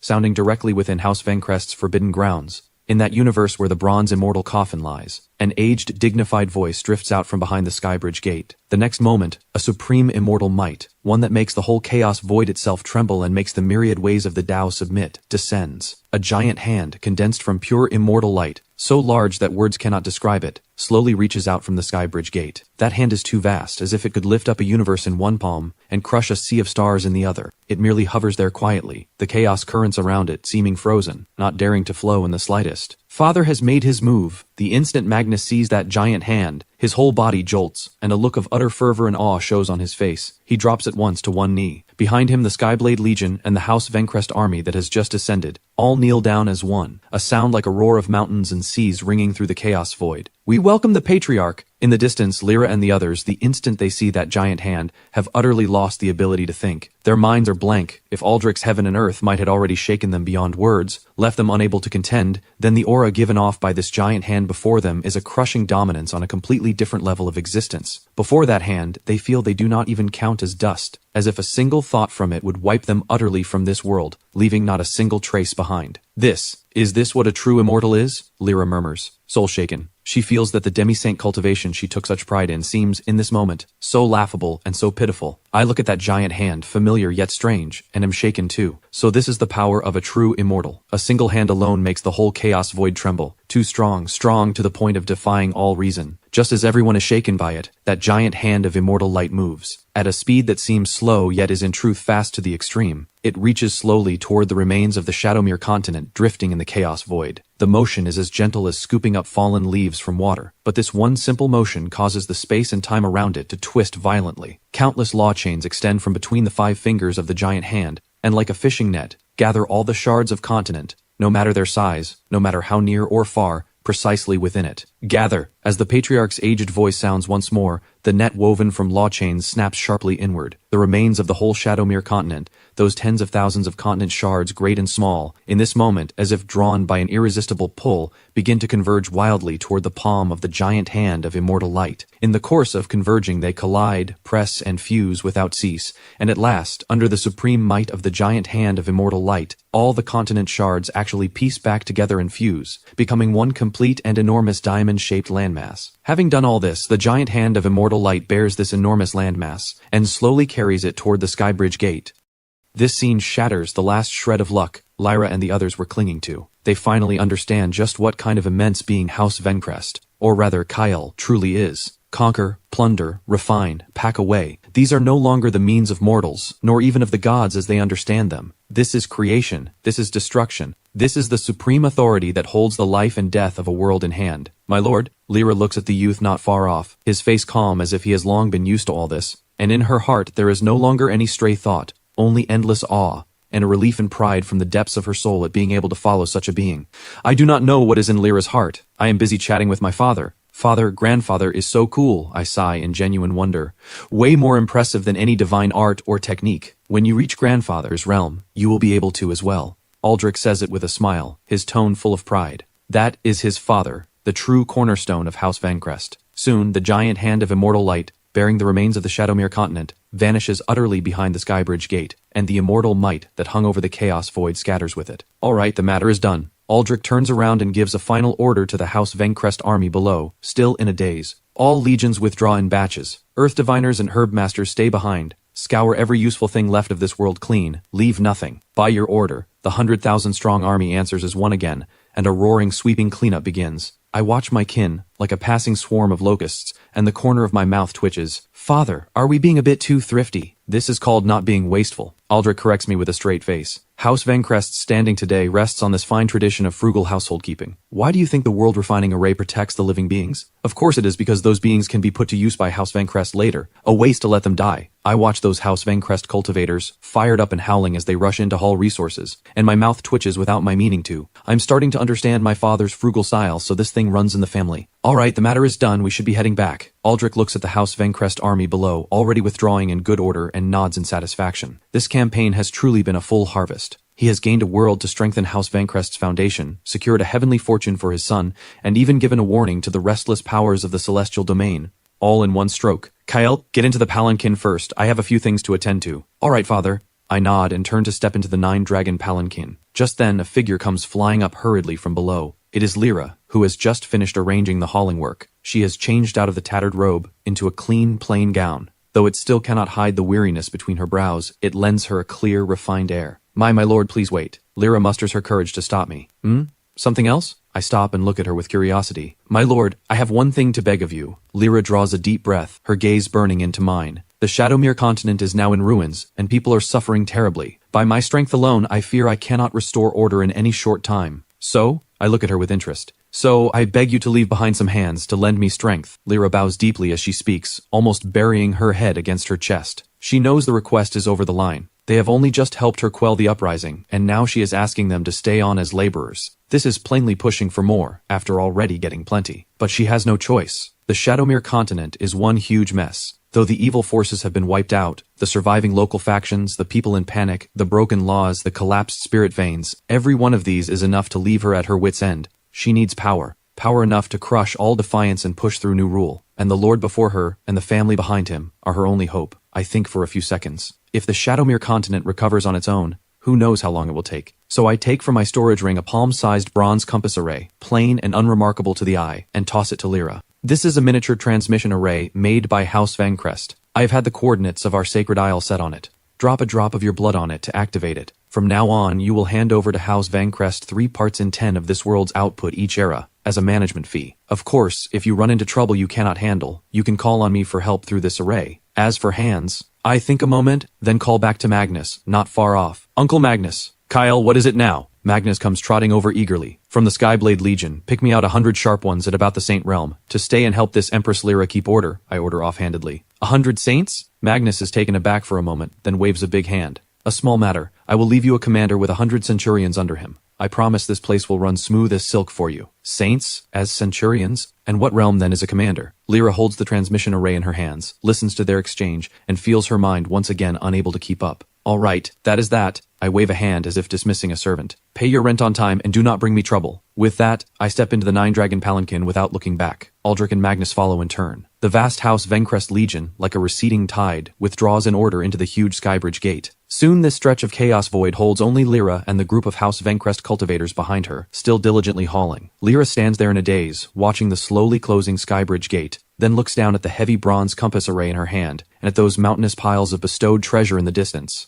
A mix of feelings in her heart. She feels she is in a dream, an absurd yet utterly real dream. Your Majesty, are we truly saved? The old Sant Lord walks up to her on trembling legs, a thread of uncertainty still in his voice. Yes, Lyra nods firmly, a light unlike any before kindled in those lovely eyes. Not only are we saved, a wholly new era is about to begin. She grips the transmission array tight, as if holding the future of the whole world. She knows that from this day, the history of the Shadowmere continent will be written by her, no, by the Lord Kyle's own hand, and she will be the most faithful executor of this new age, and its greatest beneficiary. Convey my orders. Lyra draws a deep breath, her voice returning to the dignity and resolve of an empress. All cultivators will at once take stock of the spoils, tend to the wounded, and comfort the people. In 3 days I will rebuild the imperial city upon the ruins of Ravenfall, and proclaim to the world that the Shadowmere continent will forever serve the Lord Kyle as its master. Her gaze pierces the void, as if she can sense the countless gazes around them, each no weaker than those of the sovereign emperors who launched the dark uprisings. She vaguely understands that this is House Vencrest territory, and these gazes too belong to the myriad worlds within House Vencrest's domain. Just how strong is House Vencrest in this immortal realm? The celestial domain is boundless, infinitely vast, with countless star systems, continents, and secret realms floating like dust in an endless cosmos, together forming this brilliant, flourishing civilization of cultivation. At the heart of the celestial domain, shrouded in chaos energy, lies a forbidden region no ordinary cultivator could approach in a whole lifetime, the ancestral seat of the longevity clan House Vencrest, the Sacred Isle. On this day, across the whole celestial domain, every immortal heritage, every old monster in seclusion, seems to feel something in their hearts, and all turn their gaze toward the Sacred Isle. Above the Sacred Isle, the Skybridge Gate, open for over 10 days now, becomes the focus of countless spying senses. Huge warships, giving off an iron blood-killing aura, their hulls still stained with the aura of an alien world's laws, sail slowly out of the gate like great beasts returning to their nest. It is House Vencrest's army of conquest they have returned. Hiss, what a terrifying killing aura. This army is stronger than when it set out. On the shore of the Eastern Sea, the Dragon Emperor of the Primordial Dragon Court, watching this scene through a water mirror, cannot help but draw a sharp breath. He can clearly feel that, though House Vencrest's vanguard has not changed in number, every one of its soldiers bears a killing aura refined almost into substance, and a held-back, blood-bold spirit, grown stronger by more than a level. It means they went through a true blood war in this trial, and they won. Look, what is that? Just as everyone is shaken by the triumphant return of House Vencrest's army, a cry of shock rises from ancient Emperor Mountain. From within the Skybridge Gate, a giant hand, condensed from pure immortal light, so vast it defies imagination, slowly reaches out. In its palm, it bears an enormous diamond-shaped landmass. Though the landmass looks lifeless, its laws shattered, the surging aura unique to a higher mystic world that lingers on it, and the faint echo of a world's core essence, still shake every sovereign spying on the scene to the core. Those are the remains of a world. Heavens, House Vencrest has actually found another lost world. What heaven-defying luck. Even if it is only an end of Dharma age, its value is beyond measure. That hand belongs to House Vencrest's old patriarch. He acted in person. For a time, across the whole celestial domain, every immortal power watching the place erupts in uproar. They had thought this campaign of House Vencrest's might end in a full harvest, but they never imagined the haul would be this great, that they would haul back a whole great world. What does this mean? It means House Vencrest's foundation will surge again to a terrifying degree. The ore veins, spirit roots, and secret realms within those continent remains go without saying. Over 1,000,000 years, it can almost be called an inexhaustible treasure. Most important of all is a world's core essence. Though they did not see it directly, even with their toes they can guess House Vencrest would never let go of a world's most precious core essence, Tao fruit. A complete higher mystic world's core essence is enough to let a heavenly emperor glimpse the fate of a true immortal, enough to let a longevity clan add another 19th realm heavenly emperor. Mind you, in the whole celestial domain, how many heavenly emperors are there in total? Mad, that bunch of madmen of House Vencrest. Within the primordial dragon court, the dragon emperor watches the scene in the water mirror, and murmurs to himself, his eyes full of dread and a barely visible envy. The dragon race has also conquered other worlds, but at most they grabbed some resources, seized some slaves. To take a whole world away in one pot, the way House Vencrest does, they would not dare even imagine it. Not only because they would face the Tao's resistance, more importantly because the dragon race has no true immortal, and cannot do what carries a whole world off. At best, they could split a world into pieces, digesting it slowly like boiling a frog in warm water. And in that process, waste, infighting, and resistance are unavoidable. Convey my order. The Dragon Emperor draws a deep breath, his voice grave to the extreme. From this day on, every member of my dragon race who meets a person of House Vencrest shall give way without exception, and have no conflict with them. Furthermore, prepare a rich gift. Say it is to congratulate House Vencrest on their triumph. My primordial dragon court wishes lasting friendship with House Vencrest. The same scene plays out in every great immortal heritage of the celestial domain. Ancient Emperor Mountain, the Jade Pool Sanctuary, the primordial Mech clan. These giants who usually stand high above and look down on all the ages, without a single exception choose now to bow their heads. They send out envoys one after another, bearing the most precious of gifts, hurrying toward the Sacred Isle to congratulate House Vencrest on their triumph. The whole celestial domain is thrown into an unprecedented storm because of this triumph. And as the storm's center, the Sacred Isle is at this moment a sea of jubilation. As the giant remains of the Shadowmere continent are set steadily by the Patriarch's hand of immortal light into a newly opened stretch of void at the far end of the Sacred Isle, every member of House Vencrest knows this campaign has been a great victory. We won! We won! Ha ha ha! I knew our campaigns always end in triumph. Look, that continent, it is enormous. We will have new trial grounds to come. I can smell it, it is the scent of a world's core essence. Heavens, so fragrant. Even one breath, and I feel my cultivation about to break through. Cheers and shouts ring across the whole Sacred Isle. Countless House Vencrest people pour out of their abodes, out of their posts, flooding toward the plaza of the army's triumph, wanting to witness this moment with their own eyes. They look at those soldiers, in golden armor, their killing aura towering, their eyes full of worship and reverence. They look at the mountains of spoils, eyes shining with greed. And when their gazes at last settle on the magnificent palanquin pulled by 9 Earthgrade true dragons, every eye turns to utter awe and fervor. Under Aldrich's prior preparation and word-spreading, they all know that all this glory and gain stems from the one in the palanquin, their House Vencrest's young lord of just 18, only newly begun cultivating. It is I who brought this immense fortune to the family, opening a new era of glory for House Vencrest. The vast plaza before the Hall of Sovereigns on the Sacred Isle is long since packed beyond measure. Mountains and seas of people no longer suffices. As far as the eye can see, head after head from white-haired collateral elders with auras of great antiquity who have lived who knows how many tens of thousands of years, to the spirited younger generation, sharp-eyed, each rubbing their fists in eagerness. Nearly every House Vencrest member in residence, whether direct or collateral, has gathered here. Every one of them cranes their neck, their burning gazes fixed on the center of the plaza, the open ground reserved for the returning army, faces written with excitement and anticipation. They are coming, I see the Skyblade Legion's banner. Whoever shouts that, the crowd erupts at once. Sure enough, on the distant horizon, huge warships break through the clouds, sailing slowly toward the plaza. At the head is the Skyblade Legion's giant banner, emblazoned with a golden skyblade, snapping in the wind and giving off a heart-shaking iron blood-killing aura. Look, it is the Third Elder. The Third Elder is back. Someone with sharp eyes sees the figure standing at the prow of the foremost warship, broad-built, with red hair burning like flame, none other than House Vencrest's Third Elder, Magnus. Long live the Third Elder! Well done, Third Elder! Cheers like roaring mountains and seas erupt from the crowd, and Magnus clearly relishes the attention. He stands at the prow, grinning wide, smugly waving at the crowd below, looking as flashy as can be. Ha ha ha! Small scene, sit down, the usual. He is delighted inside. Though there were not many real fights this campaign, he gained a mount, dug up loot, and got to show off in front of his nephew at the end. A net win. Most importantly, this huge merit, he, Magnus, has a share in it too. By the look of things, back at home the family's rewards will not be small. He might even get a few wisps of world's core essence, enough to push his cultivation another step. Just as he is gloating, a commander beside him quietly reminds him, Third Elder, the Lord and the young Lord are still behind us. Perhaps you should keep a lower profile. Ahem. At this, Magnus's face flushes. He quickly drops the showy look and returns to the full dignity bearing of a sovereign powerhouse. He glances back and sees the most magnificent 9-dragon palanquin following unhurriedly at the rear of the army. All of you, sharpen up, Magnus shouts at the Skyblade Legion soldiers behind him. When the captives are presented in a moment, show your sharpest face. If anyone shames himself before the young lord, I will flay his hide when we get back. By your order, 10,000 Skyblade Legion soldiers roar as one, every back snapping straight, their killing aura growing tighter. Soon, the returning army descends slowly into the center of the plaza. Magnus is the first to jump down from his warship,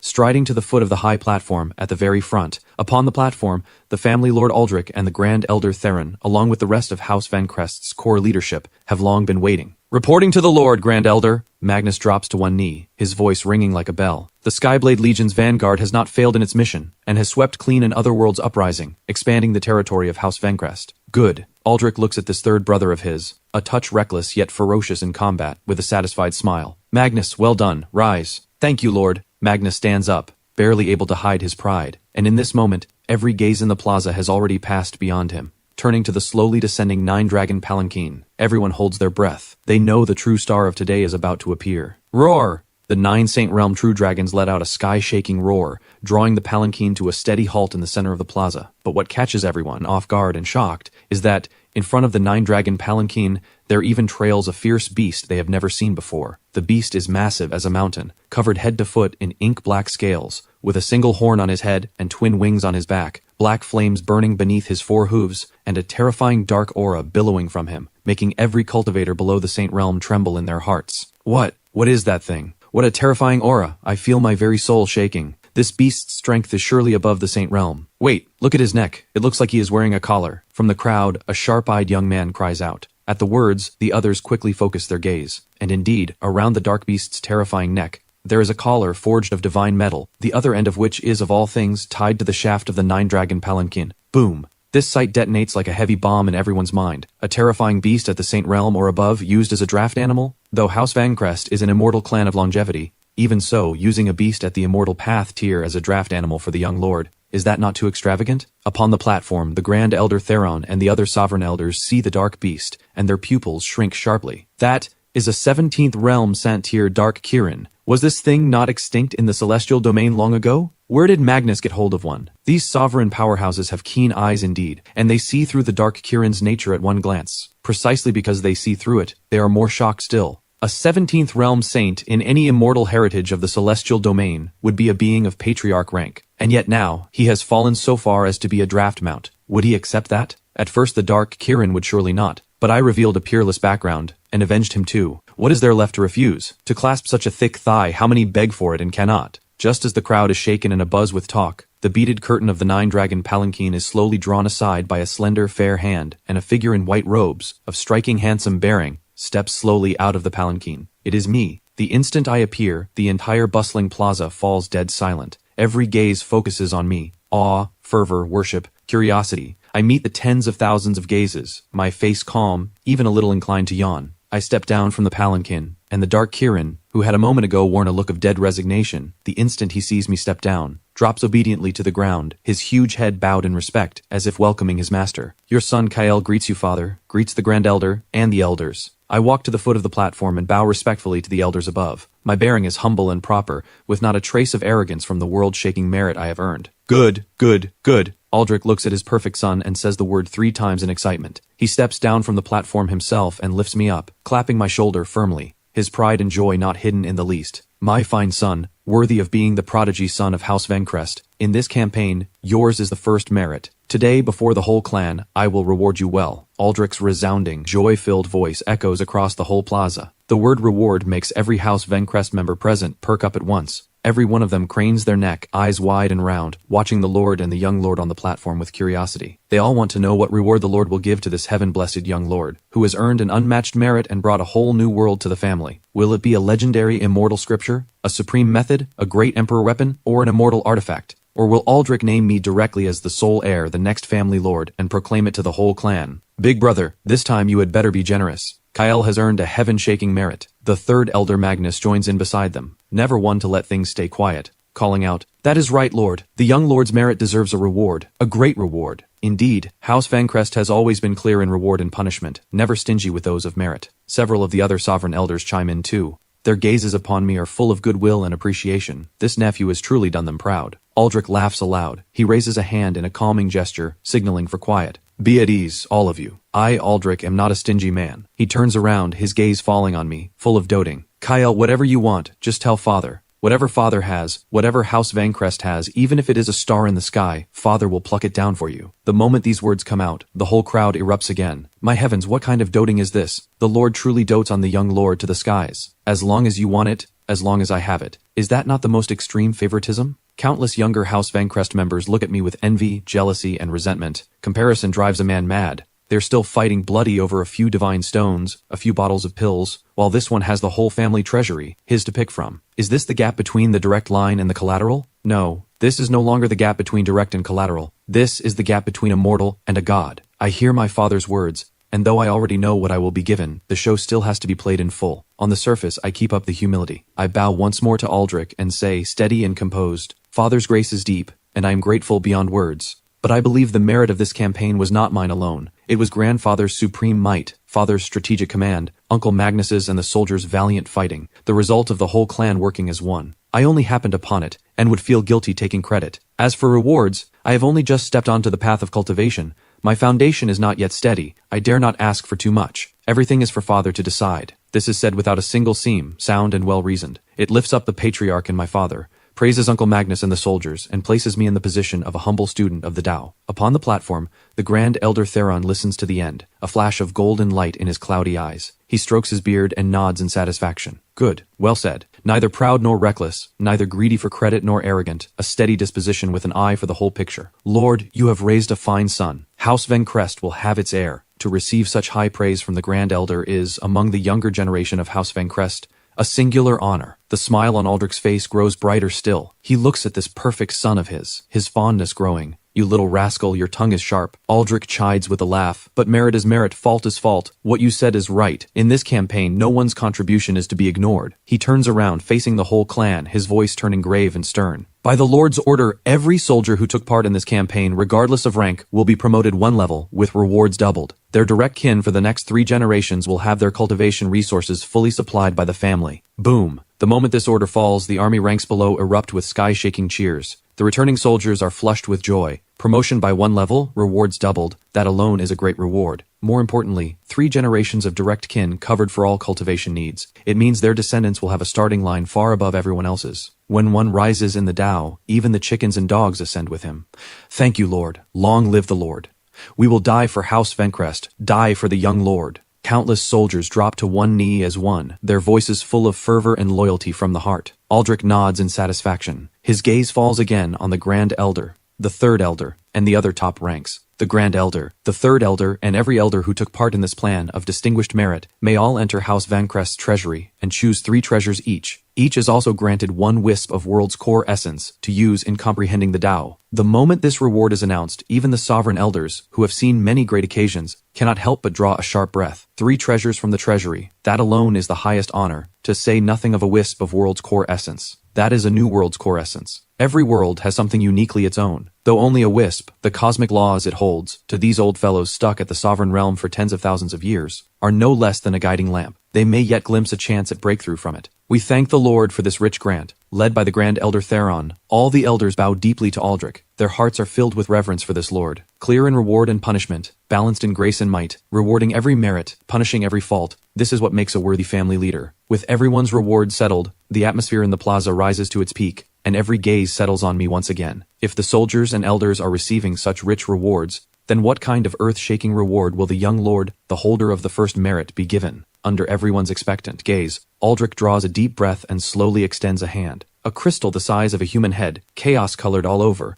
its surface flowing with billions of law chains, appears out of nothing in his palm. It is the complete world's core essence drawn out of the Shadowmere continent. The instant it appears, all the spirit energy of the Sacred Isle, every cosmic law, seems frozen. A supreme divine might that makes every soul tremble pours out of the crystal. The world's core essence. It is a complete world's core essence Tao fruit. Heavens, so this is the essence of a world? So beautiful. I feel that one more look will collapse my Tao heart. Everyone is overawed by the might of the Tao fruit before them. Even the sovereign elders breathe fast, their eyes full of greed and longing. They know that if they could only obtain this Tao fruit, they would have a 90% chance of breaking through to the Heavenly Emperor realm. But the next moment, Aldrich speaks a single sentence that strikes everyone like a thunderbolt. He bears the core essence Tao fruit, enough to drive the whole celestial domain mad, and walks slowly to me. Then, under tens of thousands of disbelieving gazes, he hands the Tao fruit to me with his own hand. Kyle, this is your reward. When Aldrich hands the complete core essence Tao fruit to me, the whole plaza falls into dead silence. Everyone is wide-eyed and slack-jawed, staring at the father and son on the platform, their minds gone blank. That is a complete higher mystic world's core essence, ripened to its very limit. It is enough to let a peak 18th realm sovereign ascend in a single step to the Heavenly Emperor realm. Enough to drive any immortal heritage to madness, to wage an immortal war to fight over it. And now, the Lord Aldrich is actually handing it over with such ease as a reward to his only 18-year-old son, whose cultivation is no more than the blood-forging realm. Mad. The Lord must be mad. Lord, I beg you to reconsider. The Grand Elder Theron steps forward. A world's core essence is a matter of the greatest weight. Though Kyle has earned an unmatched merit, this reward is, indeed, too excessive. This thing should be refined by you. If you can use it to break through to the true immortal realm, House Vancrest will add another true immortal and shake the celestial domain for hundreds of millions of years. This is more beneficial to the family than any other reward. The Grand Elder's words speak the heart of every elder present. They are not without love for me. On the contrary, none cherishes the hope of the family more than they do. But one thing is one thing. A world's core essence, its strategic weight is too great. I am still too young after all, and giving so precious a treasure to me weighs too heavily on the side of waste. Between the family's future and a personal reward, they choose the former without hesitation. My lord, please reconsider. Think of the greater picture. For a time, every House Vancrest member below the platform comes to their senses too, dropping as one to their knees, their roar like mountains and seas piercing the heavens. They too feel this Tao fruit should go to the Lord. I watch this scene of stirred-up emotion and feel a little dazed myself. I never expected my father to hand this thing to me so directly before the whole clan. Now look, it has raised the anger of all. I glance at my father and find him still utterly calm, as if he had foreseen this reaction long ago. Just then, an aged, dignified voice, as if drifting from the far shore of all the ages, sounds slowly. What is all this fuss? The voice is not loud but holds an unquestionable supreme authority. The instant it sounds, the bustling plaza again falls so quiet a pin could be heard. Every House Vancrest member, elder or disciple, shudders all over, faces filled with deep awe, and drops as one to their knees facing the forbidden grounds. We welcome the Patriarch. It is the Patriarch, the honored Patriarch himself has been roused. A withered figure appears silently upon the main seat of the platform. It is the Patriarch of House Vancrest. He sweeps a glance across the kneeling crowd below, his cloudy eyes showing neither joy nor anger. Aldrich did right. The moment the Patriarch speaks, he settles the matter at once. This world was discovered by Kyle. By House Vancrest's rules, the discoverer takes 5.5 parts in 10. This Tao fruit was his to begin with. House Vancrest's rules cannot be broken. But, Patriarch, the Grand Elder Theron tries to say more, but the Patriarch waves a hand, cutting him off. I know what you are thinking. You feel that giving this Tao fruit to Aldrich, letting him strike at the true immortal realm, or adding another heavenly emperor, would be more useful to House Vancrest. Am I right? The Grand Elder and the others stay silent, but plainly agree. Short-sighted, the Patriarch gives a cold snort, and a faint immortal might radiates from him, making every sovereign elder present feel a shudder. If Aldrich wants to ascend to immortality, what he lacks is that 1 in 10,000 opportunity. A portion of a new world's core essence is enough to give him a glimpse through the tube. If it works, it works. If it does not, even if he comprehends every drop of the rest of the essence, he could not take that step. But Kyle is different. The Patriarch's gaze falls on me, and an unprecedented light bursts from those cloudy eyes. He is an immortal body, a heaven-blessed omen born for this age, and his future is without limit. You see only that one Tao fruit can make one false immortal, but you do not see what a peerless prodigy with a foundation deep to the utmost can bring to House Vancrest in the future. To use one Tao fruit to pave the way for House Vancrest's future immortal king, and even immortal emperor, this bargain, do you think it a loss? Moreover, I am not dead yet, enough to shelter Kyle as he rises into an immortal king and emperor. The Patriarch's words are like thunderbolts exploding in every heart. They are all dumbstruck, utterly overawed by the grand vision the Patriarch paints. They had thought only of the immediate gain, of adding one more true immortal to steady the family's standing, never imagining the Patriarch's gaze had already gone beyond true immortals to a far more distant future. Before a future immortal king or emperor, what does a mere world's core essence Tao fruit count for? Even one step back, would giving it to them necessarily succeed? The Patriarch had long ago told them of how, in the first realm, I tore open heaven and earth and gathered 1,000,000 life essences. We are blind. The Grand Elder Theron is the first to react. He bows deeply to the Patriarch, his face full of shame and respect. We are blind. The other elders all bow as well, fully convinced. The Patriarch's scope is in the end beyond what these sovereigns can match. House Vancrest does not lack sovereigns, nor heavenly emperors. What it lacks is true immortals, and what lies beyond. Rise, all of you. The Patriarch waves a hand, and the immortal might around him scatters. He looks at me, a kindly smile on his face. Kyle, come. Yes, grandfather. I hurry forward. Keep this Tao fruit. The Patriarch points at the world fruit in Aldrich's hand. It will be the finest fuel for your next breakthrough. You are now at the blood-forging realm, having gathered 1,000,000 life essences. Your foundation is the first in all the ages. Your next realm is the aperture-opening realm. For ordinary cultivators, the aperture-opening realm is just opening 360 apertures within the body, linking with heaven and earth and seizing creation. But you are different. The Patriarch looks at me, speaking word by word. Today, I will guard you once again, taking this world's core essence as the trigger, chaos energy as the base, and open 3,000 worlds within you, making every aperture into a real small world, bearing the myriad ways of the Tao, giving birth to living beings, so that in the aperture opening realm you wield power on par with the Creator God, breaking the legend yet again, forging a tale unmatched by any before, and unfollowed by any to come. The moment those words, open 3,000 worlds, leave the Patriarch's mouth, every elder tier being in the plaza of the Hall of Sovereigns falls again into utter silence. If granting me the world's core essence had only shocked them with disbelief, then the Patriarch's words now overturn their understanding entirely, shattering their worldview. The aperture opening realm, opening 3,000 worlds, every aperture becoming a real small world? What does this mean? This is no longer cultivation, this is creation. Patriarch, you are not joking, are you? Even the hot-tempered third elder Magnus stammers, his voice trembling. He has lived hundreds of thousands of years and reckons he has seen everything. But all that has happened today is utterly beyond his grasp. The blood-forging realm with 1,000,000 life essences, giving birth to a divine spirit vessel, that was already a myth without precedent in all the ages. Now, the aperture-opening realm is to open 3,000 worlds. If word of this got out, the whole celestial domain would think House Vancrest had gone mad. A joke? The Patriarch glances at him and gives a cold snort. I never joke. An ordinary prodigy who can open 360 apertures in the aperture-opening realm is already called a top freak. That is because their bodies and souls simply cannot bear more cosmic laws. But Kyle is different. The Patriarch's gaze falls on me again, full of pride and expectation. He is an immortal body, with the primordial lotus dais and true immortal heartblood as his foundation. His base is the deepest in all the ages. His body is itself a chaos cosmos yet to be opened, of boundless potential. Add to that this world's core essence ripened to its limit, and it is enough to support him in this unprecedented feat. Once it is done, in the aperture-opening realm, Kyle will possess absolute power that crushes every prodigy of his age. Without using any treasure or secret art, by his own strength alone, he can defeat a high-tier divine path realm cultivator. His words set every heart in the plaza ablaze. The aperture-opening realm, striking back against a high-tier divine path realm cultivator. What does this mean?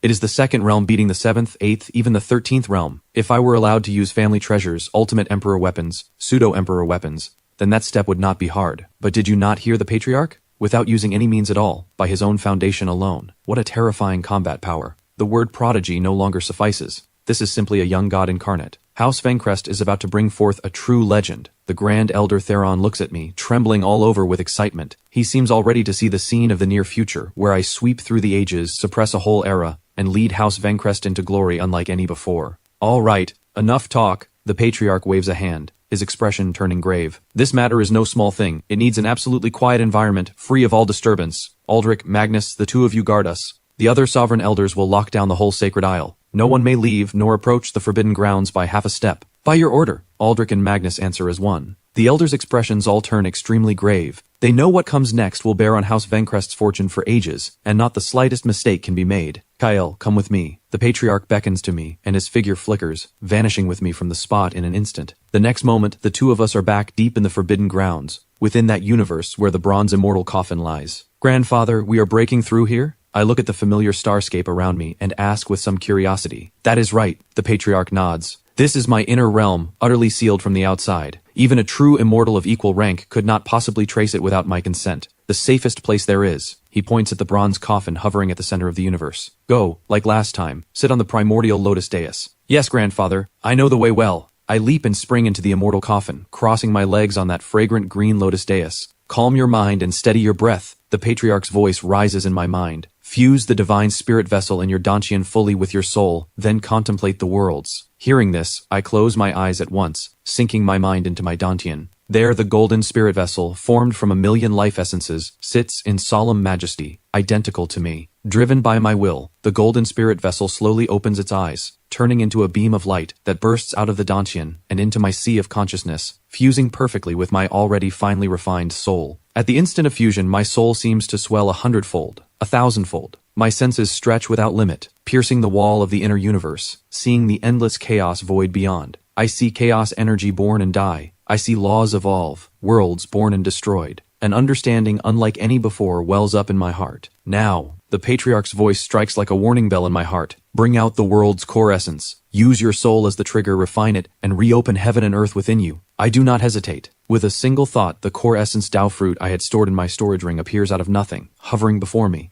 I open my mouth, and like a whale drawing in water, swallow the head-sized Dao fruit whole. An energy beyond words to describe, vast to the utmost, explodes within me in an instant. It is purer and more surging than the chaos energy and immortal fire I absorbed before, as if a whole world were exploding inside me. However, even my body, already strong to a monstrous degree, under this terrifying energy impact, cannot help but spit out a mouthful of blood. My body instantly cracks all over, as if it might collapse the very next second. Steady your mind. Guide the energy to strike the apertures. The Patriarch's voice comes just in time. I force down the heart-tearing pain, drive my soul wildly, and guide that violent flood of energy toward the first aperture within me, the Baihui aperture, with full force. The aperture-opening realm is the cultivation of the 360 great apertures in the body, and the countless minor apertures hidden deeper still. Each aperture corresponds to one of heaven and earth's laws, one thread of mystery. An ordinary cultivator who opens one has stepped over the threshold of the aperture-opening realm. But what I will do is not open them, but create. Boom! When that flood of energy, formed from a whole world's core essence, slams into the Baihui aperture, the first roar of creation seems to sound in my sea of consciousness. My Baihui aperture is not blasted open into a passage like an ordinary cultivator's. It is blown straight open into a point, an infinitely small point, holding infinite possibilities, a singularity. Then, the singularity erupts. Earth, fire, water, and wind churn wildly. The clear breath rises as sky. The heavy breath sinks as earth. Sun, moon, stars, mountains, and rivers evolve and are born within at high speed. In a brief moment, a complete and real small world has actually been forged within my Baihui aperture by sheer force. Though this world is still small, only 100 miles across, its laws still young, it is real, with its own space, its own time, its own laws. Done. Outside the coffin, the Patriarch sees this scene, and an unprecedented light bursts from his cloudy eyes. He knows his boldest design has succeeded. I have truly opened a world within my body, and yet, this is only the beginning. After the first aperture world is opened successfully, the vast core essence energy finds an outlet, and surges still more violently toward the other apertures in my body. The second aperture, the Shenting aperture. Boom! Another world is born. The third aperture, the Mingtang aperture. The fourth, the Taiyang aperture. One after another, the apertures are opened into independent small worlds. My body now is like a vast honeycomb, every cell nurturing a whole new cosmos. Within the bronze immortal coffin, I sit cross-legged, my expression solemn. My body now gives off a brilliant divine light. Profound Tao runes flow and fade across my skin. From outside, I seem to be undergoing only an ordinary seclusion and breakthrough. But only one outside the coffin, seeing all with the will of the immortal Tao, the Patriarch can see what world-shaking, terrifying scenes are happening inside me. World after world is born and evolves within my apertures. Each world's opening comes with raging earth, fire, water, and wind, with the rise and fall of sun, moon, and stars. This is no longer cultivation. This is simply mass-producing cosmoses. 100, 200, 300. The Patriarch's cloudy eyes are fixed on me. From his lips, he mutters to himself, his voice carrying a tremor even he does not notice. He had thought that, with my potential and the core essence's energy, at most I could open 360 main aperture worlds within me, reaching the theoretical limit, which would already be an unprecedented, all-ages-shaking achievement. But now, he finds he was wrong. Wrong beyond measure. My potential goes far past his imagination. The 360 main aperture worlds are all opened in under half a day. Yet I show no sign of stopping, only of pressing harder. After the 360 main apertures are opened, that vast core essence energy remains as surging as ever, as if without end. Like floodwater breaking a dam, it begins to charge at the finer, more hidden minor apertures in my body. 361, 362, 400, 500, 1000. The instant the 1000th aperture world is opened successfully within me, boom! The whole inner universe shudders violently. Thousands upon thousands of stars hum as one, as if cheering this miracle's birth. 1000. He has actually opened 1000 worlds inside himself. Even with a Patriarch's true immortal mind, that has lived countless eras and seen through all things, in this moment he can no longer hold steady. His withered figure rises abruptly from the edge of the bronze coffin, his face full of disbelieving shock. A monster! This boy is simply a monster! The Patriarch cannot help but curse aloud. He has lived so long, seen countless dazzling prodigies. Some natural-born sages whose words held heavenly mandate, whose word was law. Some reincarnations of chaos gods and demons, with peerless bodies, strong enough to shake the stars. Some sons of the Tao, one with the Tao itself, who with a thought could draw resonance from all techniques. But he had never seen nor heard of anyone able, in the aperture-opening realm, to open 1,000 worlds within his body. This is not just breaking a legend. This is creating a wholly new, terrifying legend that will plunge every prodigy to come into despair, leaving them unable even to glimpse the back of the one who walked it. No, this cannot go on. A flicker of gravity crosses the Patriarch's face. Though the core essence's energy is vast, it is not infinite. If I keep opening worlds with no restraint, and the energy fails at the final moment, causing one aperture world to fail to open, it would set off a chain reaction, undoing everything I have built, and there might even be Tao Foundation collapse, the danger of body and Tao perishing together. At this thought, the patriarch can no longer sit still. He must intervene, forcibly halt my breakthrough, let me solidify the Tao Foundation I have. 1,000 aperture worlds is enough. This is already an achievement, unmatched in all the ages. There is no need to risk so much further. But the instant he is about to act, change occurs again. Sitting cross-legged on the primordial lotus dais, I suddenly open my mouth and inhale sharply. Within the whole inner universe, the chaos energy, thick beyond dispersal, as if seized by an irresistible pull, turns into gray, surging floods that pour wildly into my mouth, swallow down into my belly. Holy crap. The patriarch, seeing this, his eyes nearly popping out of his head. What am I doing? I am devouring chaos energy. That is chaos energy. The most primal, most violent energy from before the splitting of heaven and earth. Even a true immortal would not dare devour it like this. One careless moment and its raging chaos laws could burst the immortal body, grind away the immortal soul. But this little monster of all things treats it as food. Mad! This boy must be mad! The patriarch's heart leaps into his throat. He is about to act at any cost to stop it, when he sees that after devouring vast amounts of chaos energy,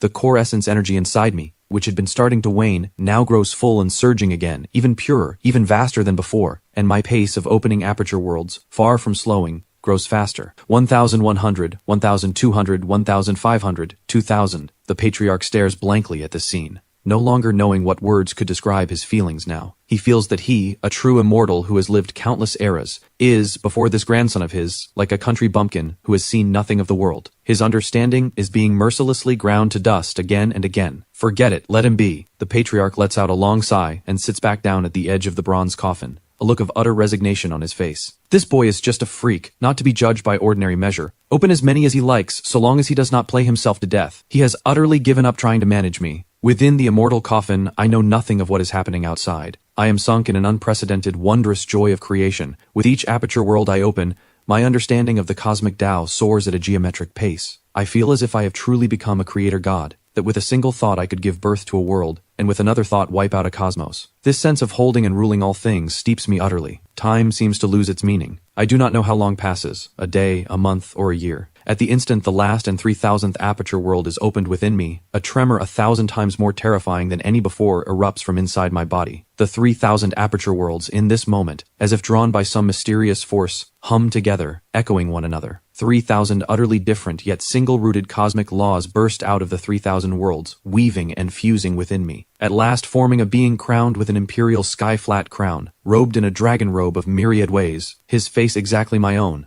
A supreme imperial projection. That imperial projection sits in the divine seat of my Dantian, the opening and closing of his eyes turning with the birth and death of 3,000 worlds. He merely sits there quietly, yet seems to be the sole supreme ruler of all the myriad worlds, past, present, and future. This is the 3,000 Daos avatar. Outside the coffin, the patriarch, who had gone utterly numb, the instant he sees the imperial projection, leaps once more from his seat. In those cloudy eyes there remains only endless shock.